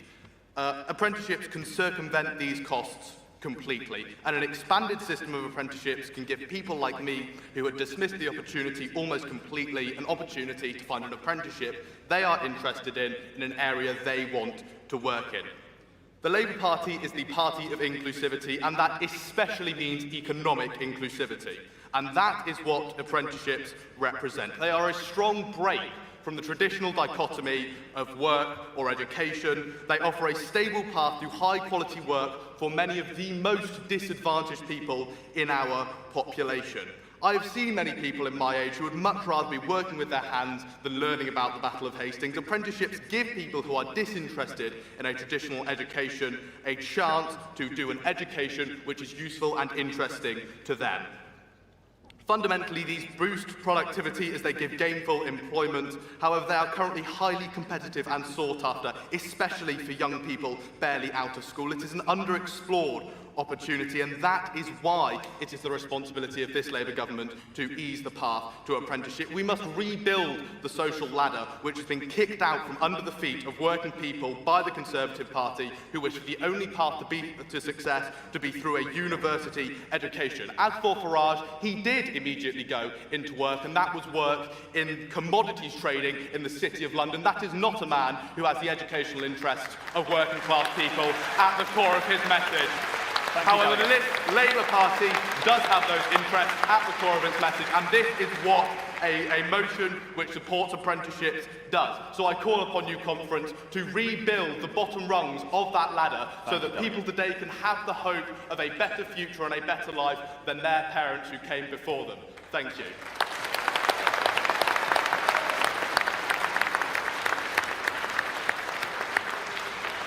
I allowed some leeway there, Delegate, because you were getting a good round of applause, but let's try and keep to 2 minutes. The next delegate, please.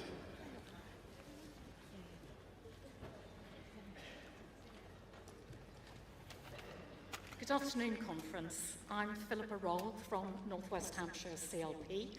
I'm second-time delegate, first-time speaker.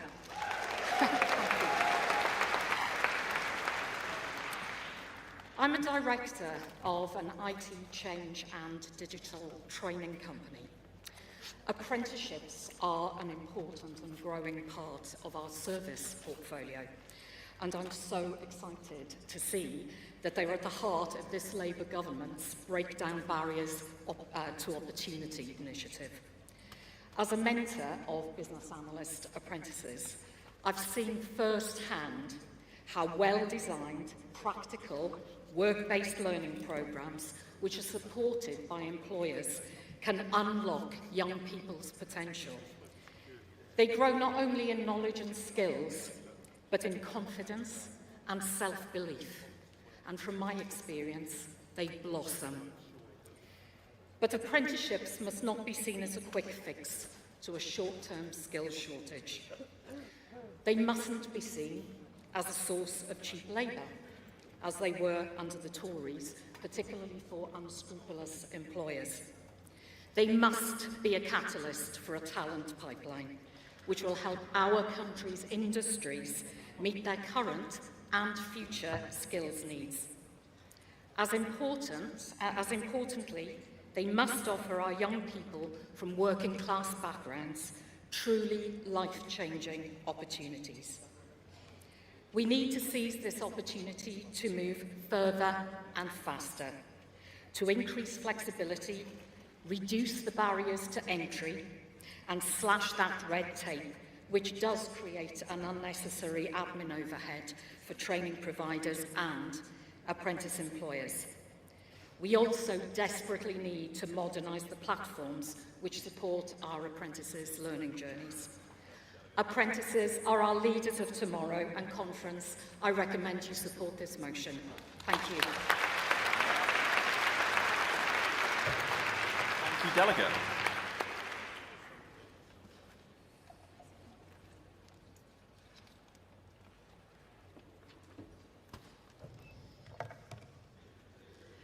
Good afternoon, conference.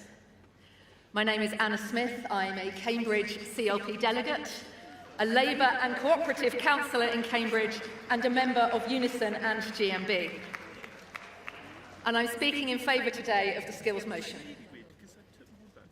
I've been a teacher, a school leader, a leader of Cambridge City Council, and Deputy Mayor of Cambridgeshire and Peterborough.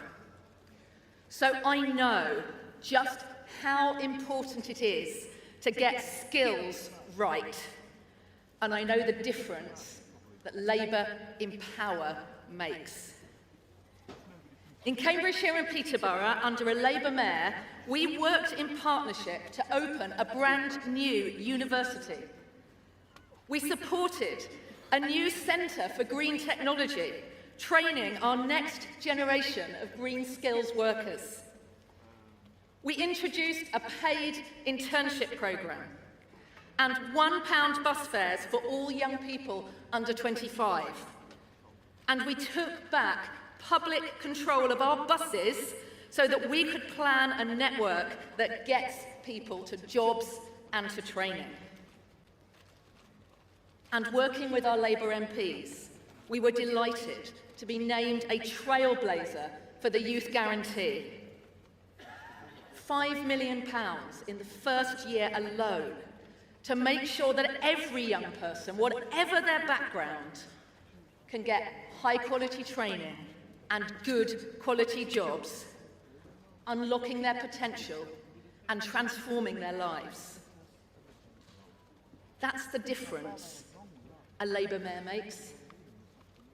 That's the difference a Labour government makes. And that's the reason I'm supporting today's motion. Thank you. Thank you, Delegate.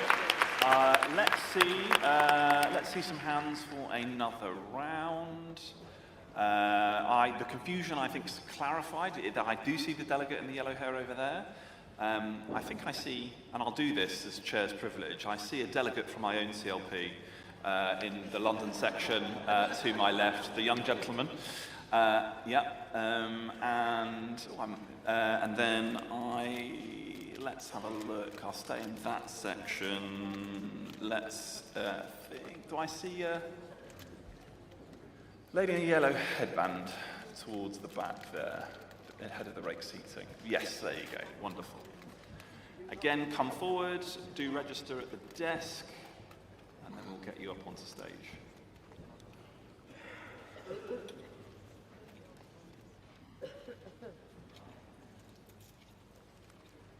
Thank you, Delegate. You've got 2 minutes. Good afternoon, conference. Lady with the yellow hair.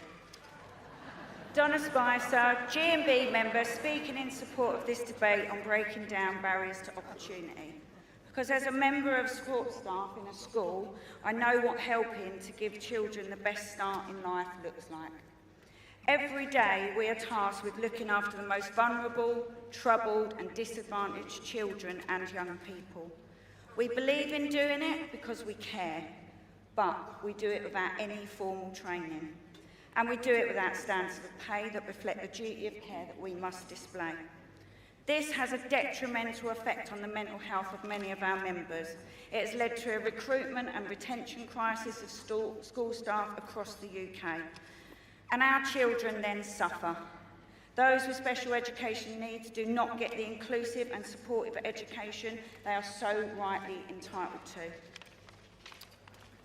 We need Labour's reinstated school support staff negotiating body, the SSSMB, to set fully funded and nationally agreed fair rates of pay, conditions and training standards for all school staff.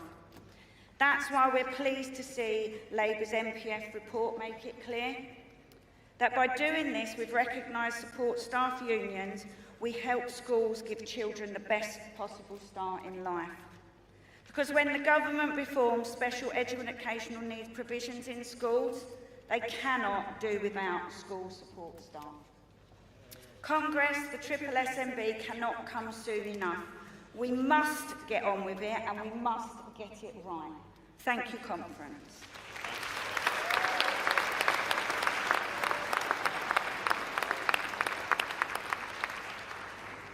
Okay, next delegate.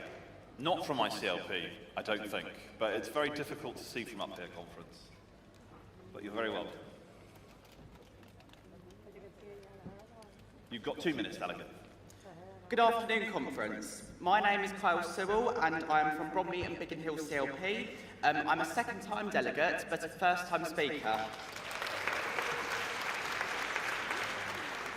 I wish to speak in favour of this motion. I'm glad that conference recognises that education and skills are important topics to debate. Sadly, last year, education was sidelined, but this year I'm glad to see that that isn't the case. As a trainee teacher, I'm passionate about providing children with an education that prepares them for adulthood. Many teachers will say that the current national curriculum, published by the Tories in 2013, is not fit for purpose. There is too much of a focus on the academic side and memory, rather than the skills side. I'm glad that Labour recognises this, and I welcome the curriculum and assessment review that the government is currently undertaking. We need to equip the future generation with the skills that are needed to make our great country even better. How are we supposed to build 1 million homes if we don't train up the builders? How can we encourage young people to become creative thinkers if we don't provide them with the opportunities to learn how to paint, to sculpt and to craft? I'm excited about the future of the education system. This motion and the actions of this government shows that I'm right. Thank you.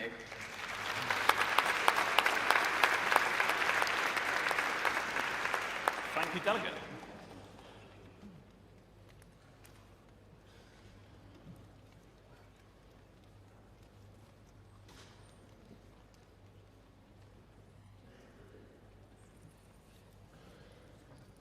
Thank you. My name is Nina Sharman from Coventry CLP, Coventry East. Thank you very much. First time speaker, second time delegate. So, I want to tell you a story about a young boy I knew. He came to Coventry from London. His family left London as they were worried for their son. He was involved in crime, carried a knife, sold drugs and stole credit cards. His mum and dad did not know what to do. He came to my school, a pupil referral unit. I got to know him and we talked about his life, the journey he was on and the trouble that lay ahead. He listened, but he did not hear. He was put on a tag to limit his movement, to stop him from going to London. He was arrested, re-arrested and re-arrested again. He worked with youth justice, but things still did not change. 4 years later on, I am no longer teaching, but working for Children's Services. I'm sitting in the council building foyer. I look up and see this face smile at me. I smile back. He says miss, I say his name, and we hug. I ask him why he was here. Now this is why the story has meaning. My student is a man on a new journey he has started. He is on an apprenticeship, thank you to Labour. He's got an apprenticeship, the first one in the country. He's now working with Coventry Youth Justice. They saw his ability. They saw his ability, his skill and knowledge. They gave him a future, direction and a place to belong. This motion gives him hope. This motion gives hope to our youth. It gives them a future, a place to grow their skills. This motion is what makes us Labour, a party that believes, invests and delivers. Please pass this motion. And Bridget, come to Coventry in meeting. Thank you. Thank you, Delegate.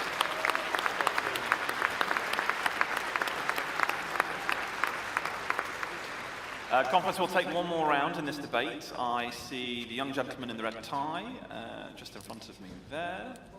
I see, oh yes, the white shirt in front of me. Yeah, there you go, fantastic. And let's look back across the room. Yes, I'll take you back there. Great. Okay, do come forward. And 2 minutes. Thank you very much, Delegate. Thank you, Conference. Morgan Seaward, Lewis Shami, CLP, second-time delegate, first-time speaker, and I'm going to do it my way this afternoon. Thank you.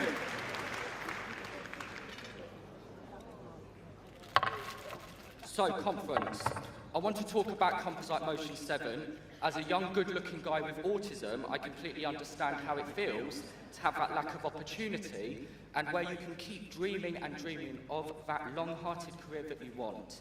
I'm really glad that Labour in government, particularly as they're going to take this amazing community-wide approach that we all deserve, which will not only improve inclusivity and expertise in mainstream schools, but also ensuring that people like us could be able to have those brilliant dreams that become that reality. With Labour in charge, change for the said community is coming. With Labour in charge, change for mental health services is coming, and yes, more importantly, with Labour in charge, change for all of us is coming. So, Conference, please support Composite Motion number 7, and together we can stand tall, we can face it all, and we can do it our way, Labour's way. Thank you. Good night.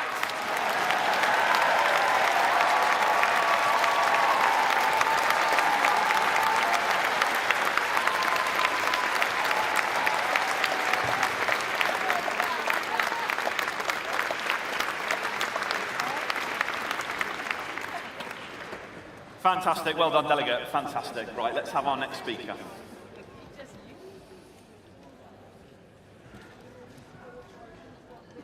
Hello, Conference. My name is Esther Smith, Shrewsbury CLP. I'm a first-time speaker and first-time delegate. This is such an important motion. 14 years of neglect means that our young children and people have been left an economy that leaves people low-skilled and in low pay. This is worse for the deaf community. And Conference, I would like to use this opportunity to highlight the real barriers that deaf people are facing daily. Annual reports since 2011 have consistently shown that the attainment gap between deaf and hearing pupils is not narrowing. I express my gratitude to the very skilled BSL interpreters signing this conference. They are working hard.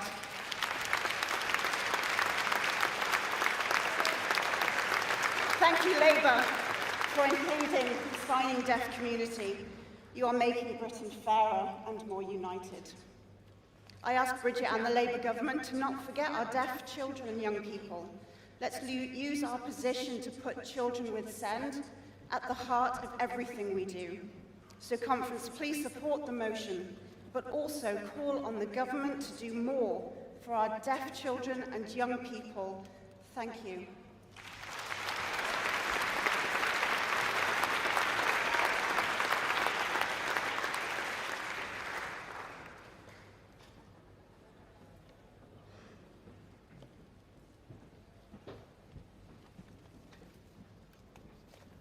Good afternoon, conference. My name is Councillor Damilola Ojuri from Northwest Leicestershire, currently the selected mayor of Ashby-de-la-Zouch 2025 and 26. Second time delegate, second time speaker. I'm speaking to support motion 7. We are entering an AI-driven economy where tools and platforms are changing as fast as ever. In this world, learning by doing is essential, and apprenticeship are the best way to keep skills relevant. Recently, I was at a fair in Northwest Leicestershire and I noticed something worrying. While there were many opportunities on display, there was no mention about AI pathways. At a time where artificial intelligence is reshaping every industry, this gap is what we're not fully preparing for. We're not preparing our young people for the jobs in the future. If we do nothing, we risk 3 things. Our children will be left behind, businesses will turn abroad and bring in people for skill gaps, and there will be growing frustration among young people, and they will feel shut out of the economy and opportunities. However, the solution is clear. We create apprenticeships that train young people to work with artificial intelligence and not against artificial intelligence. We prioritize British students for roles in technology, healthcare, and finance, and we make apprenticeship accessible and visible so that every child sees that it's a first-choice route to success.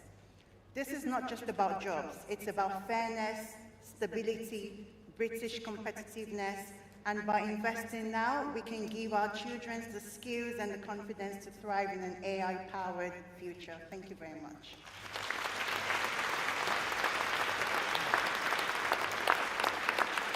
Thank you, delegates, and thank you particularly to first-time speakers in that debate.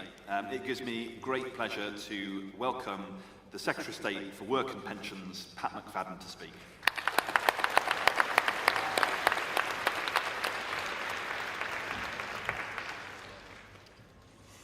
Thank you, conference. And as you know, I've been around a time or two. And a long time ago, back at the start of the 1980s, yes, not far back, as a teenager, I went to the People's March for Jobs rally in Queen's Park in Glasgow, near where I grew up. It was a time of high unemployment, factories closing everywhere, hope was in short supply. But in the midst of all of that, people organized themselves to march, to say that they wanted the pride and purpose that came with having a job. Now that march and that aim were in line with Labour's history.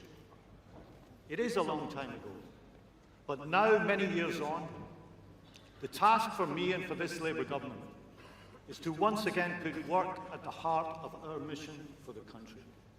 Because Labour's mission has always been to match the good society with a strong economy, to give people a chance, not a grievance. And we who steward that mission today stand on the shoulders of those who made change before us. People who built the NHS, created the welfare state, lifted millions out of poverty. The twin goals of opportunity and security have run through every Labour government.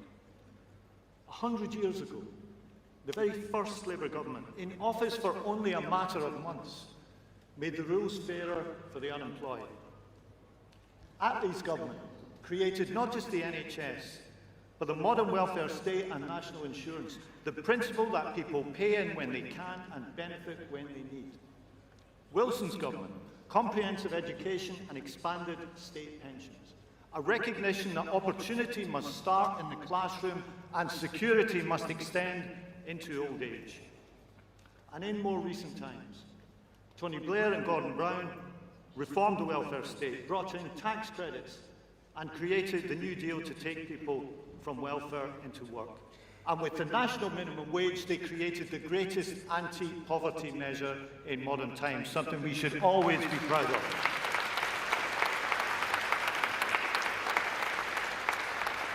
This is our tradition, these are our values, and this is what we believe in.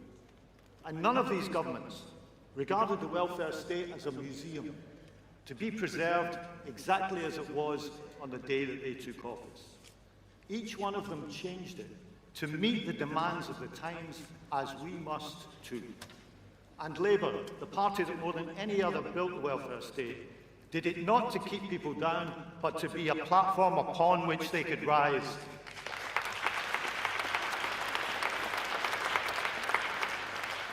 We built the NHS not as a charity, but as a right. Auto-enrolment, because we wanted security in retirement for all workers.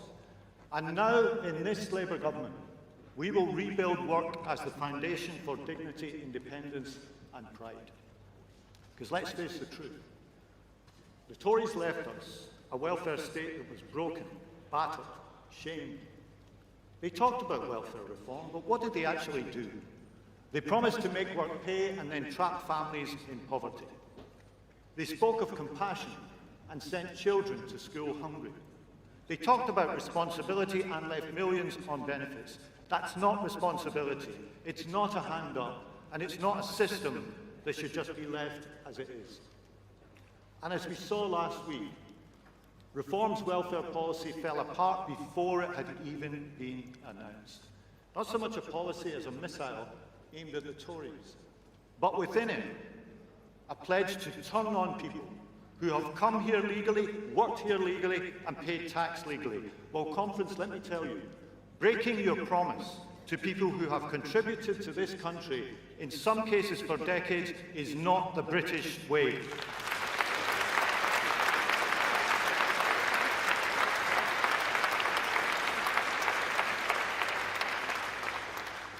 So the right can wage war on one another.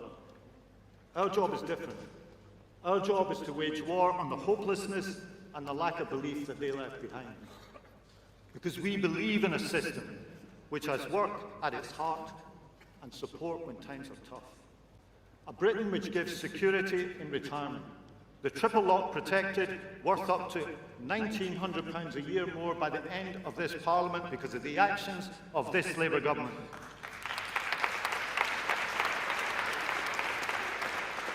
A Britain where no child should go without food, no disabled person should live without dignity, and no worker should labour without decency. And it's that which drives us to extend free school meals, to provide new pathways to work, and to guarantee a decent living wage. So here's our mission. We will turn this Department of Work and Pensions into something new. Not a system that counts the cost of failure, but one that invests in success and protects those who need it most. And we will give this mission a name. Not a dependency welfare state, but the opportunity welfare state.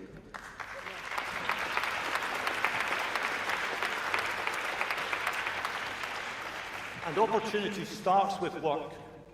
The jobs market is changing faster than at any time in living memory. Many of the jobs in it today didn't even exist 20 years ago. And that pace is only going to increase as AI both creates jobs and replaces old ones. And if we just stand back and let that unfold, we will be failing in our duty to give people hope in a changing world, because the task of leadership is to prepare for the world that's coming, not just the one that we have today. And that is why skills is at the heart of our economic plan. And that matters most to those without money or financial means, because this is about equality too. Conference, fighting for opportunity is an act of rebellion against people's fate being decided by their circumstances.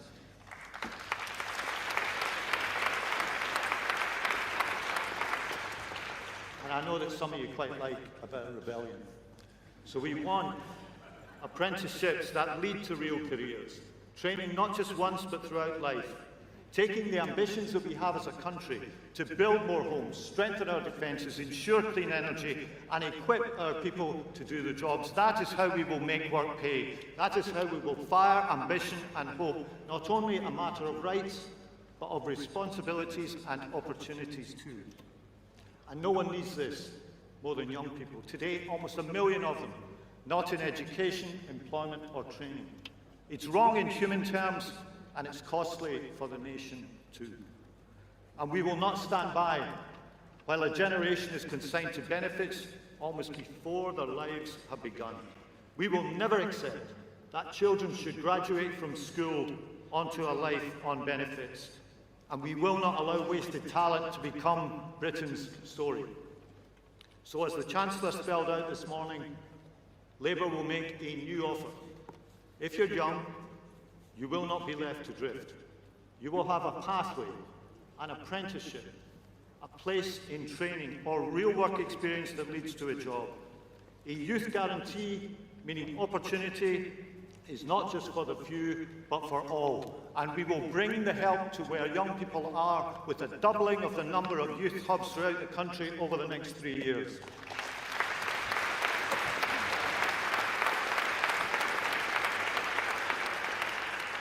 And with that opportunity comes responsibility too, to take up the training, the apprenticeship or the work that is offered. And the youth guarantee is how we will offer every young person a chance to get up and get on. And of course, every person who's in work, who's no longer on benefits, not only has a better life for themselves, but it's better for the public purse too.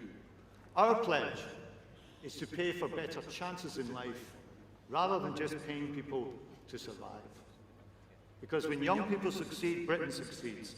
When working people thrive, Britain thrives. And when work is fair, secure and properly rewarded, then Britain is stronger too. This is our tradition, and our task now is to recast it anew. Because let me tell you, Conference, this battle between opportunity and grievance is with us. It is the fight of our times and the fight that we will wage in the coming years. So let us be ambitious. Let's offer hope to those who feel forgotten, or who can't see a clear path to the future. Renew the bond between work and the welfare state. Make work the pathway to dignity, security and pride. And in doing that, Conference, together let us build that opportunity welfare state. Thank you very much.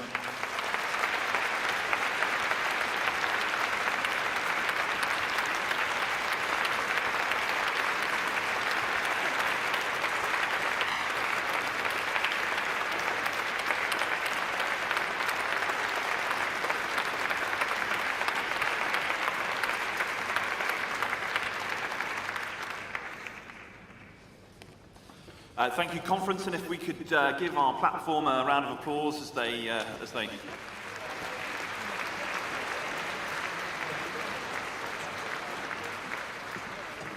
and now we begin the Safe Streets debate, and we're going to welcome immediately to the stage our Deputy Prime Minister and the Secretary of State for Justice, David Lammy.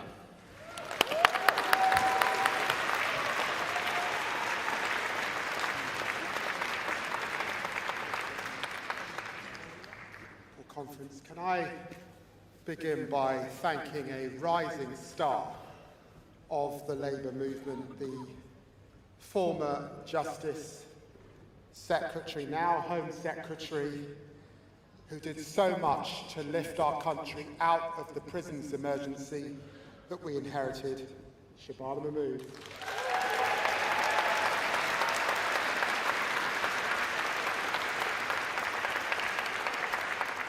And also my wonderful ministerial team, Sarah Sackman, James Timpson, Alex Davies-Jones, Jake Richards and Alison Levitt. Thank you so much. Thank you.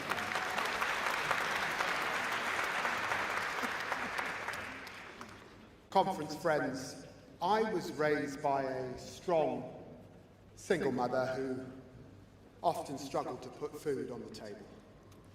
But she fought hard to give her children the best start she could. So I know what a real working class hero looks like when I see one. And in recent years, I've had the honour of working alongside one of those heroes. Someone who got Britain building again, won new rights for working people, and is the beacon of working women across our nation. Conference, join me in thanking Angela Rayner for all she has done and all she will continue to do.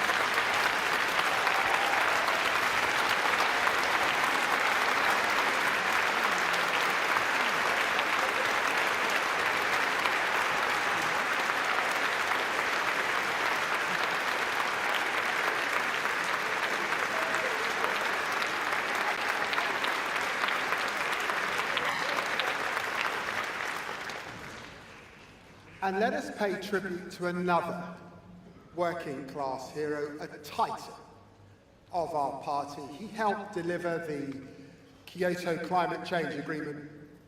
He helped deliver devolution in Scotland, Wales and Northern Ireland. He helped us win 3 general elections.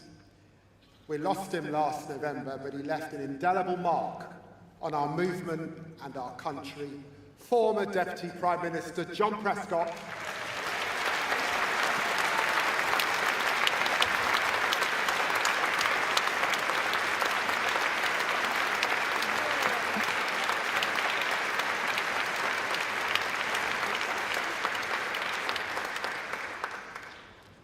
And now I want to tell you a story about the difference that the Labour government makes. When I was back in opposition, I visited Israel and the occupied Palestinian territories. It was a year before the horror of October the 7th, before Hamas terrorists killed and took so many Israeli hostages, before the devastating loss of Palestinian lives Israel has caused in Gaza. I met with the then Minister of the Palestinian, Prime Minister of the Palestinian Authority. He looked me in the eye and he asked me one question. If Labour win, will you stick to your party's commitment to recognise a state of Palestine? I said we would. The Tories opposed it, Reform opposed it, but last week we honoured our commitment. Britain now recognises the state of Palestine.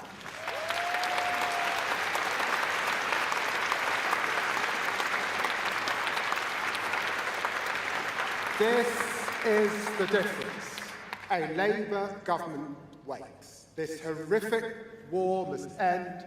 The hostages must be released. We need a two-state solution because the Palestinian cause is a just cause. Israelis and Palestinians must be able to live side by side in peace with equal rights, equal dignity, equal freedom.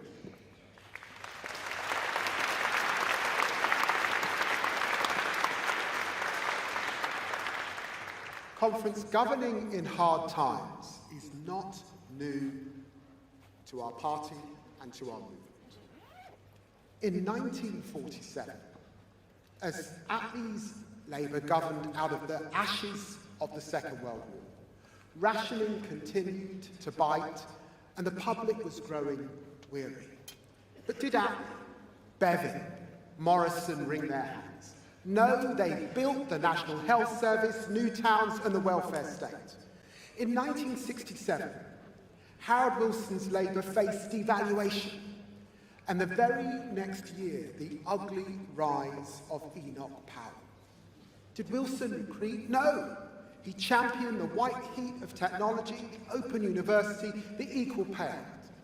And back in 2000, when I entered Parliament, Tony Blair's Labour at that point was facing fuel protests. And you might remember the Women's Institute booed Tony at a conference stream.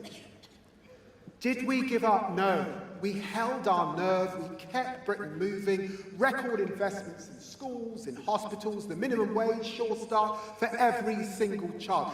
This is Labour's story. Not ducking hard choices, but facing them down. And today we are showing that leadership again. Don't let our opponents tell you the Labour government has not made a difference. Don't let them tell you there's no difference between us and the other side.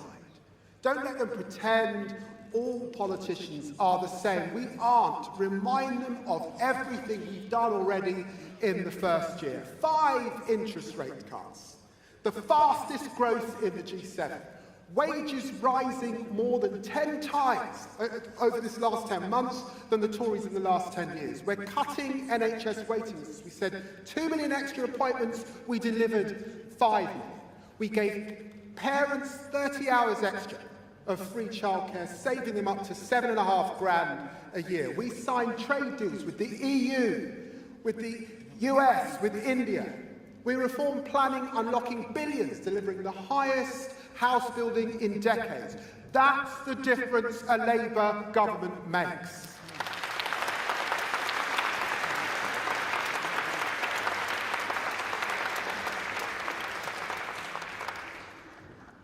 And conference, I know that you know, after my friend Khadija Say died on the 9th floor of Grenfell Tower along with 71 others, I was the first to call for an inquiry. You also know that after my parents' generation, the Windrush generation, who gave so much but took so little, were stripped of their rights, deported, detained, denied housing, healthcare, and work, I led the campaign for justice. So it was the honour of my life in my first weeks as Deputy Prime Minister and Justice Secretary to meet with the Hillsborough families and bring the Hillsborough law to Parliament.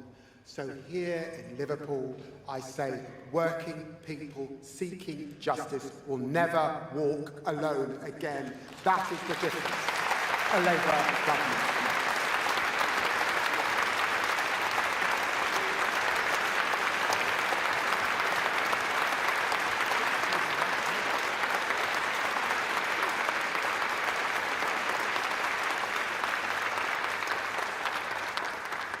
That is the difference a Labour government makes. That is the difference a Labour government makes.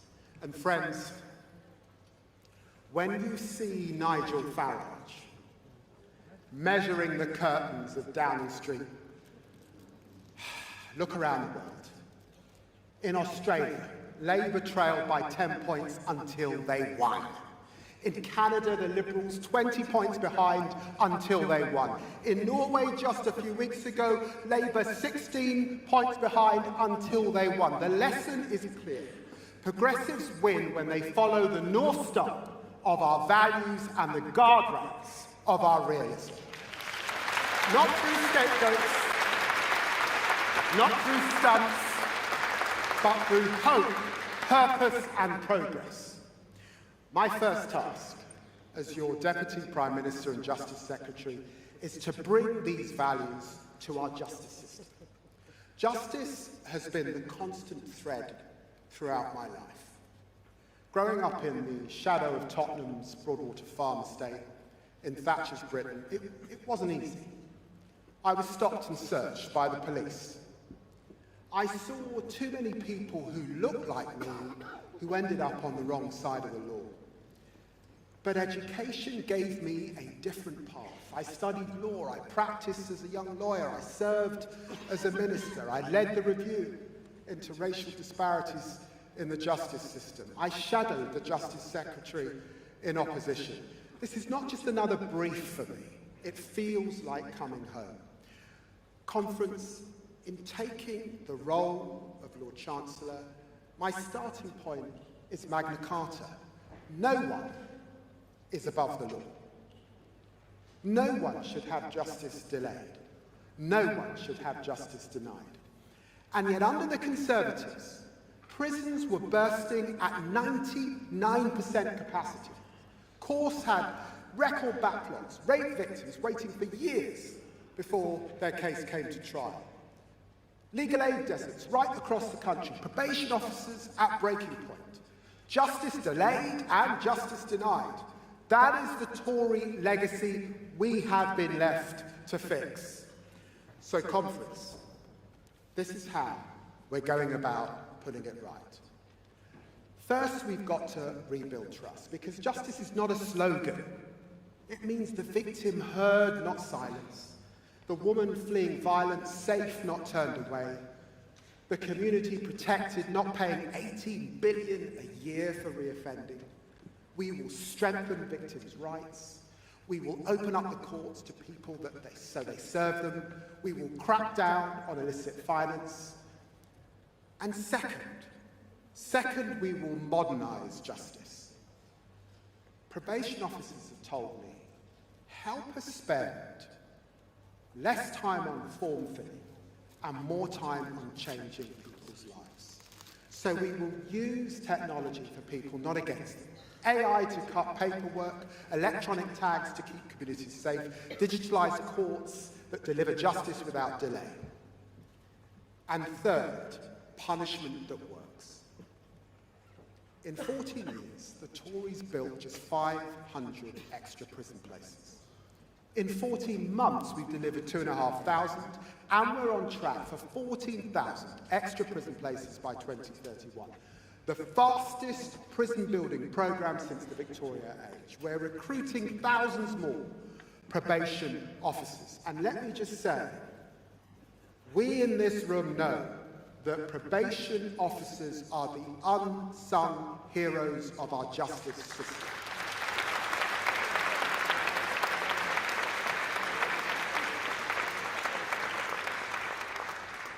We're reforming sentencing, so justice is not just about locking people up, but turning lives around. If you go to prison addicted, we will help you clean up. If you go into prison without skills, we will help you train up. And if you go into prison without a chance, we will give you an opportunity. Our Labour Party will never give up on the power of redemption, working hand in glove with the National Health Service, the DWP, with businesses and industry, with Alcoholics Anonymous and Narcotics Anonymous, because justice is not the work of one minister. It is the project of a nation united in its pursuit of fairness. While others divide, we will build coalitions that work.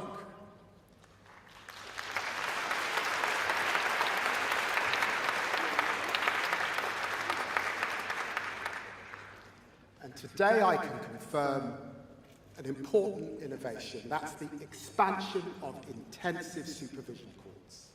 For too long, our criminal justice system has been stuck in a cycle. Short sentences that change nothing. The same people reoffending again and again and again. Intensive supervision courts are about breaking that cycle. They bring the full force of the courts together with local services, and they keep reoffenders coming back to face the judiciary as they turn their lives around. It's tougher, it's more demanding, but it's punishment that works. And here in Liverpool, I'm proud to announce that we will establish a new women's site. This city, once again, leading the way.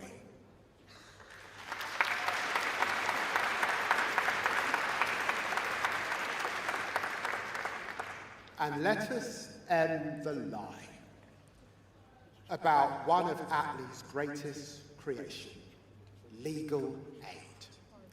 The myth of fat cat lawyers is destructive. Legal aid lawyers are not rich. Many are paid less than nurses, teachers, and the police who rely on them in court.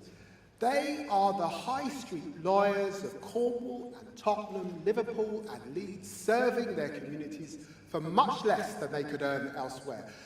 I'm so proud that Hillsborough law means never again will grieving families be left without a lawyer when the state lines up against them. Conference, this marks the biggest expansion of legal aid in a generation, backed by the biggest investment in a decade.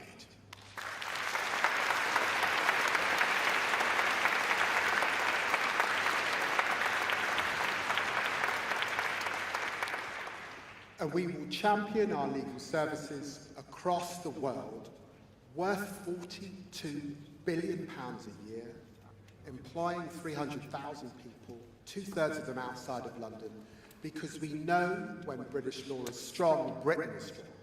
And that's why I'm proud to announce that we are launching the new English law panel, uniting the voices across the sector to promote English law worldwide as a gold standard that drives growth. Robert Jenrick, of course, doesn't get it. He sees himself next in line as Tory leader. He's so good at his job, he got Shabana a promotion. He attacks our judges and institutions. Frankly, much of what he said would make Winston Churchill shudder in his grave.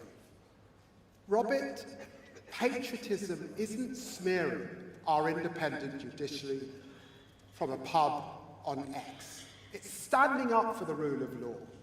Magna Carta, habeas corpus, the rule of law, they are Britain's gifts to the world. The other person who doesn't get it, of course, is Nigel Farage.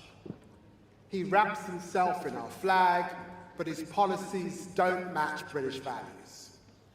We must call his scheme to round up and deport our French, our Indian, our Caribbean neighbours who already have indefinite leave to remain what it is. It is racist. I say not in our country, not in our name, not in our time.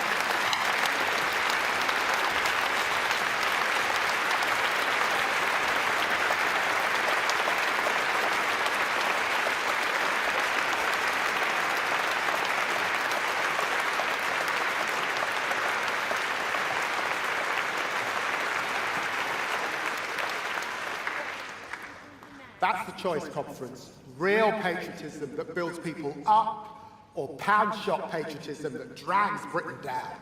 Reform choose grievance. The Tories choose anger. We choose progress. We choose hope. We choose justice, because fairness is Britain's highest value, because the rule of law is Britain's greatest gift to the world. Together we will deliver justice for all.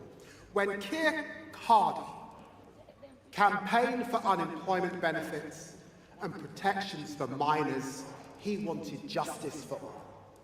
When Harold Wilson delivered the Race Relations Act in the 1960s, he wanted justice for all.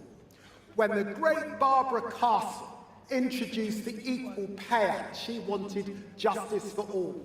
When Tony Blair created the Human Rights Act, what did he want? He wanted justice for all. When Gordon Brown created the minimum wage conference, what did he want? Justice for all. Angela Rayner brought the employment bill to Parliament this year. What did she want? Justice for all. And when Keir Starmer brought the Hillsborough Law to Parliament last week, what did he want? He wanted justice for all. Justice for all. That is what a Labour government will deliver the people of our country. Let's get to work. Thank you, conference.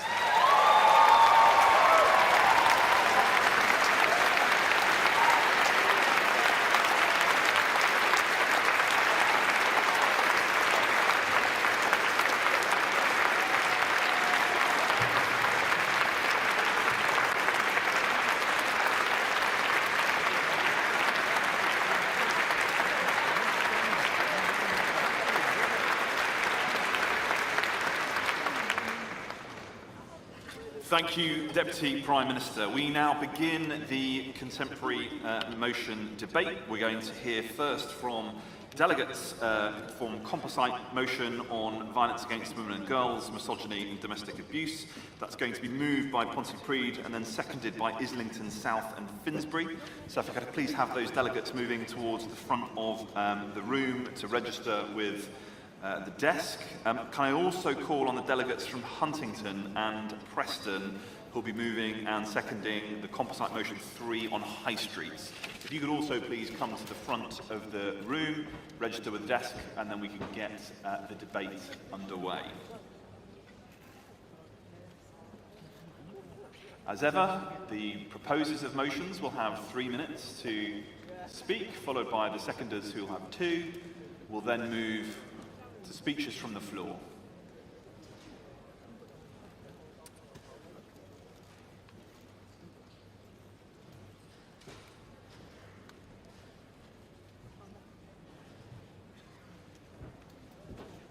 Welcome, delegate. You have 3 minutes. Thank you. Thank you, conference. Perfect. I'm shorter than I look. Or perhaps not. Thank you, conference. I'm proud to stand here representing Pontypridd CLP. Thank you.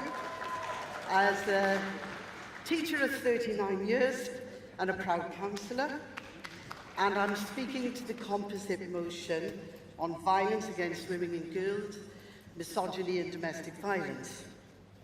May I also please recognise the many CLPs who contributed across the UK and the overwhelming conference ballot response.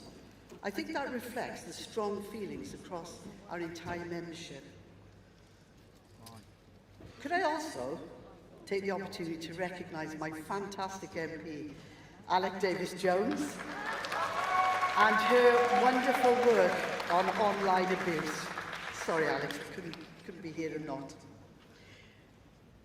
Ladies and gentlemen, data published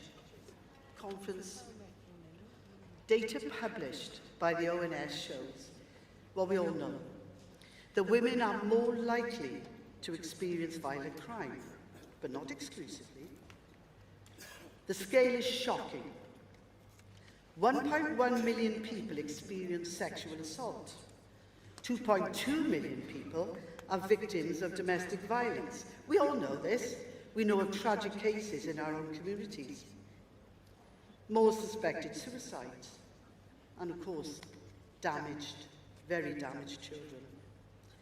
The toxic online abuse is now the daily life experience of many of our girls in school. Young adolescents are receiving unimaginable comments in class from fellow pupils, resulting in huge levels of anxiety. This is where it begins, be of no doubt. And our heroic workers in public services, our doctors, our nurses, our teachers, our police, all subject to abuse. And politicians threatened. But where online abuse reaches the real world, pervasive misogyny is a cancer in our society. We must ensure, that public bodies act and take responsibility in protecting women and girls, that they act proactively in preventing any escalation, that they adopt good practice, and that they act to embed this in all our institutions. We're at a crossroads in our society. We must be robust and unfaltering in our rejection from its seeds online into our schools and indeed into our public discourse. Let's do one thing. Let's keep the face of that one small girl as she starts school and the thousands that I saw over my career.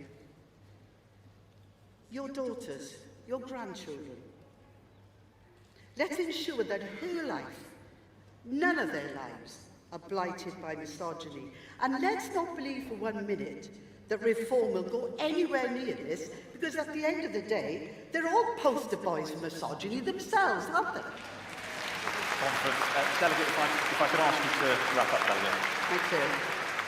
As the Labour Party and the Labour government, we have a power to protect women and girls and to eliminate the curse of domestic violence in our communities. Conference, I commend this motion to you and I urge you to support it. Thank you so much.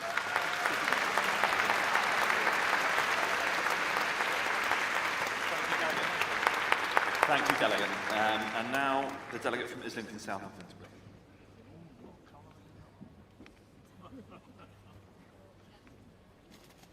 Thank you, Delegate. You've got 2 minutes. Thank you. My name is Maya Hamilton, and I'm from Islington South and Finsbury. I'm a first-time delegate and first-time speaking, so thank you.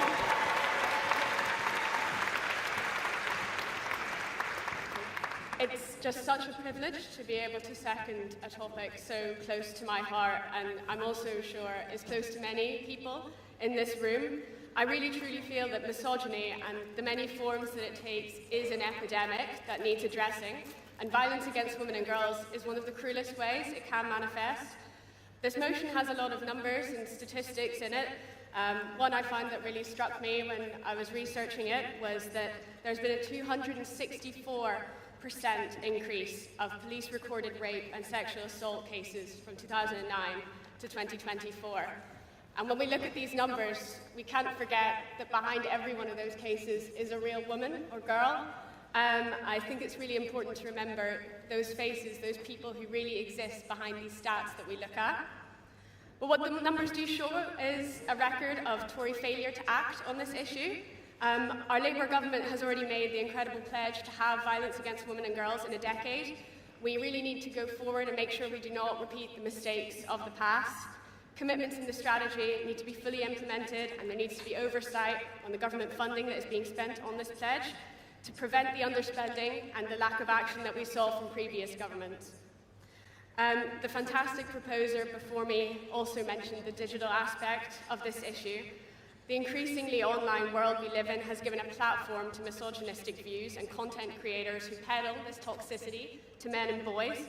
I'm sure many of us will have seen firsthand the vile abuse, for example, that many female politicians receive online from cowards hiding behind a screen.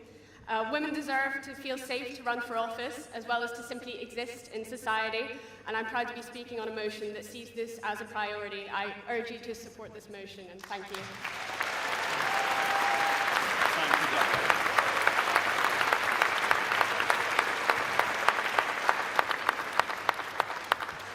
So we now move to introduce the High Streets motion. We should have answers.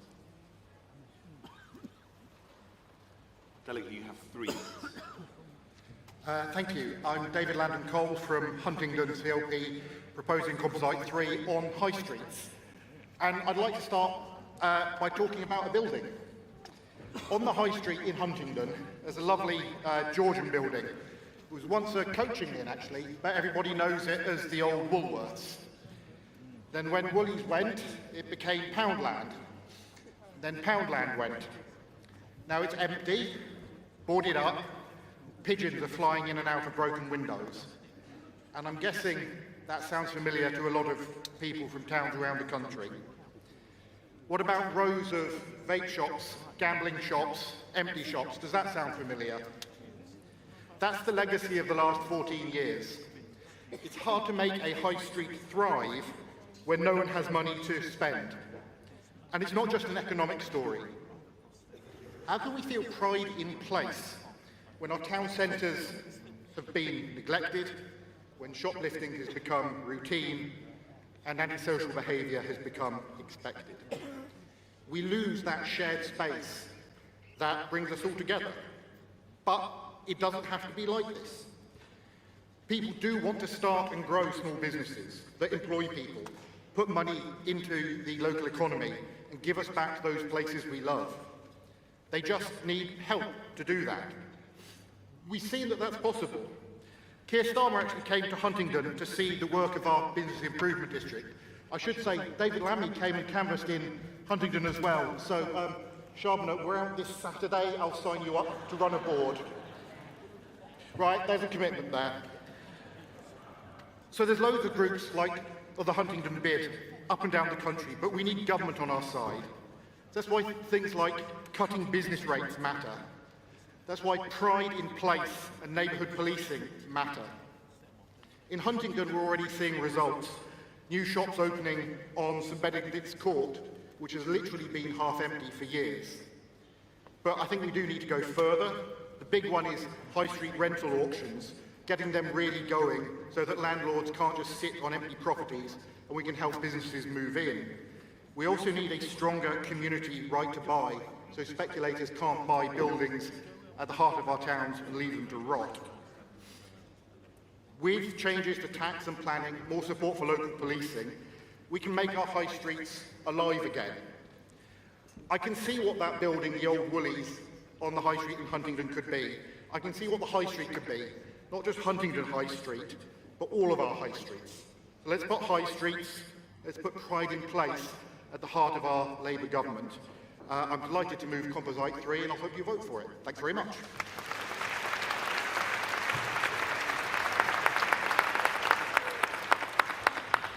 Thank you, Delegate. We should now have a delegate from Preston to second the motion.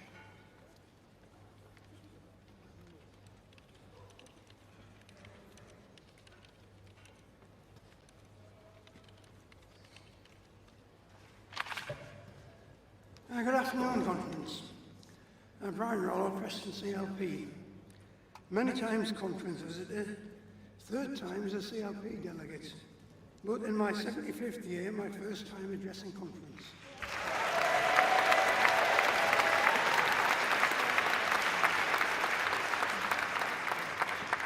Conference, our high streets have changed. Shopping habits have moved on, and they aren't coming back. Woolworths, Debenhams, British Home Stores, big anchor stores that have gone, lots and lots of little smaller stores. Barbers have moved in, filling empty shops, because you can't get your hair cut on the internet.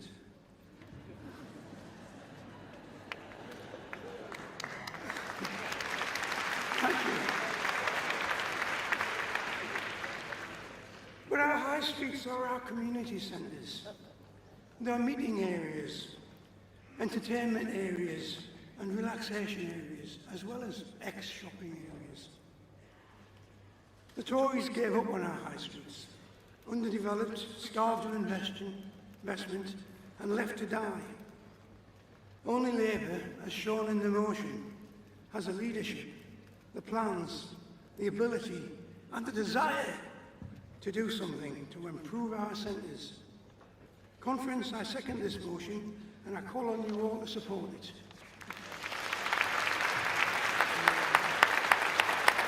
Thank you, Delegate. Right, we shall take a round of speeches from the floor. I see that delegate there. Yep, thank you very much. Please do come to the front.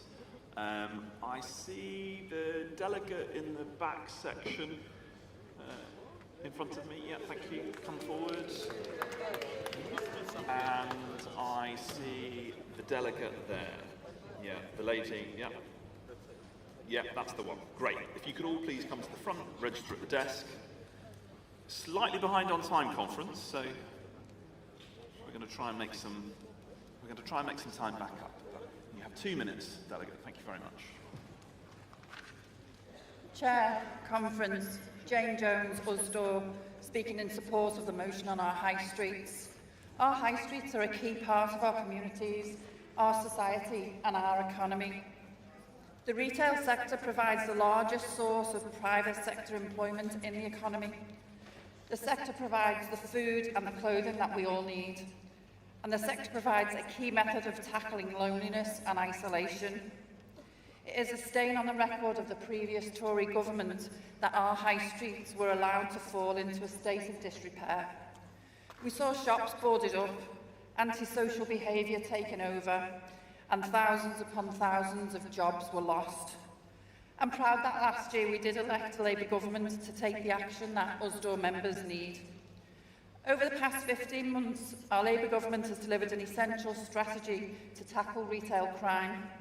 They have undertaken a comprehensive review of business rates to ensure fair taxation of the sector. And through the Employment Rights Bill, they have started the process of delivering the New Deal that workers in retail sector so desperately need. Conference, these are the things that a Labour government, through links with the trade union movement, can and will deliver. Usdaw welcomes the motion that recognises the work of the Labour government. We call on the government to keep our high streets high on its agenda, to support retail workers and the communities that we all serve. Please support.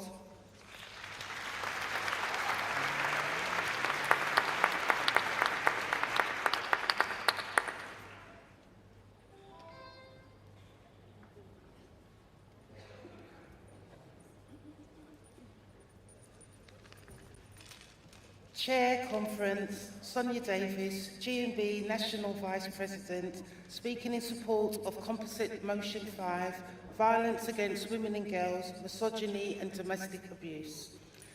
Thank you to the Labour Government for what they have provided for women going through all of the above. We do need to broaden our understanding and recognise that domestic abuse is not just an issue in society, but also in our workplaces. G&B reps often play a huge role in supporting individual members experiencing domestic abuse in their workplace. People experiencing domestic abuse are often subject to disciplinary action or job losses, often through no fault of their own. However, some workers never come forward for fear of not being believed or supported because they are frightened of repercussions. We need to empower women to make their voices heard so that we can drown out the rising misogyny thanks to the rubbish spouted out by the far right. And we can hold employers to account so that they don't brush it under the carpet and make women feel frightened to speak out. G&B activists are doing just this by campaigning for our domestic abuse workplace charter. This charter calls on employers to make protection and support for workers experiencing domestic abuse more visible, more accessible, and from day one in their job. The charter also calls on employers to ensure workers will not be disadvantaged for speaking out, workers be supported with access to services and information, employers train staff to be able to appropriately and confidently support staff. Conference, let's support this very important motion. Sisters, we stand with you. Thank you.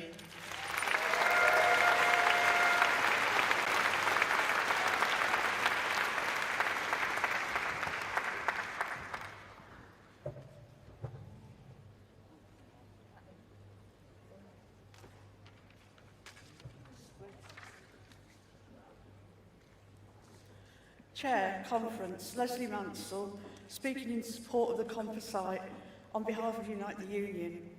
Over 20 years ago, I worked at a local council partnership with police, women's aid and other organisations. The major shift then was in the culture within the police service on how domestic violence is addressed. Since then, we've gathered data, shaped laws, policies and trained staff. But progress has been exacerbated by the Tory cuts and austerity. And shockingly, figures are still rising. I work in the NHS, where 1 in 7 staff face physical violence from patients, relatives or the public. 4 in 10 report harassment, bullying or abuse, and nearly 1 in 10 report sexual harassment at work. A recent Unite survey of all our female members found a quarter had been sexually assaulted, 8% subjected to sexual coercion at work. But we all have a role to play, and we need to change the culture again. We must acknowledge this behaviour is rooted in harmful masculine norms, men's attitudes and behaviours that cause fear and violence. We need education for men and boys on respect and dignity, embedding that in our school curriculum and in workplaces, and tackle violent misogyny online and on our streets. Bring back union initiatives to protect women and girls against violence and abuse. As Yvette said this morning, we need more action, as internationally, the picture's no different. Unite members and international aid charities report aid funding cuts are devastating women's services worldwide, with many vital services closing down. Conference, let's give violence against women and girls a national visibility. Let's have dedicated awareness around this, embedding issues in the school curriculum, ensure every council and community treats prevention not as optional, but as urgent. I support. Delegate, we are now going to go to one, I think, final round. I'm going to go back over to the side. I think I see the delegate. Glasses, white top. Sorry, I can't see there's a black top. Yeah, sorry. Yes. Sorry. papers in the way. I see the delegate, same section, blue dress. Yeah. Yeah.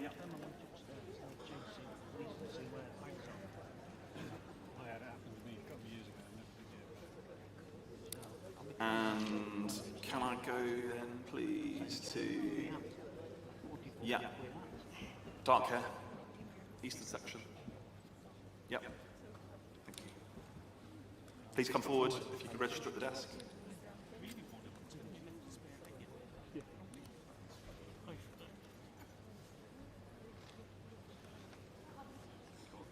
Conference Chair, Joanne Moorcroft on behalf of Unison, speaking in support of Composite Motion 5.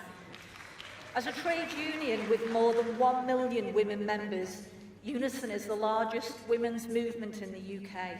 We are well placed to use our power to educate, empower and eradicate abuses of power. Conference, the statistics we face are stark. Millions of women experience domestic abuse, stalking, harassment and sexual assault every year. Behind every number is a woman's life. Forever changed, too often a life lost. And this violence does not stop at the home. Our members in schools, councils, social care and our blue light services see daily the devastation it causes in communities.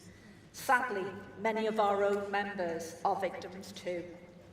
That is why Unison welcomes the steps this Labour government has already taken.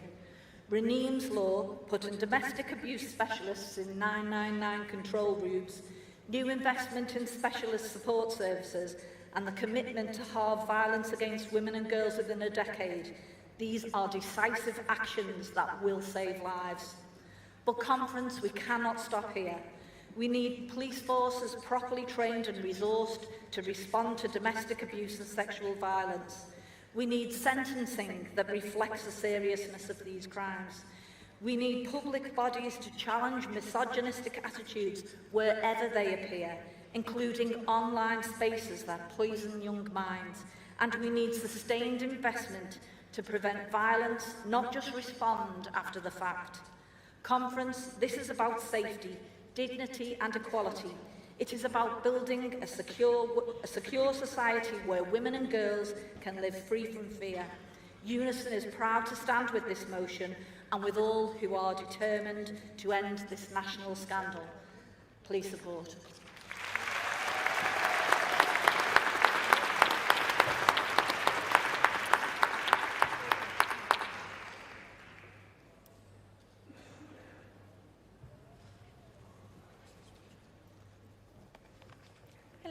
I'm Megan Murphy from Aldringham and Sale West CLP in Greater Manchester. It's my first time here at Conference, my first time as a delegate and my first time speaking. Thank you. I wanted to speak on the Violence Against Women and Girls motion today because it is something that affects us all, either directly or indirectly. I am 23 years old and far too many of my friends have been assaulted or been made victims of sexual violence in some way. Every time I hear that it has happened to another friend, it feels like a dagger to my heart. Not another one, I think to myself. Not another friend that is part of the statistics. On nights out, in the workplace, on public transport, at home with a partner they thought they could trust. It doesn't have to be this way. Violence against women and girls affects us all. In the plans we make for a night out, in the relationships we form, the route we take home, the people we feel able to trust, and the vigilance we must always display. Vogue is so endemic that as women, we have been forced to develop a secret language of communication when it comes to our safety. It is a language that we are never taught, but somehow all learn, a club that no one wants to join, but one that is forged through shared experience, a need to protect others, and the knowledge of what can happen if we don't. It doesn't have to be this way. Halving Vogue in a decade is an ambitious but necessary target. We don't have a blueprint for what we're aiming for, because there has never been a time when Vogue wasn't an issue. A future without Vogue is an unknown entity. But we must start somewhere. Every life lost is a tragedy, every life changed is unacceptable, and every woman living in fear is one too many. It is only through working together and fixing the institutions the previous government tore down and reduced to shreds that we can achieve our goals. Education, health services, police, the courts, social services, all of them and more are required to ensure that women can live without fear.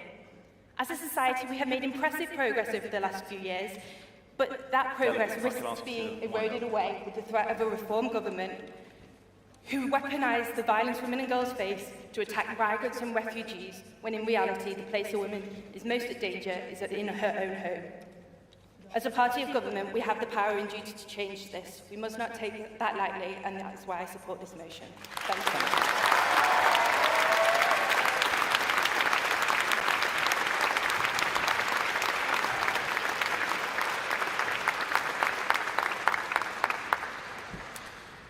Thank you, Delegate.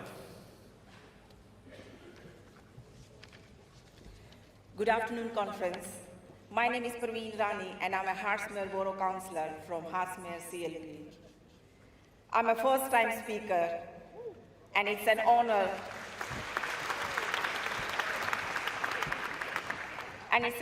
to stand here today to speak about something that is at the very core of our Labour values: ending violence against women and girls, and tackling misogyny and domestic abuse. The reality is stark. Every week in the UK, on average, 2 women are killed by a partner or ex-partner. Behind those numbers are lives cut short, families broken, and children left without mothers. Conference, this Labour government is already acting.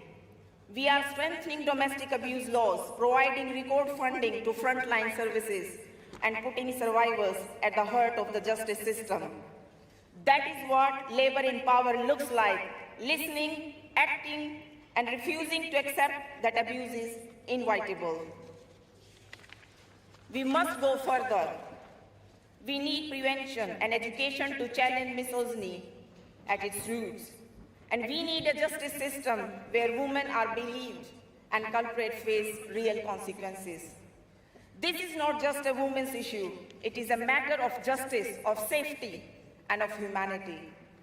And when one group is denied safety and dignity, none of us are truly free.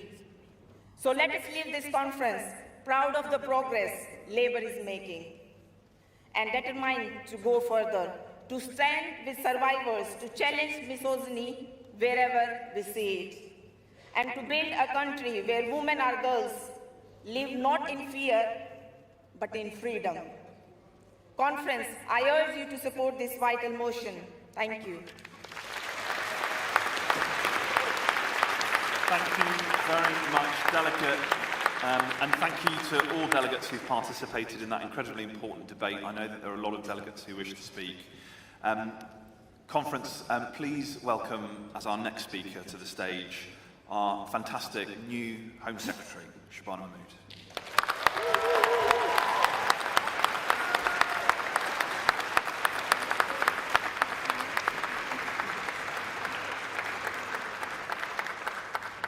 Thank you, Conference.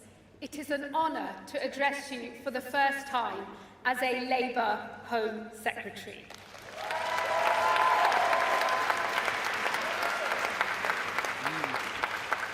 If I am honest, it is an honour I never expected, and it is one that would have been unthinkable to my parents when they first arrived here in the 1970s. But if this is a story of progress, it is a contested one. And I was reminded of that fact just days into this job.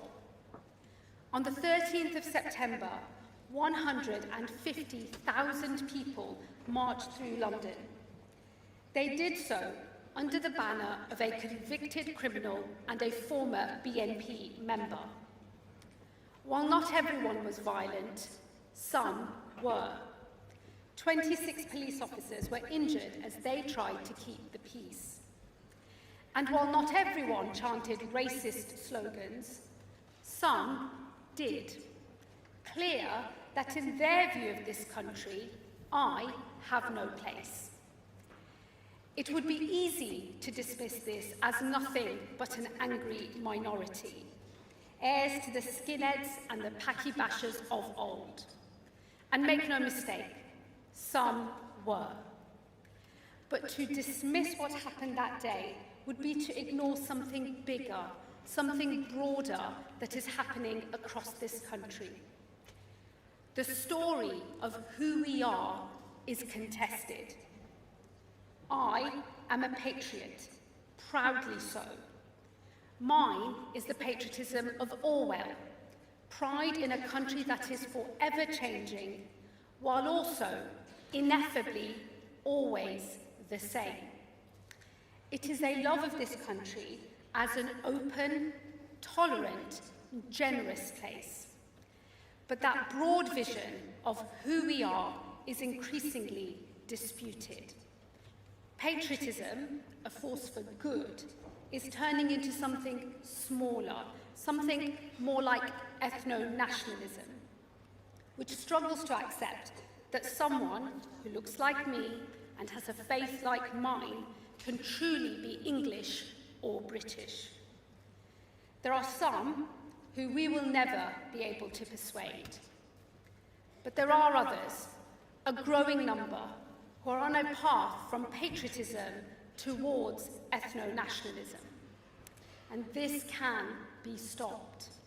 But to do so, we have to understand why so many people feel this country is not working for them.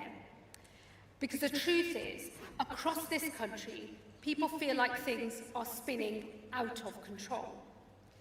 And without control, we simply do not have the conditions in which our country can be open, tolerant, and generous. When people see small boats arriving on our shores, they see a country that has lost control. When they hear of widespread illegal working, undercutting British workers, they feel the system is rigged. And when they see crime unchecked on unsafe streets, they feel fearful. This was the inheritance that the Conservatives left behind for us. And their current irrelevance is the price that they have paid. So it now falls to us to rise to this challenge. If we do not, our vision of an open, tolerant, and generous country will wither. And where we fail, others will succeed. Working class communities will turn away from us, the party that for over 100 years has been their party, and seek solace in the false promises of Farage. They will turn towards something smaller, something narrower, something less welcoming, and the division within this country will grow. So the challenge we now face is this: not just to win the next election, but to keep the country together and to fight for our belief in a greater Britain, not a littler England.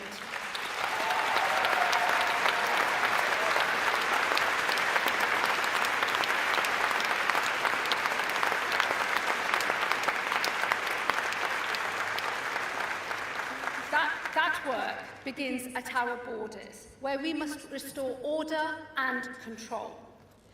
We will always remain a country that gives refuge to those who are fleeing peril. But we can only be open to the world if we are able to determine who comes in and who must leave. And it is clear there is more work to be done.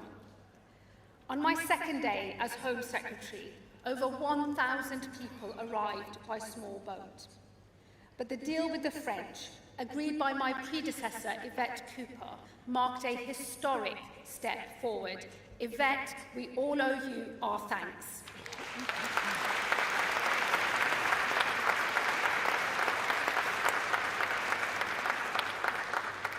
The first returns, small in number though growing, send a message. To those profiting from the trade in human beings, we will break your business model and we will ensure that your crimes do not pay. And to those considering a perilous small boat journey, the risk is not worth it. and your only route into this country should be a safe and legal one. The British public will accept those fleeing peril, but they will not do so if there is chaos at our border.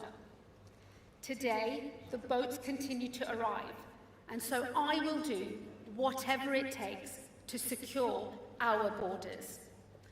Cracking down on the criminal gangs behind the trade, discouraging those who are considering a small boat crossing, sending those home who have no right to be here, and ending the use of hotels, that totem of the Tory legacy that has done so much to divide our communities.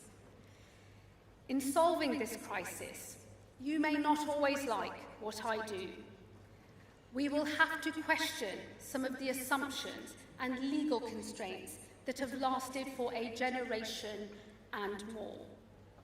But unless we have control of our borders, and until we can decide who comes in and who must leave, we will never be the open, tolerant, and generous country that I know we all believe in.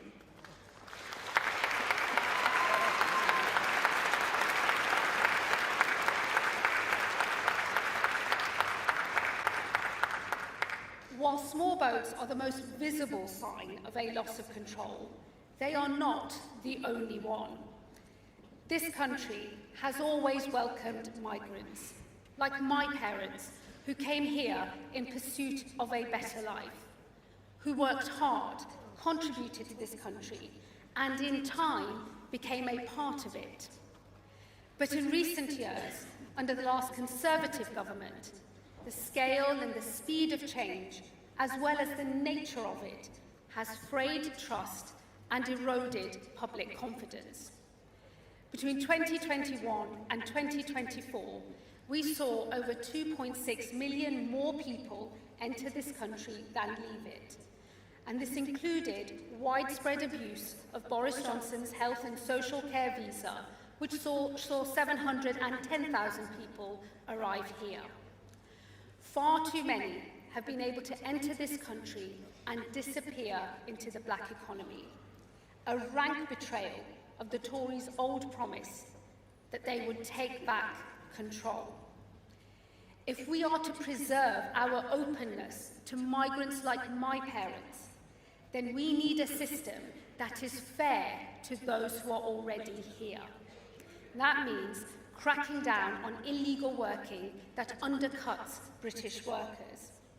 It means ensuring hiring practices are fair, forcing companies to fund training for homegrown workers if they are hiring from abroad.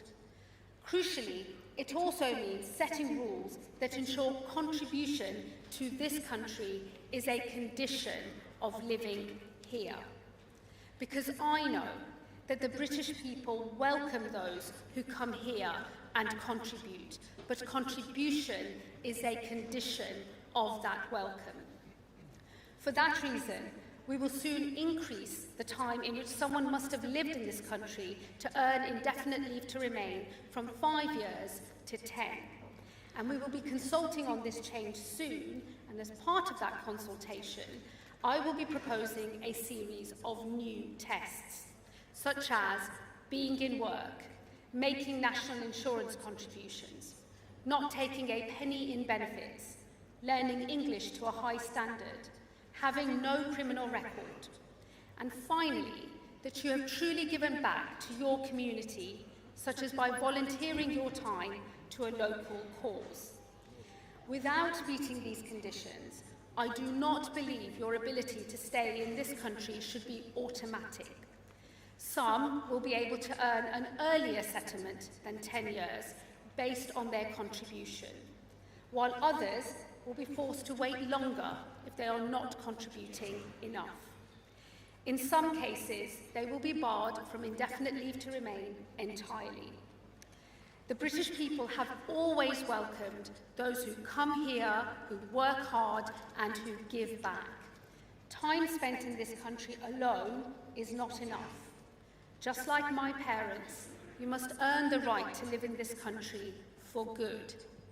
If you do, I know this country will welcome you. Order at our borders, a fair migration system.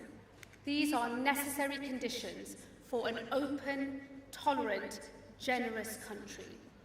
But they are not the only ones. Where a nation is fearful, it turns inwards. When we feel safe, we can look outwards. So safer streets make for stronger communities. And that's why we must focus policing on the issues that matter, like knife crime, which tears so many lives apart, and the scourge of violence against women and girls. In some areas, we are making real progress. The levels of violent crime in this country are a fraction of what they once were. But I know it does not feel like things are getting better in many communities across our country, where crimes like shoplifting and antisocial behaviour, which tear at the fabric of a local community, seem to be committed without consequence. So it is right that we focus on neighbourhood policing, with 3,000 more neighbourhood officers by 2026. We must reform policing to ensure that forces are able to focus their efforts on the crimes the public care about the most. And to rebuild confidence in our forces, we must prove the impact that good policing can have on a local area. This year, forces across the country led a summer of action, tackling street-level crime in 600 locations. This saw more visible police patrols, more undercover operations, more fines, more protective orders, and more arrests. On the back of that success, this year, we will launch a new winter of action. Forces across the country, in partnership with local businesses, will target shoplifters and antisocial behaviour during the busiest weeks for all retailers. Once again, we will reach hundreds of locations and tackle the offending that wreaks havoc on our high streets. I am a rare Home Secretary, perhaps the only one whose first job was behind the till in my parents' corner shop. I know there is nothing low-level about shoplifting.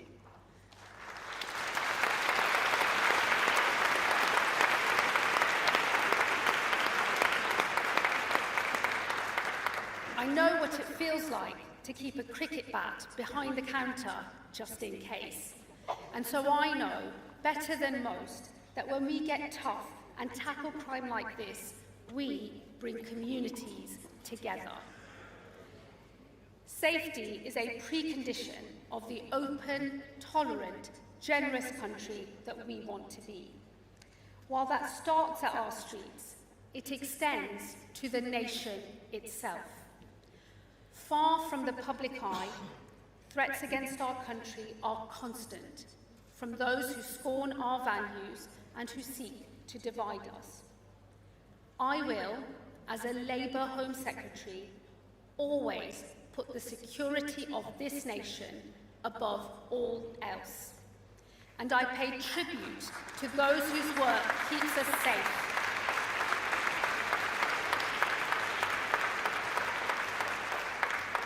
I pay tribute to those whose work keeps us safe, but whose successes are often hidden from public view.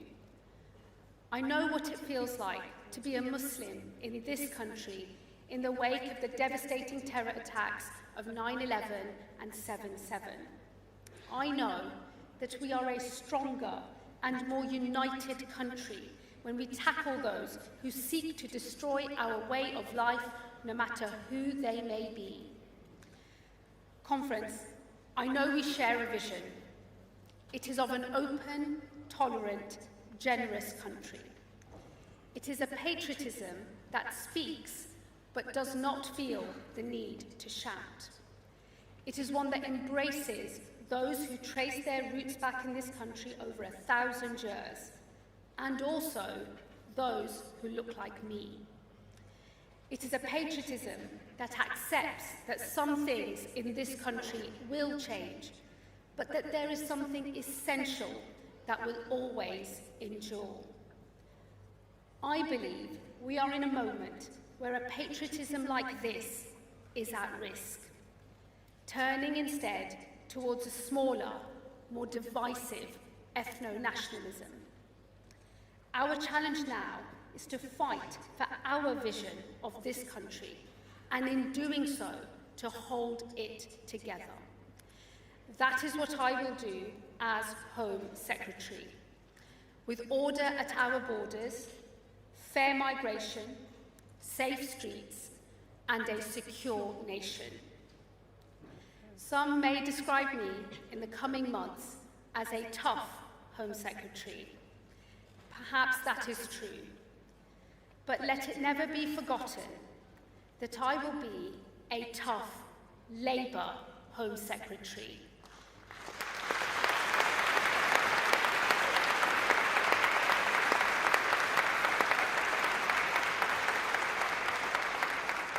Fighting alongside you all for a vision of this country that is distinctly our own. Thank you, Conference.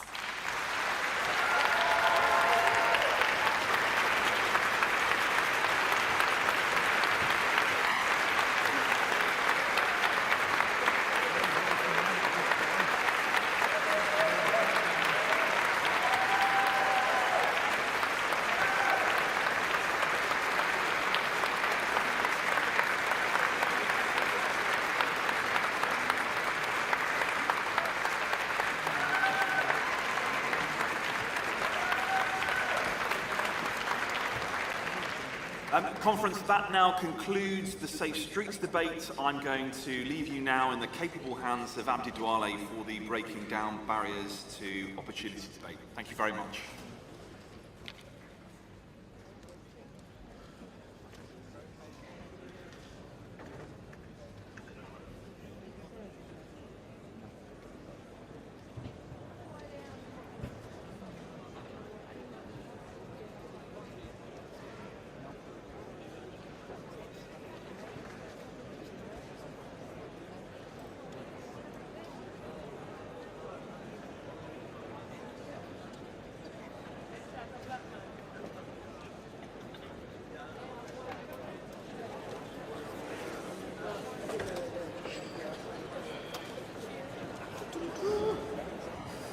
Good afternoon, Conference. Seems there's another walkout as I start to chair.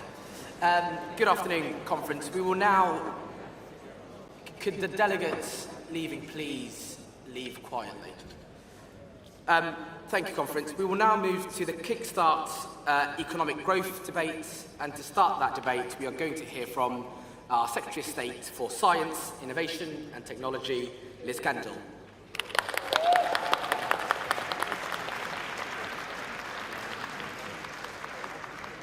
Conference, I'm here to talk about a great British success story.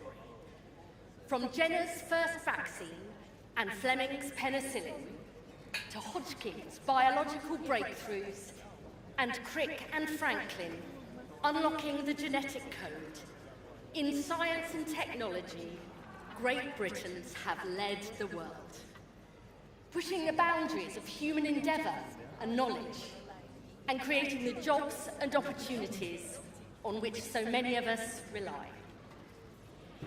History shows us that when we have the confidence to rise to the challenge of renewing our country, nothing is beyond our grasp. And this Labour government, like those that have gone before, will seize the opportunities of science, technology and innovation to shape a future that works for all.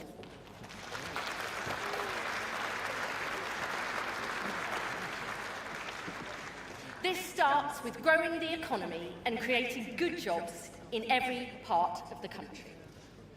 Today, our science and tech sectors support 2.5 million jobs and contribute over £160 billion to our economy. But the potential for future growth and job creation is even greater still. That is why we are investing a record £86 billion in research and development, backing our brilliant universities and companies in life sciences, quantum, space and AI, so they continue to lead the world.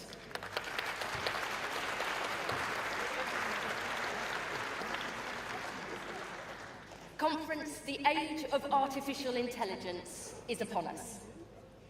AI is helping discover new drugs and therapies, improving diagnosis as well as treatment, and in future will help us prevent and even cure diseases.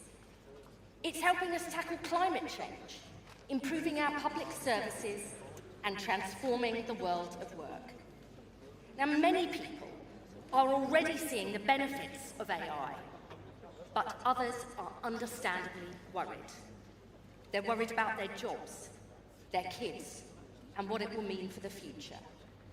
So our message is simple. This Labour government will harness the power of AI and make it work for all, ensuring no one is left behind as we win the race for the future.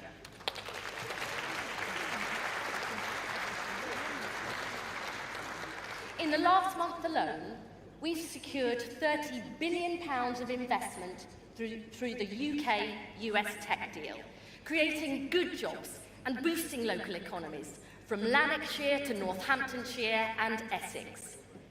Our new AI growth zones, like the one I launched in the North East with our fantastic Mayor, Kim McGuinness, will not only build new data centres, but new economies too, bringing together businesses, universities, scientists and entrepreneurs, regenerating former industrial sites and creating more than 5,000 good quality jobs. So the region that led the Industrial Revolution will now lead the technological revolution.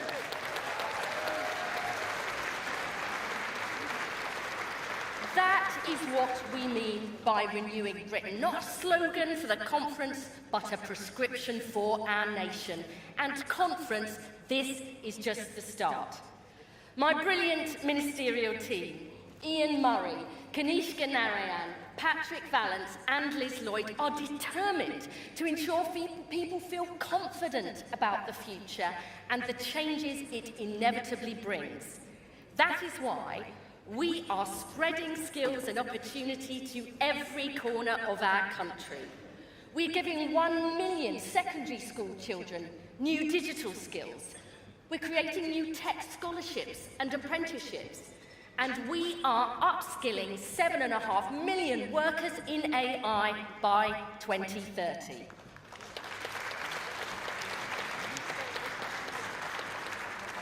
And because we know a more inclusive economy is better for people and better for growth, we will tear down the barriers to success, so more women, more people of colour and more working class people can bring their talent and ambition to this exciting sector.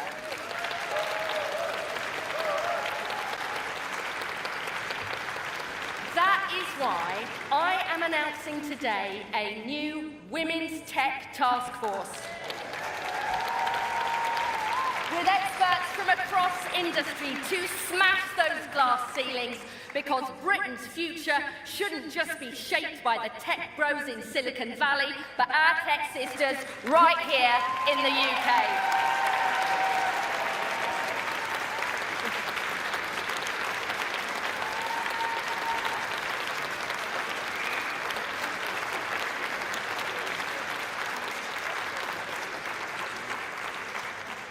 Labour is creating good jobs across the country, and we are transforming our public services too, seizing the power of technology to bring government and our public services into the digital age. That includes our plans for a new digital ID. Countless other countries are already using digital ID to make people's lives easier, more convenient and more secure.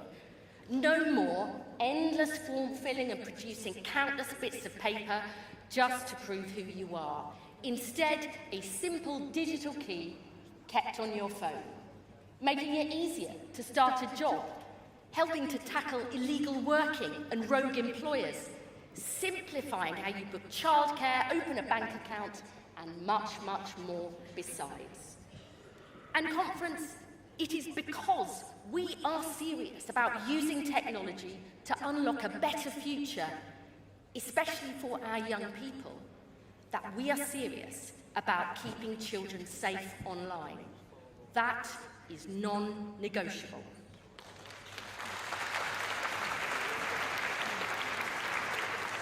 It's why my first act as Secretary of State was to force social media companies to find and remove content that promotes suicide and self-harm.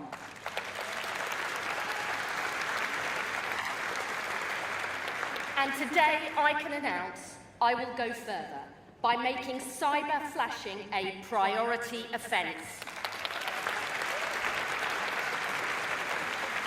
So platforms will be required by law to find and remove this material, because what is illegal offline must be illegal online.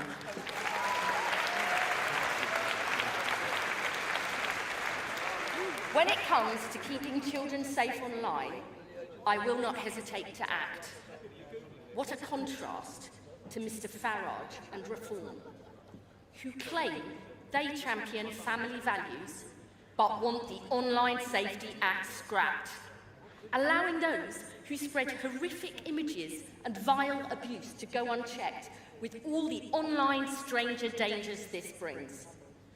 So when it comes to British families and British values, be in no doubt, it is Labour who's on your side.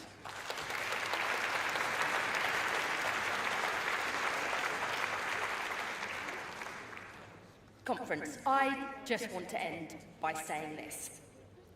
There is lots of talk about the problems in our country, all the challenges we face, and how hard it is to deliver change. But you know, I am optimistic about the future. I've always been a glass half full kind of woman, because I know our country has never lacked talent, ambition, or ideas. Our great British scientists, innovators, creatives, and entrepreneurs have proved this time and again.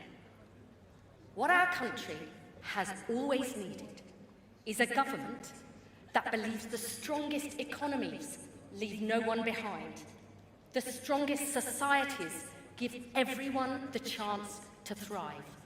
A government that chooses to tear down the barriers to success and make the future work for all. That is Labour's mission. It is our DNA. To renew our country, built on fairness, and deliver a better future for all. Thank you.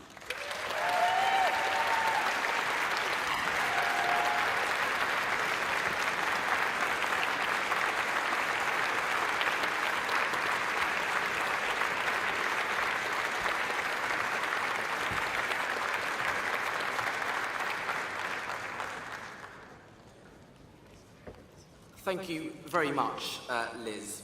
Delegates, please join me in welcoming our next speaker, our Secretary of State for Culture, Media and Sports, Lisa Nandy.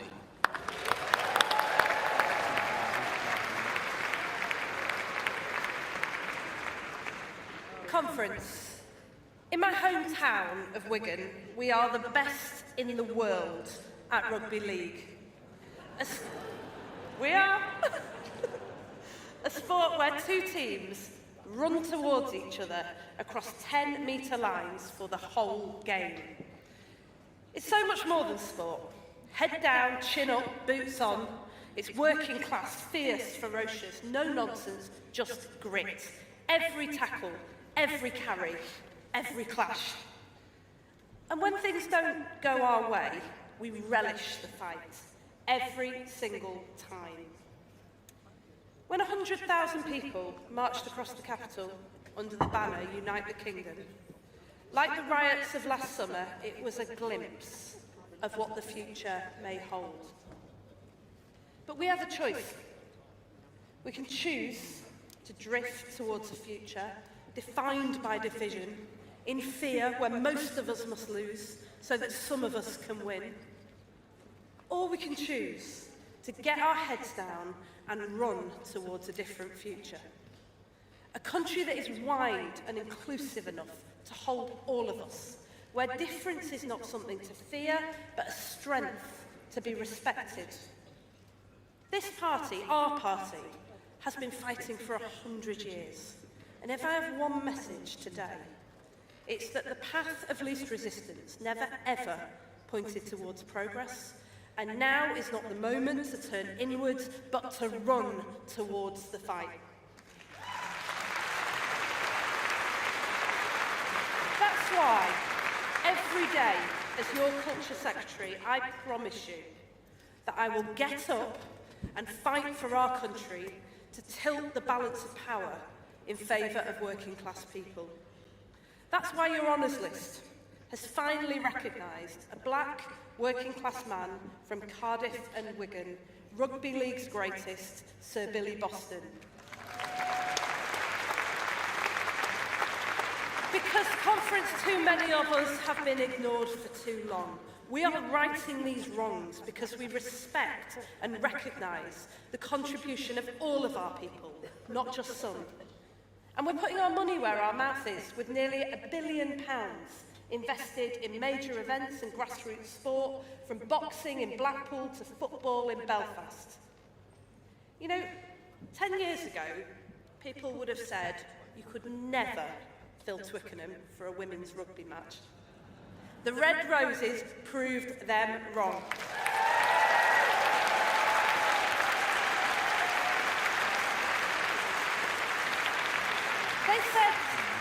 They said no one cared about women's football. The Lionesses proved them wrong. And these incredible women, they aren't just winning tournaments, they're changing the story of our country.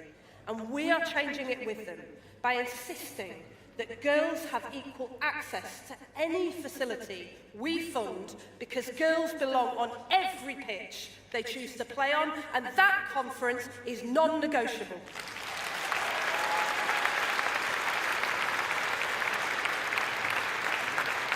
It's time for us to write a new national story that recognises and includes us all. The story of our culture is as much Northern soul and brass bands as it is Royal Opera and ballet. And our government sees it, we value it, and we respect it. I'm proud that the last Labour government launched City of Culture, celebrating the enormous contribution that cities from Bradford to Birmingham have made to our cultural life. But every town across Britain has its own story to tell of the working class men and women that have shaped our country and shape it still. And that's why today we're launching a brand new competition to recognise the UK Town of Culture, to celebrate the creativity, history and identity that has made us such a vibrant, diverse and incredible country.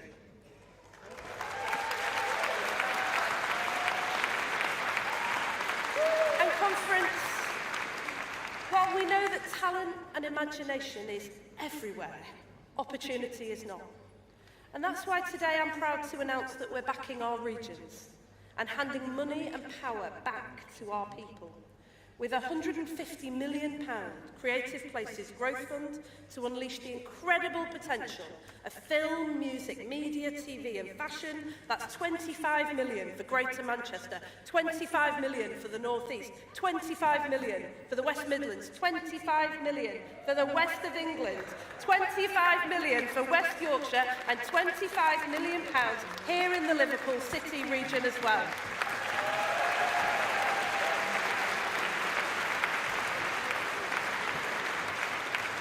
Because you only need to look at our fantastic mayors like Steve Rotherham, who here in Liverpool City region is building on the incredible strengths of a city where 4 working class lads went on to become the most famous band in the world. That's why we say no more distant decisions handed down from desks in Whitehall, because real change doesn't come from the top down, it comes from the ground up. And finally, conference. Through the first National Youth Strategy in decades, we are putting young people back in the driving seat. The Tories turned their backs on our young people.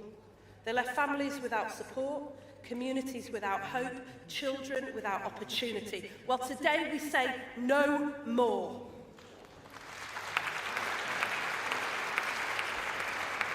Our message today is that Labour is back in government and we are rebuilding what they broke, not just in bricks and mortar, but in belief.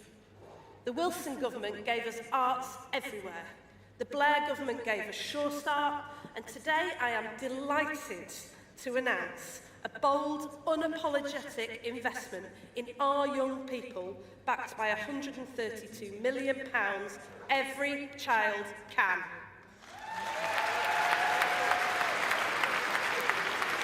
We are reversing years of decline by funding youth centres, grassroots sports, arts and music programmes in communities that need them most, because we believe that every child can.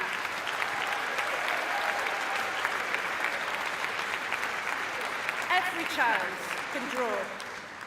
Every child can dance. Every child can dream. That is the difference a Labour government makes.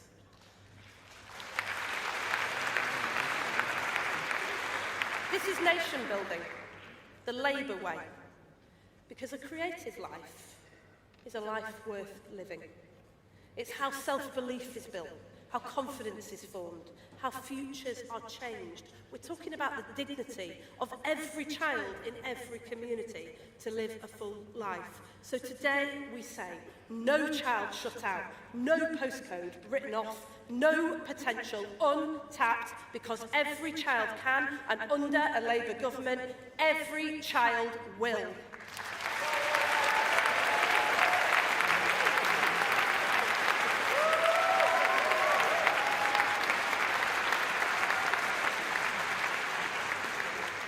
Conference, we may be in government, but we will never be the establishment, and we will never accept the status quo.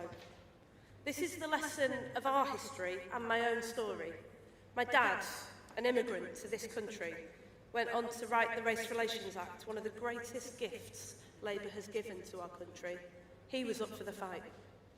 The men and women who boycotted the buses in Bristol in solidarity with black workers, they changed our country and they changed my life because they were up for the fight. And the Hillsborough campaigners, whose fight for justice has spanned nearly 3 decades and who were proud to honour with the Hillsborough law the lives of people whose names they will never know and who they will never meet, will be changed forever because they chose to fight. So now, every one of us faces that choice. Are we up for the fight of our lives? From the NHS, the welfare state, the minimum wage, to the world's first Climate Change Act, it was never easy. It was always hard. But we changed the course of our country and now we fight again, so that every child can play their part in a broad, inclusive, self-confident country. We are the 4th ever Labour government in history, and we will go out with courage and conviction and fight for the country we believe in, and make no mistake, we will win.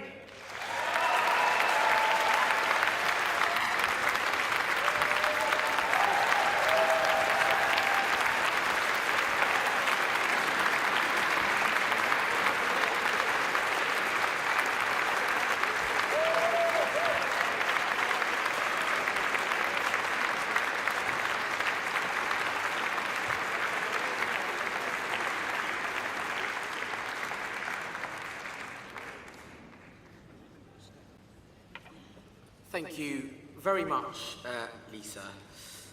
We now move on to the composite motion on AI and our rights, moved by CW and seconded by Usdaw. Can those delegates please come to the front and register with the desk? Can I also call on delegates from Unite and CW who will be moving and seconding the composite motion 14 on public spending to also come to the front? And finally, composite motion 9, public sector workers, which will be moved by Unite and FBU.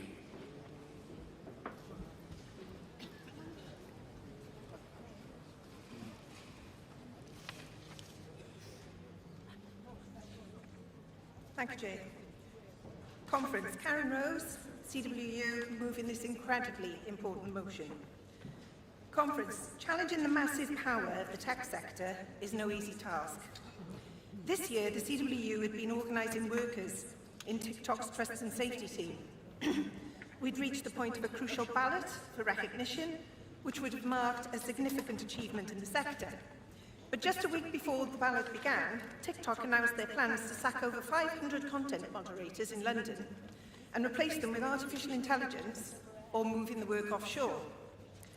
This was a deliberate move by TikTok senior leadership to thwart our organising and to union bust.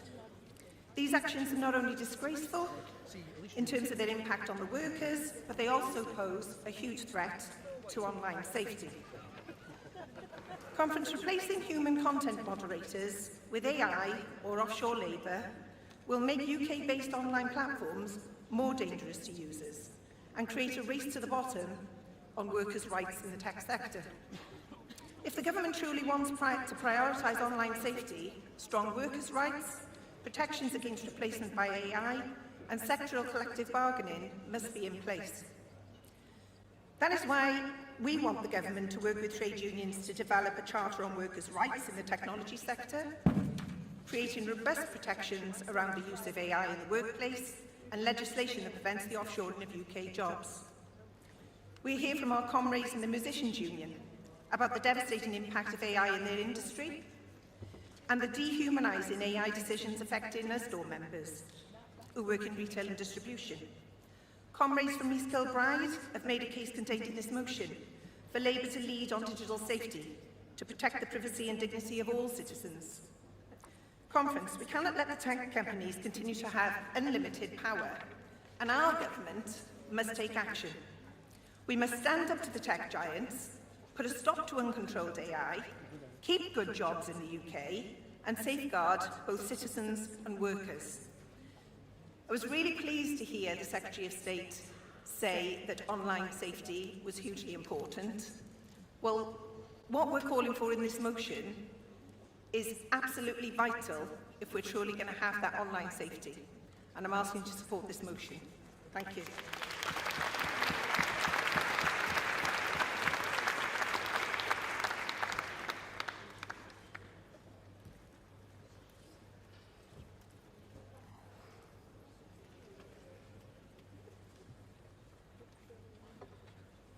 Chair, Conference, Rab Donnelly Oslo, seconded in composite on AI and our rights. Conference, this motion sets out some genuine concerns about the risks of AI. But let me be clear, we are not saying that AI is a bad thing. Used properly, it can make work safer, more interesting and more rewarding. But let me also be clear about this. If AI is left to hurtle forwards, unchecked, unchallenged and unregulated, it will be the workers who pay the price. And this is happening now, in warehouses where workers face intense surveillance. Every step counted, every pause noted, every tiny human error logged. In supermarkets where algorithms are scheduling shifts, affecting people's entire lives. In factories where AI is deciding how quickly people should work, even whether they should keep their job. And workers are already at a disadvantage after years of underinvestment in skills, a broken employment rights framework, and a lack of a voice at work. We can't leave these workers in the wilderness. We must protect them, and we don't need to look far, Conference.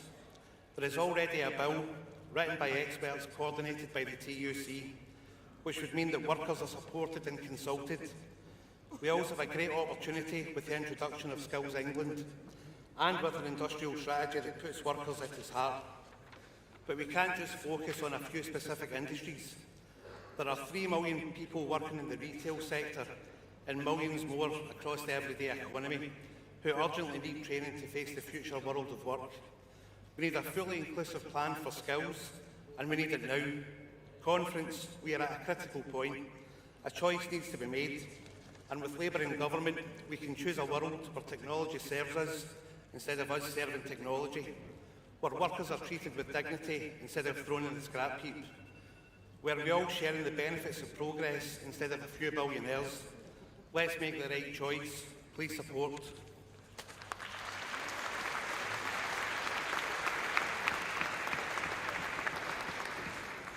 Thank you, Delegate.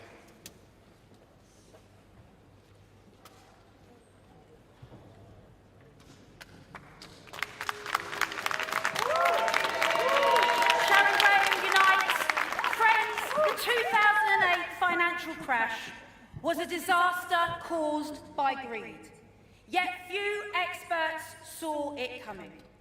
Just weeks before, the Bank of England clapped the city like seals, and without any serious questions being asked, let alone any criminal conviction being sought, the bankers were bailed out using taxpayers' money, and how the champagne must have flowed.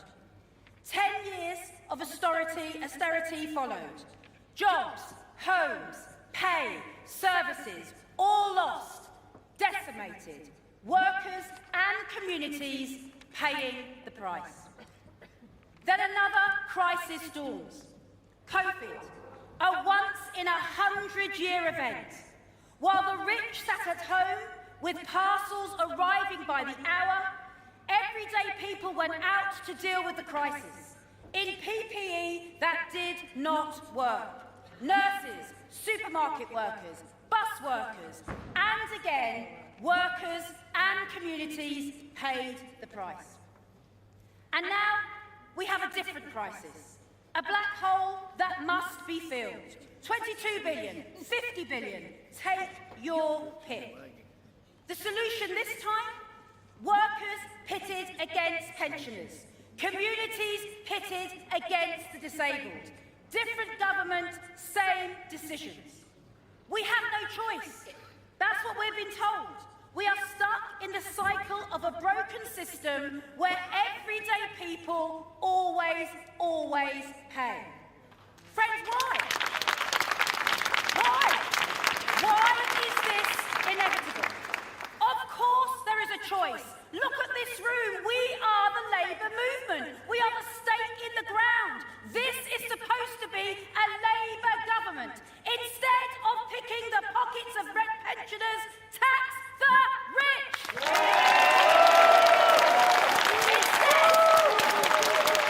Instead of letting energy prices spiral out of control, renationalise our energy. Friends, what is wrong with these choices? Friends, look, I don't understand, and people do not understand what is going on here. Bankers given back their bonuses. Food prices are up by 38% and rising, while Tesco has profits in 1 year of £3.1 billion. It is obscene. Friends, where is the off button? Delegate, that's Where time. is the change? It's time. Really? Yeah, it is. Okay. I'll get to the last bit then. Sorry. Friends, it can be done. It must be done. People are crying out for us to redefine our story, rediscover our hinterland. We get one shot. Let's put our arms around the working class. Okay, and that's time, Delegate. Solidarity. That is time, Delegate.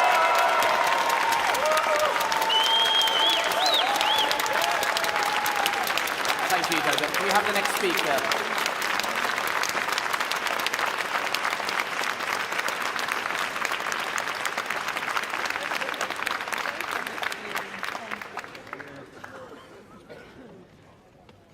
Yeah, Chair, Conference, Dave Ward, CW, to second Comp 40, which goes to the heart of how Labour can win back the support of working class people.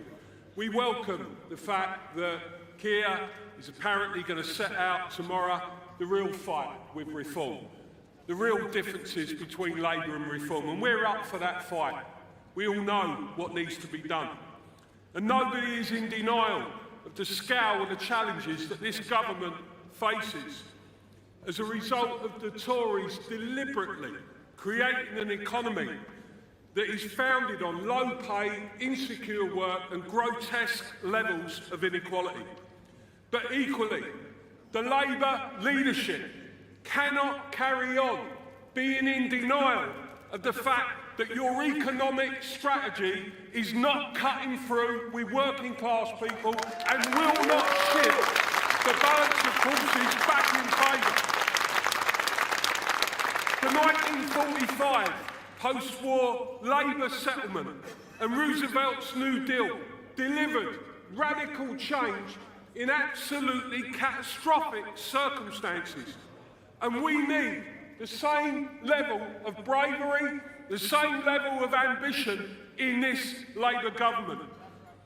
It's not brave to bend the knee to the corporate world when their wealth and power is still massively an imbalance in the world of work. ER Bill is a good first step. We need to go further.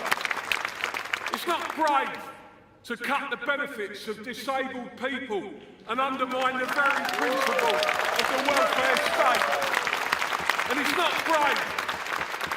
brave to keep facing away from the reality that we have to come forward with a proper plan that taxes wealth in this country. Time, Delegate. Conference, the country needs radical change. We will get support from the people of this country for radical change. We need a Labour government that's brave enough to now deliver it. Support the motion.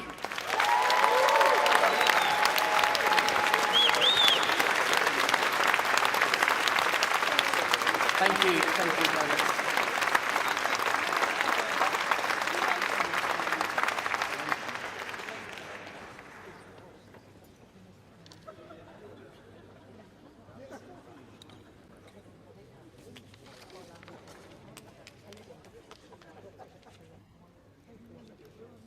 Monica Taylor, proudly moving this motion on public sector workers on behalf of Unite the Union. Conference, like many here, I have seen firsthand the impact and legacy of years of Tory cuts and mismanagement. Local government funding has been stripped to the bone. Hundreds of thousands of jobs lost, pay slashed, libraries closed, youth services gutted, social care on its knees. Almost half of Britain's councils now face effective bankruptcy. And yet, 15 months after Labour took power, there is still no plan to fix this mess. Let me be clear. This crisis is not the fault of council workers, care staff, librarians, housing officers, youth workers, school support staff, or bin workers.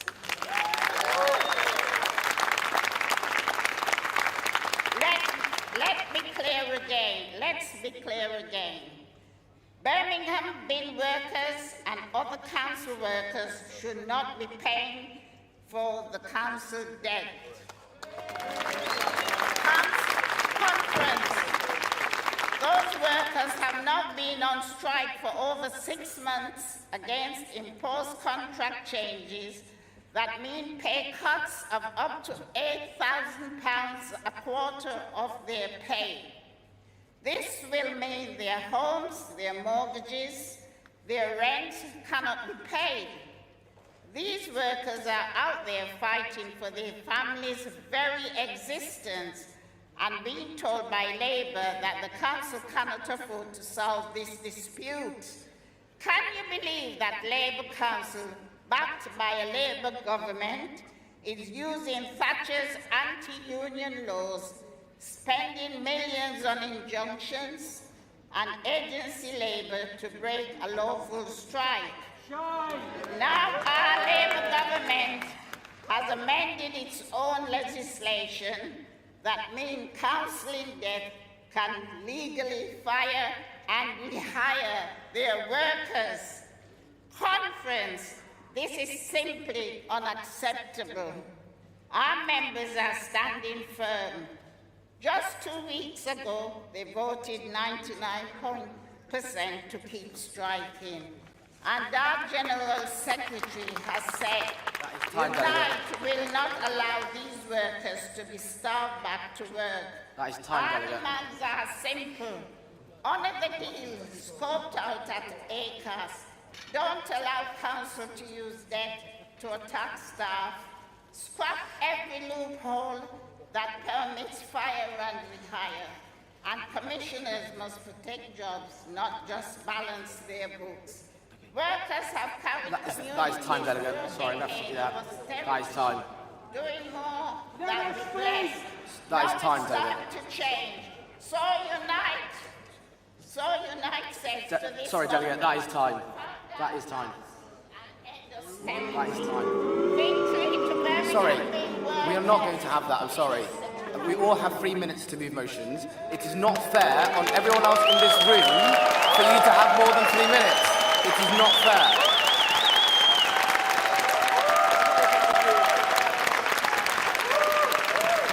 Okay, can we take the next delegate, please? Movers and seconders have 3 minutes and 2 minutes each. If we don't stick to that, we'll be here all night. And if you keep jeering, you'll have to leave the room as well, so please quiet down. Over to you, Dan. Chair, conference from one Taylor to another. Adam Taylor, National Officer for Fire Brigades Union. Well done, Monica. Seconding the motion. Seconding the motion, protecting public sector workers. Look, workers in key, vital frontline services support us in the good times and the bad. Whether they're teachers educating our young, whether they're nurses delivering babies, whether they're firefighters rescuing us in our time of need. But those workers and those services are vital for ensuring that our communities are thriving and safe. But under 14 years of shameful Tory rule, we've seen £25 billion cut to local authority spending, 600,000 jobs lost from those vital frontline services. This decline cannot continue under a Labour government. It harms both workers and the public who rely on those services. Labour must live up to its values. Fire and rehire must be sacked.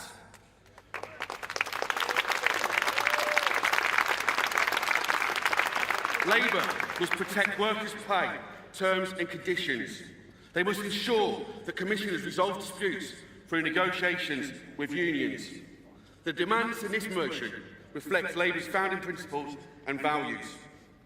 With large local elections coming next year, Labour should show its stands with workers who deliver vital services. And to the Birmingham bin workers, the FBU have always stood with you from the very start to the very end. In 2019, the bosses came to firefighters with a pay offer that would have meant, if we had accepted it, we'd have been breaking the strikes in Birmingham today.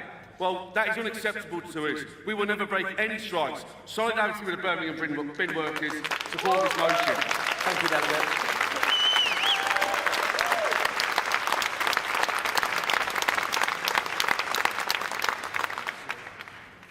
Thank you, delegates. We will now take speakers from the floor, and I will take them in rounds of 4. I will start with delegates over there. Yeah, you.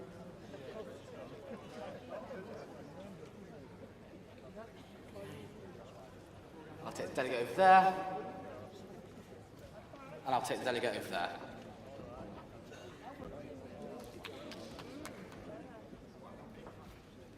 Oh, I said 4, didn't I? Sorry, it's been a long day. And I'll take the delegate over there.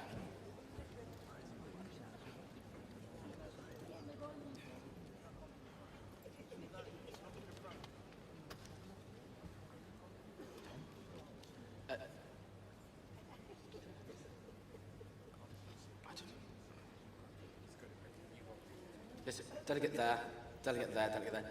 Those 3 delegates, I did not call you, sorry.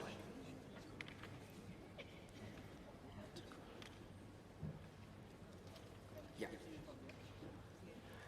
And then delegate in the white shirt, yes. Sorry, delegate, over to you. Conference. I'm Luke Simcock, Wickham CLP, first time speaker, first time delegate. Cheers. I'm speaking in support of Composite Motion 10.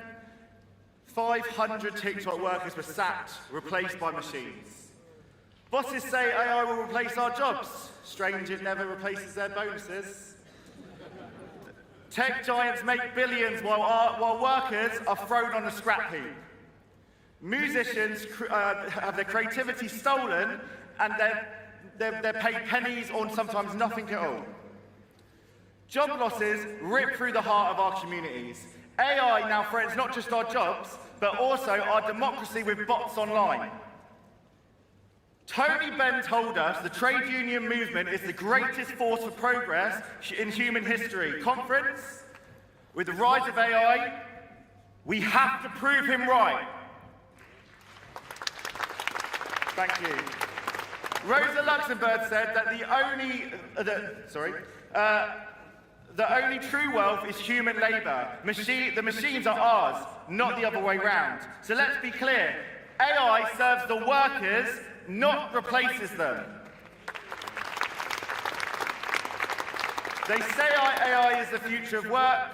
Well, what is the point of having a future for work without workers? Power is never given, it's won. So let's stand together and let's win. Solidarity always.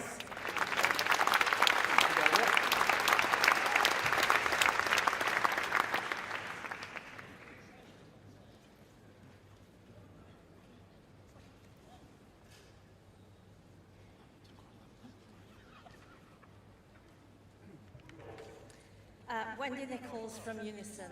Not a first-time delegate. Not a first-time delegate. I think it's my 29th conference. But first time speaking from this rostrum after serving 14 years on the NEC, leaving in February. Conference, working people know better than anyone that after years of cuts, our public services are under immense strain. But we also know that things are starting to change. This Labour government has taken important first steps. New investment in school buildings so our children can learn in safe, modern classrooms. Getting NHS waiting lists down and a commitment to breakfast clubs so that every child has the best possible start to the school day. These are real, tangible changes that make a difference in communities across the country. But we cannot stop there. Public sector workers are still under huge pressure. Their pay has not kept pace with the cost of living, and many are struggling to make ends meet. If we want to recruit and retain the staff who keep our schools, hospitals and colleges running, then pay and conditions must improve. Conference, this motion points the way forward, reversing Tory cuts, increasing investment and ensuring that when we bring services into public ownership, it means good jobs and fair pay. Insourcing is the way forward. Labour has already begun to turn things around, but to truly fix our economy, the government must go further. A proper pay rise for public sector, long-term investment in infrastructure and services, and a fair system of taxation, so those who have the broadest shoulders contribute their share, quite a big share for some, we would hope. That is how we deliver growth, fairness and public services. I want to support Composite 14. Thank you, Delegate. Wendy Nichols, everyone.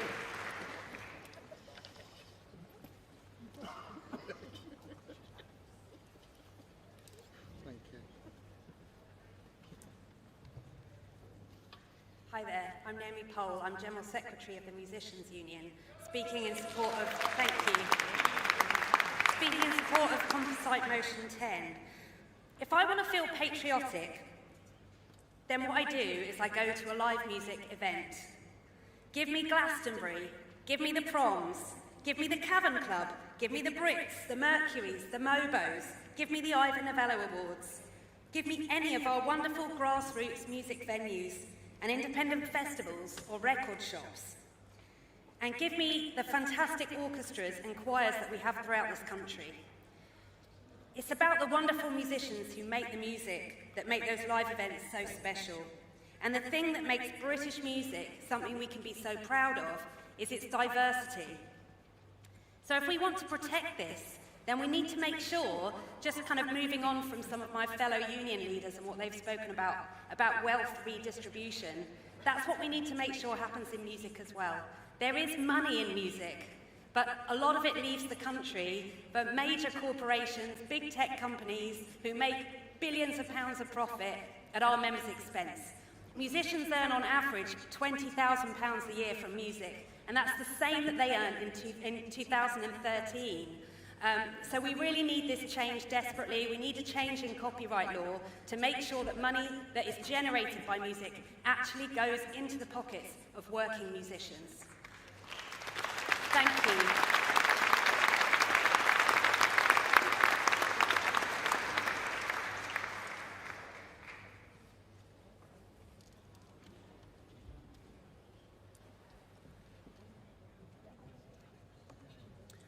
Thank you, Chair. Despite dressing like Kendall from Succession, I am 17, a first-time delegate, and a first-time speaker.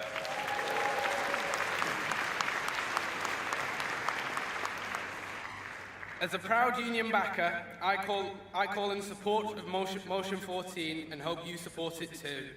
As a young man, all I've ever known is Tory austerity. Wrongful cuts after, well, you get the gist.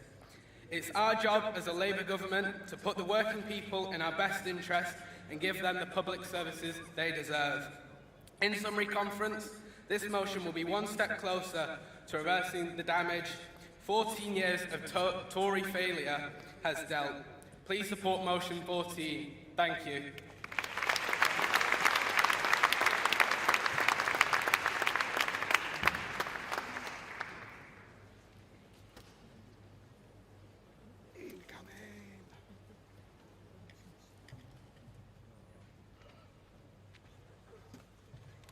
Chair, Conference, Mariam Aslandouche, General Secretary to Transport Salaried Staffs Association. Speaking in support of Composite 14, this is a broad composite, so I'll focus on jobs. My union has long campaigned to bring train operating companies back into public ownership. It's common sense. Why? Because for far too long, we've seen profiteering at the expense of passengers and chronic underinvestment in the very backbone of our transport system. So yes, on paper, this move should be a win, but Conference, public ownership should never, ever come at the cost of our people. And right now, the scale of job losses being lined up fills us with dread. You just don't rebuild a railway or any public service by hollowing out the workforce. Public ownership should mean better pay, better conditions, better security. It should be about levelling up, not levelling down. If we want a railway that delivers growth, we need unionised jobs at its heart, not sacrificed on the altar of a stretched budget. So let's get this right and prove that public ownership isn't just about structures and balance sheets. It's about dignity, it's about fairness, and putting working people first. Because when workers thrive, the country thrives. And finally, if we want to win the fight against the far right, we have to fight for decent jobs and economic security. It's a fight that we can win, but it depends on political choices. Support Composite 14.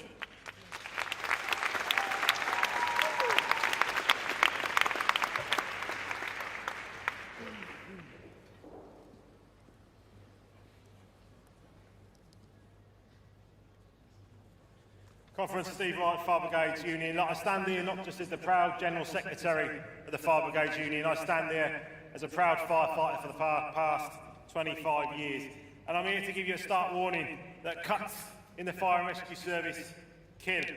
And we know they kill because the rates of fire deaths are going up in every part of the country.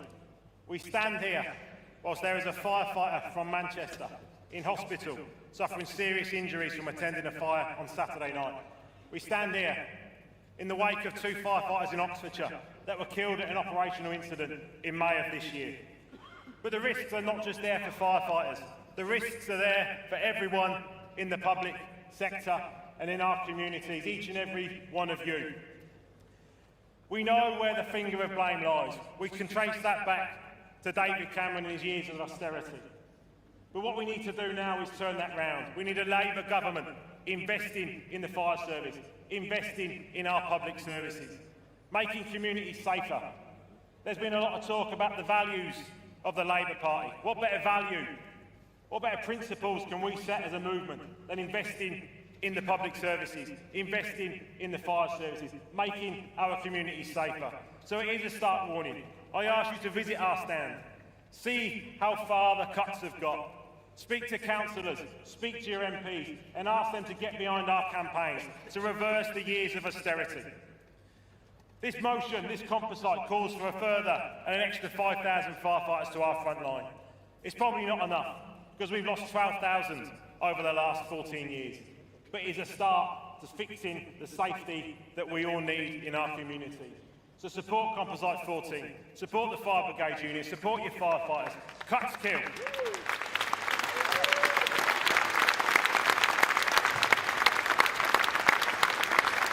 Thank you, Steve. Okay, colleagues, we are overrunning, so I'm going to move on to votes, and we're going to take the outstanding vote. I'm conscious everyone has places to be, so I don't want this to overrun for too long. We will now take the outstanding votes from today. We will take them in the order they were proposed and seconded. Votes on motions will be by a show of hands. Okay? If colleagues could settle down, that would be helpful. Okay. Let me start with emergency motion, peace in the Middle East 1. Can I see those for and those... Sorry, let me try that again. Can I see all those for?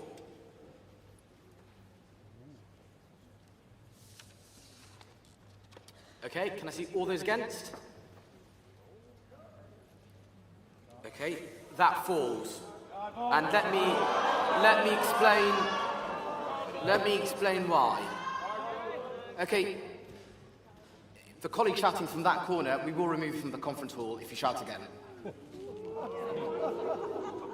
Let me explain why that falls. Okay, we're going to explain why it falls. It falls because due to the weight of the affiliated votes. That's why it falls. We will now move on to the next motion. Emergency motion, peace in the Middle East 2. Can I see all those in favour?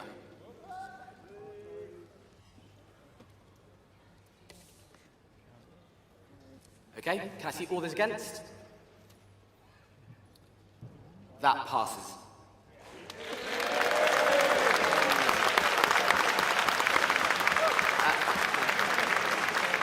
And again, I will explain why that passes. Again, it's due to the weight of affiliated votes. Okay. I'm going to move on to Composite 8, guaranteed hours. Can I see all those in favour? Okay, all those against? That passes. Thank you, Conference. We're going to move on to emergency motion, JLR, emergency support for automotive supply chain workers.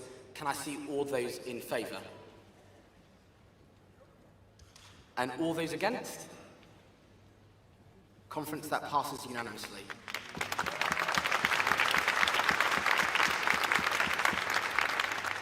Okay, I'll move on to Composite 12, industrial energy prices. Can I see all those in favour? All those against? That passes, Conference, thank you. Can I see, okay, Composite 7, skills. Can I see all those in favour? All those against? That passes. Thank you, Conference. Composite 5, violence against women and girls, misogyny and domestic abuse. Please, can I see all those in favour? All those against? That passes unanimously as well. Thank you, Conference.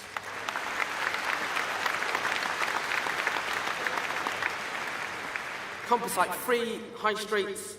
Can I see all those in favour? All those against?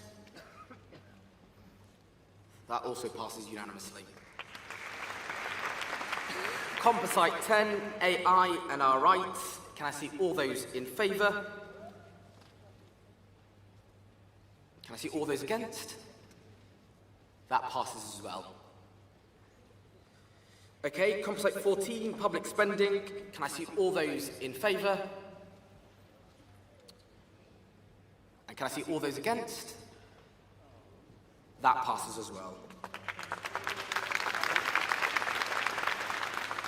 And last, and certainly not least, Composite 9, public sector workers. Can I see all those in favour? Okay, and can I see all those against? That also passes as well. Thank you very much, Conference.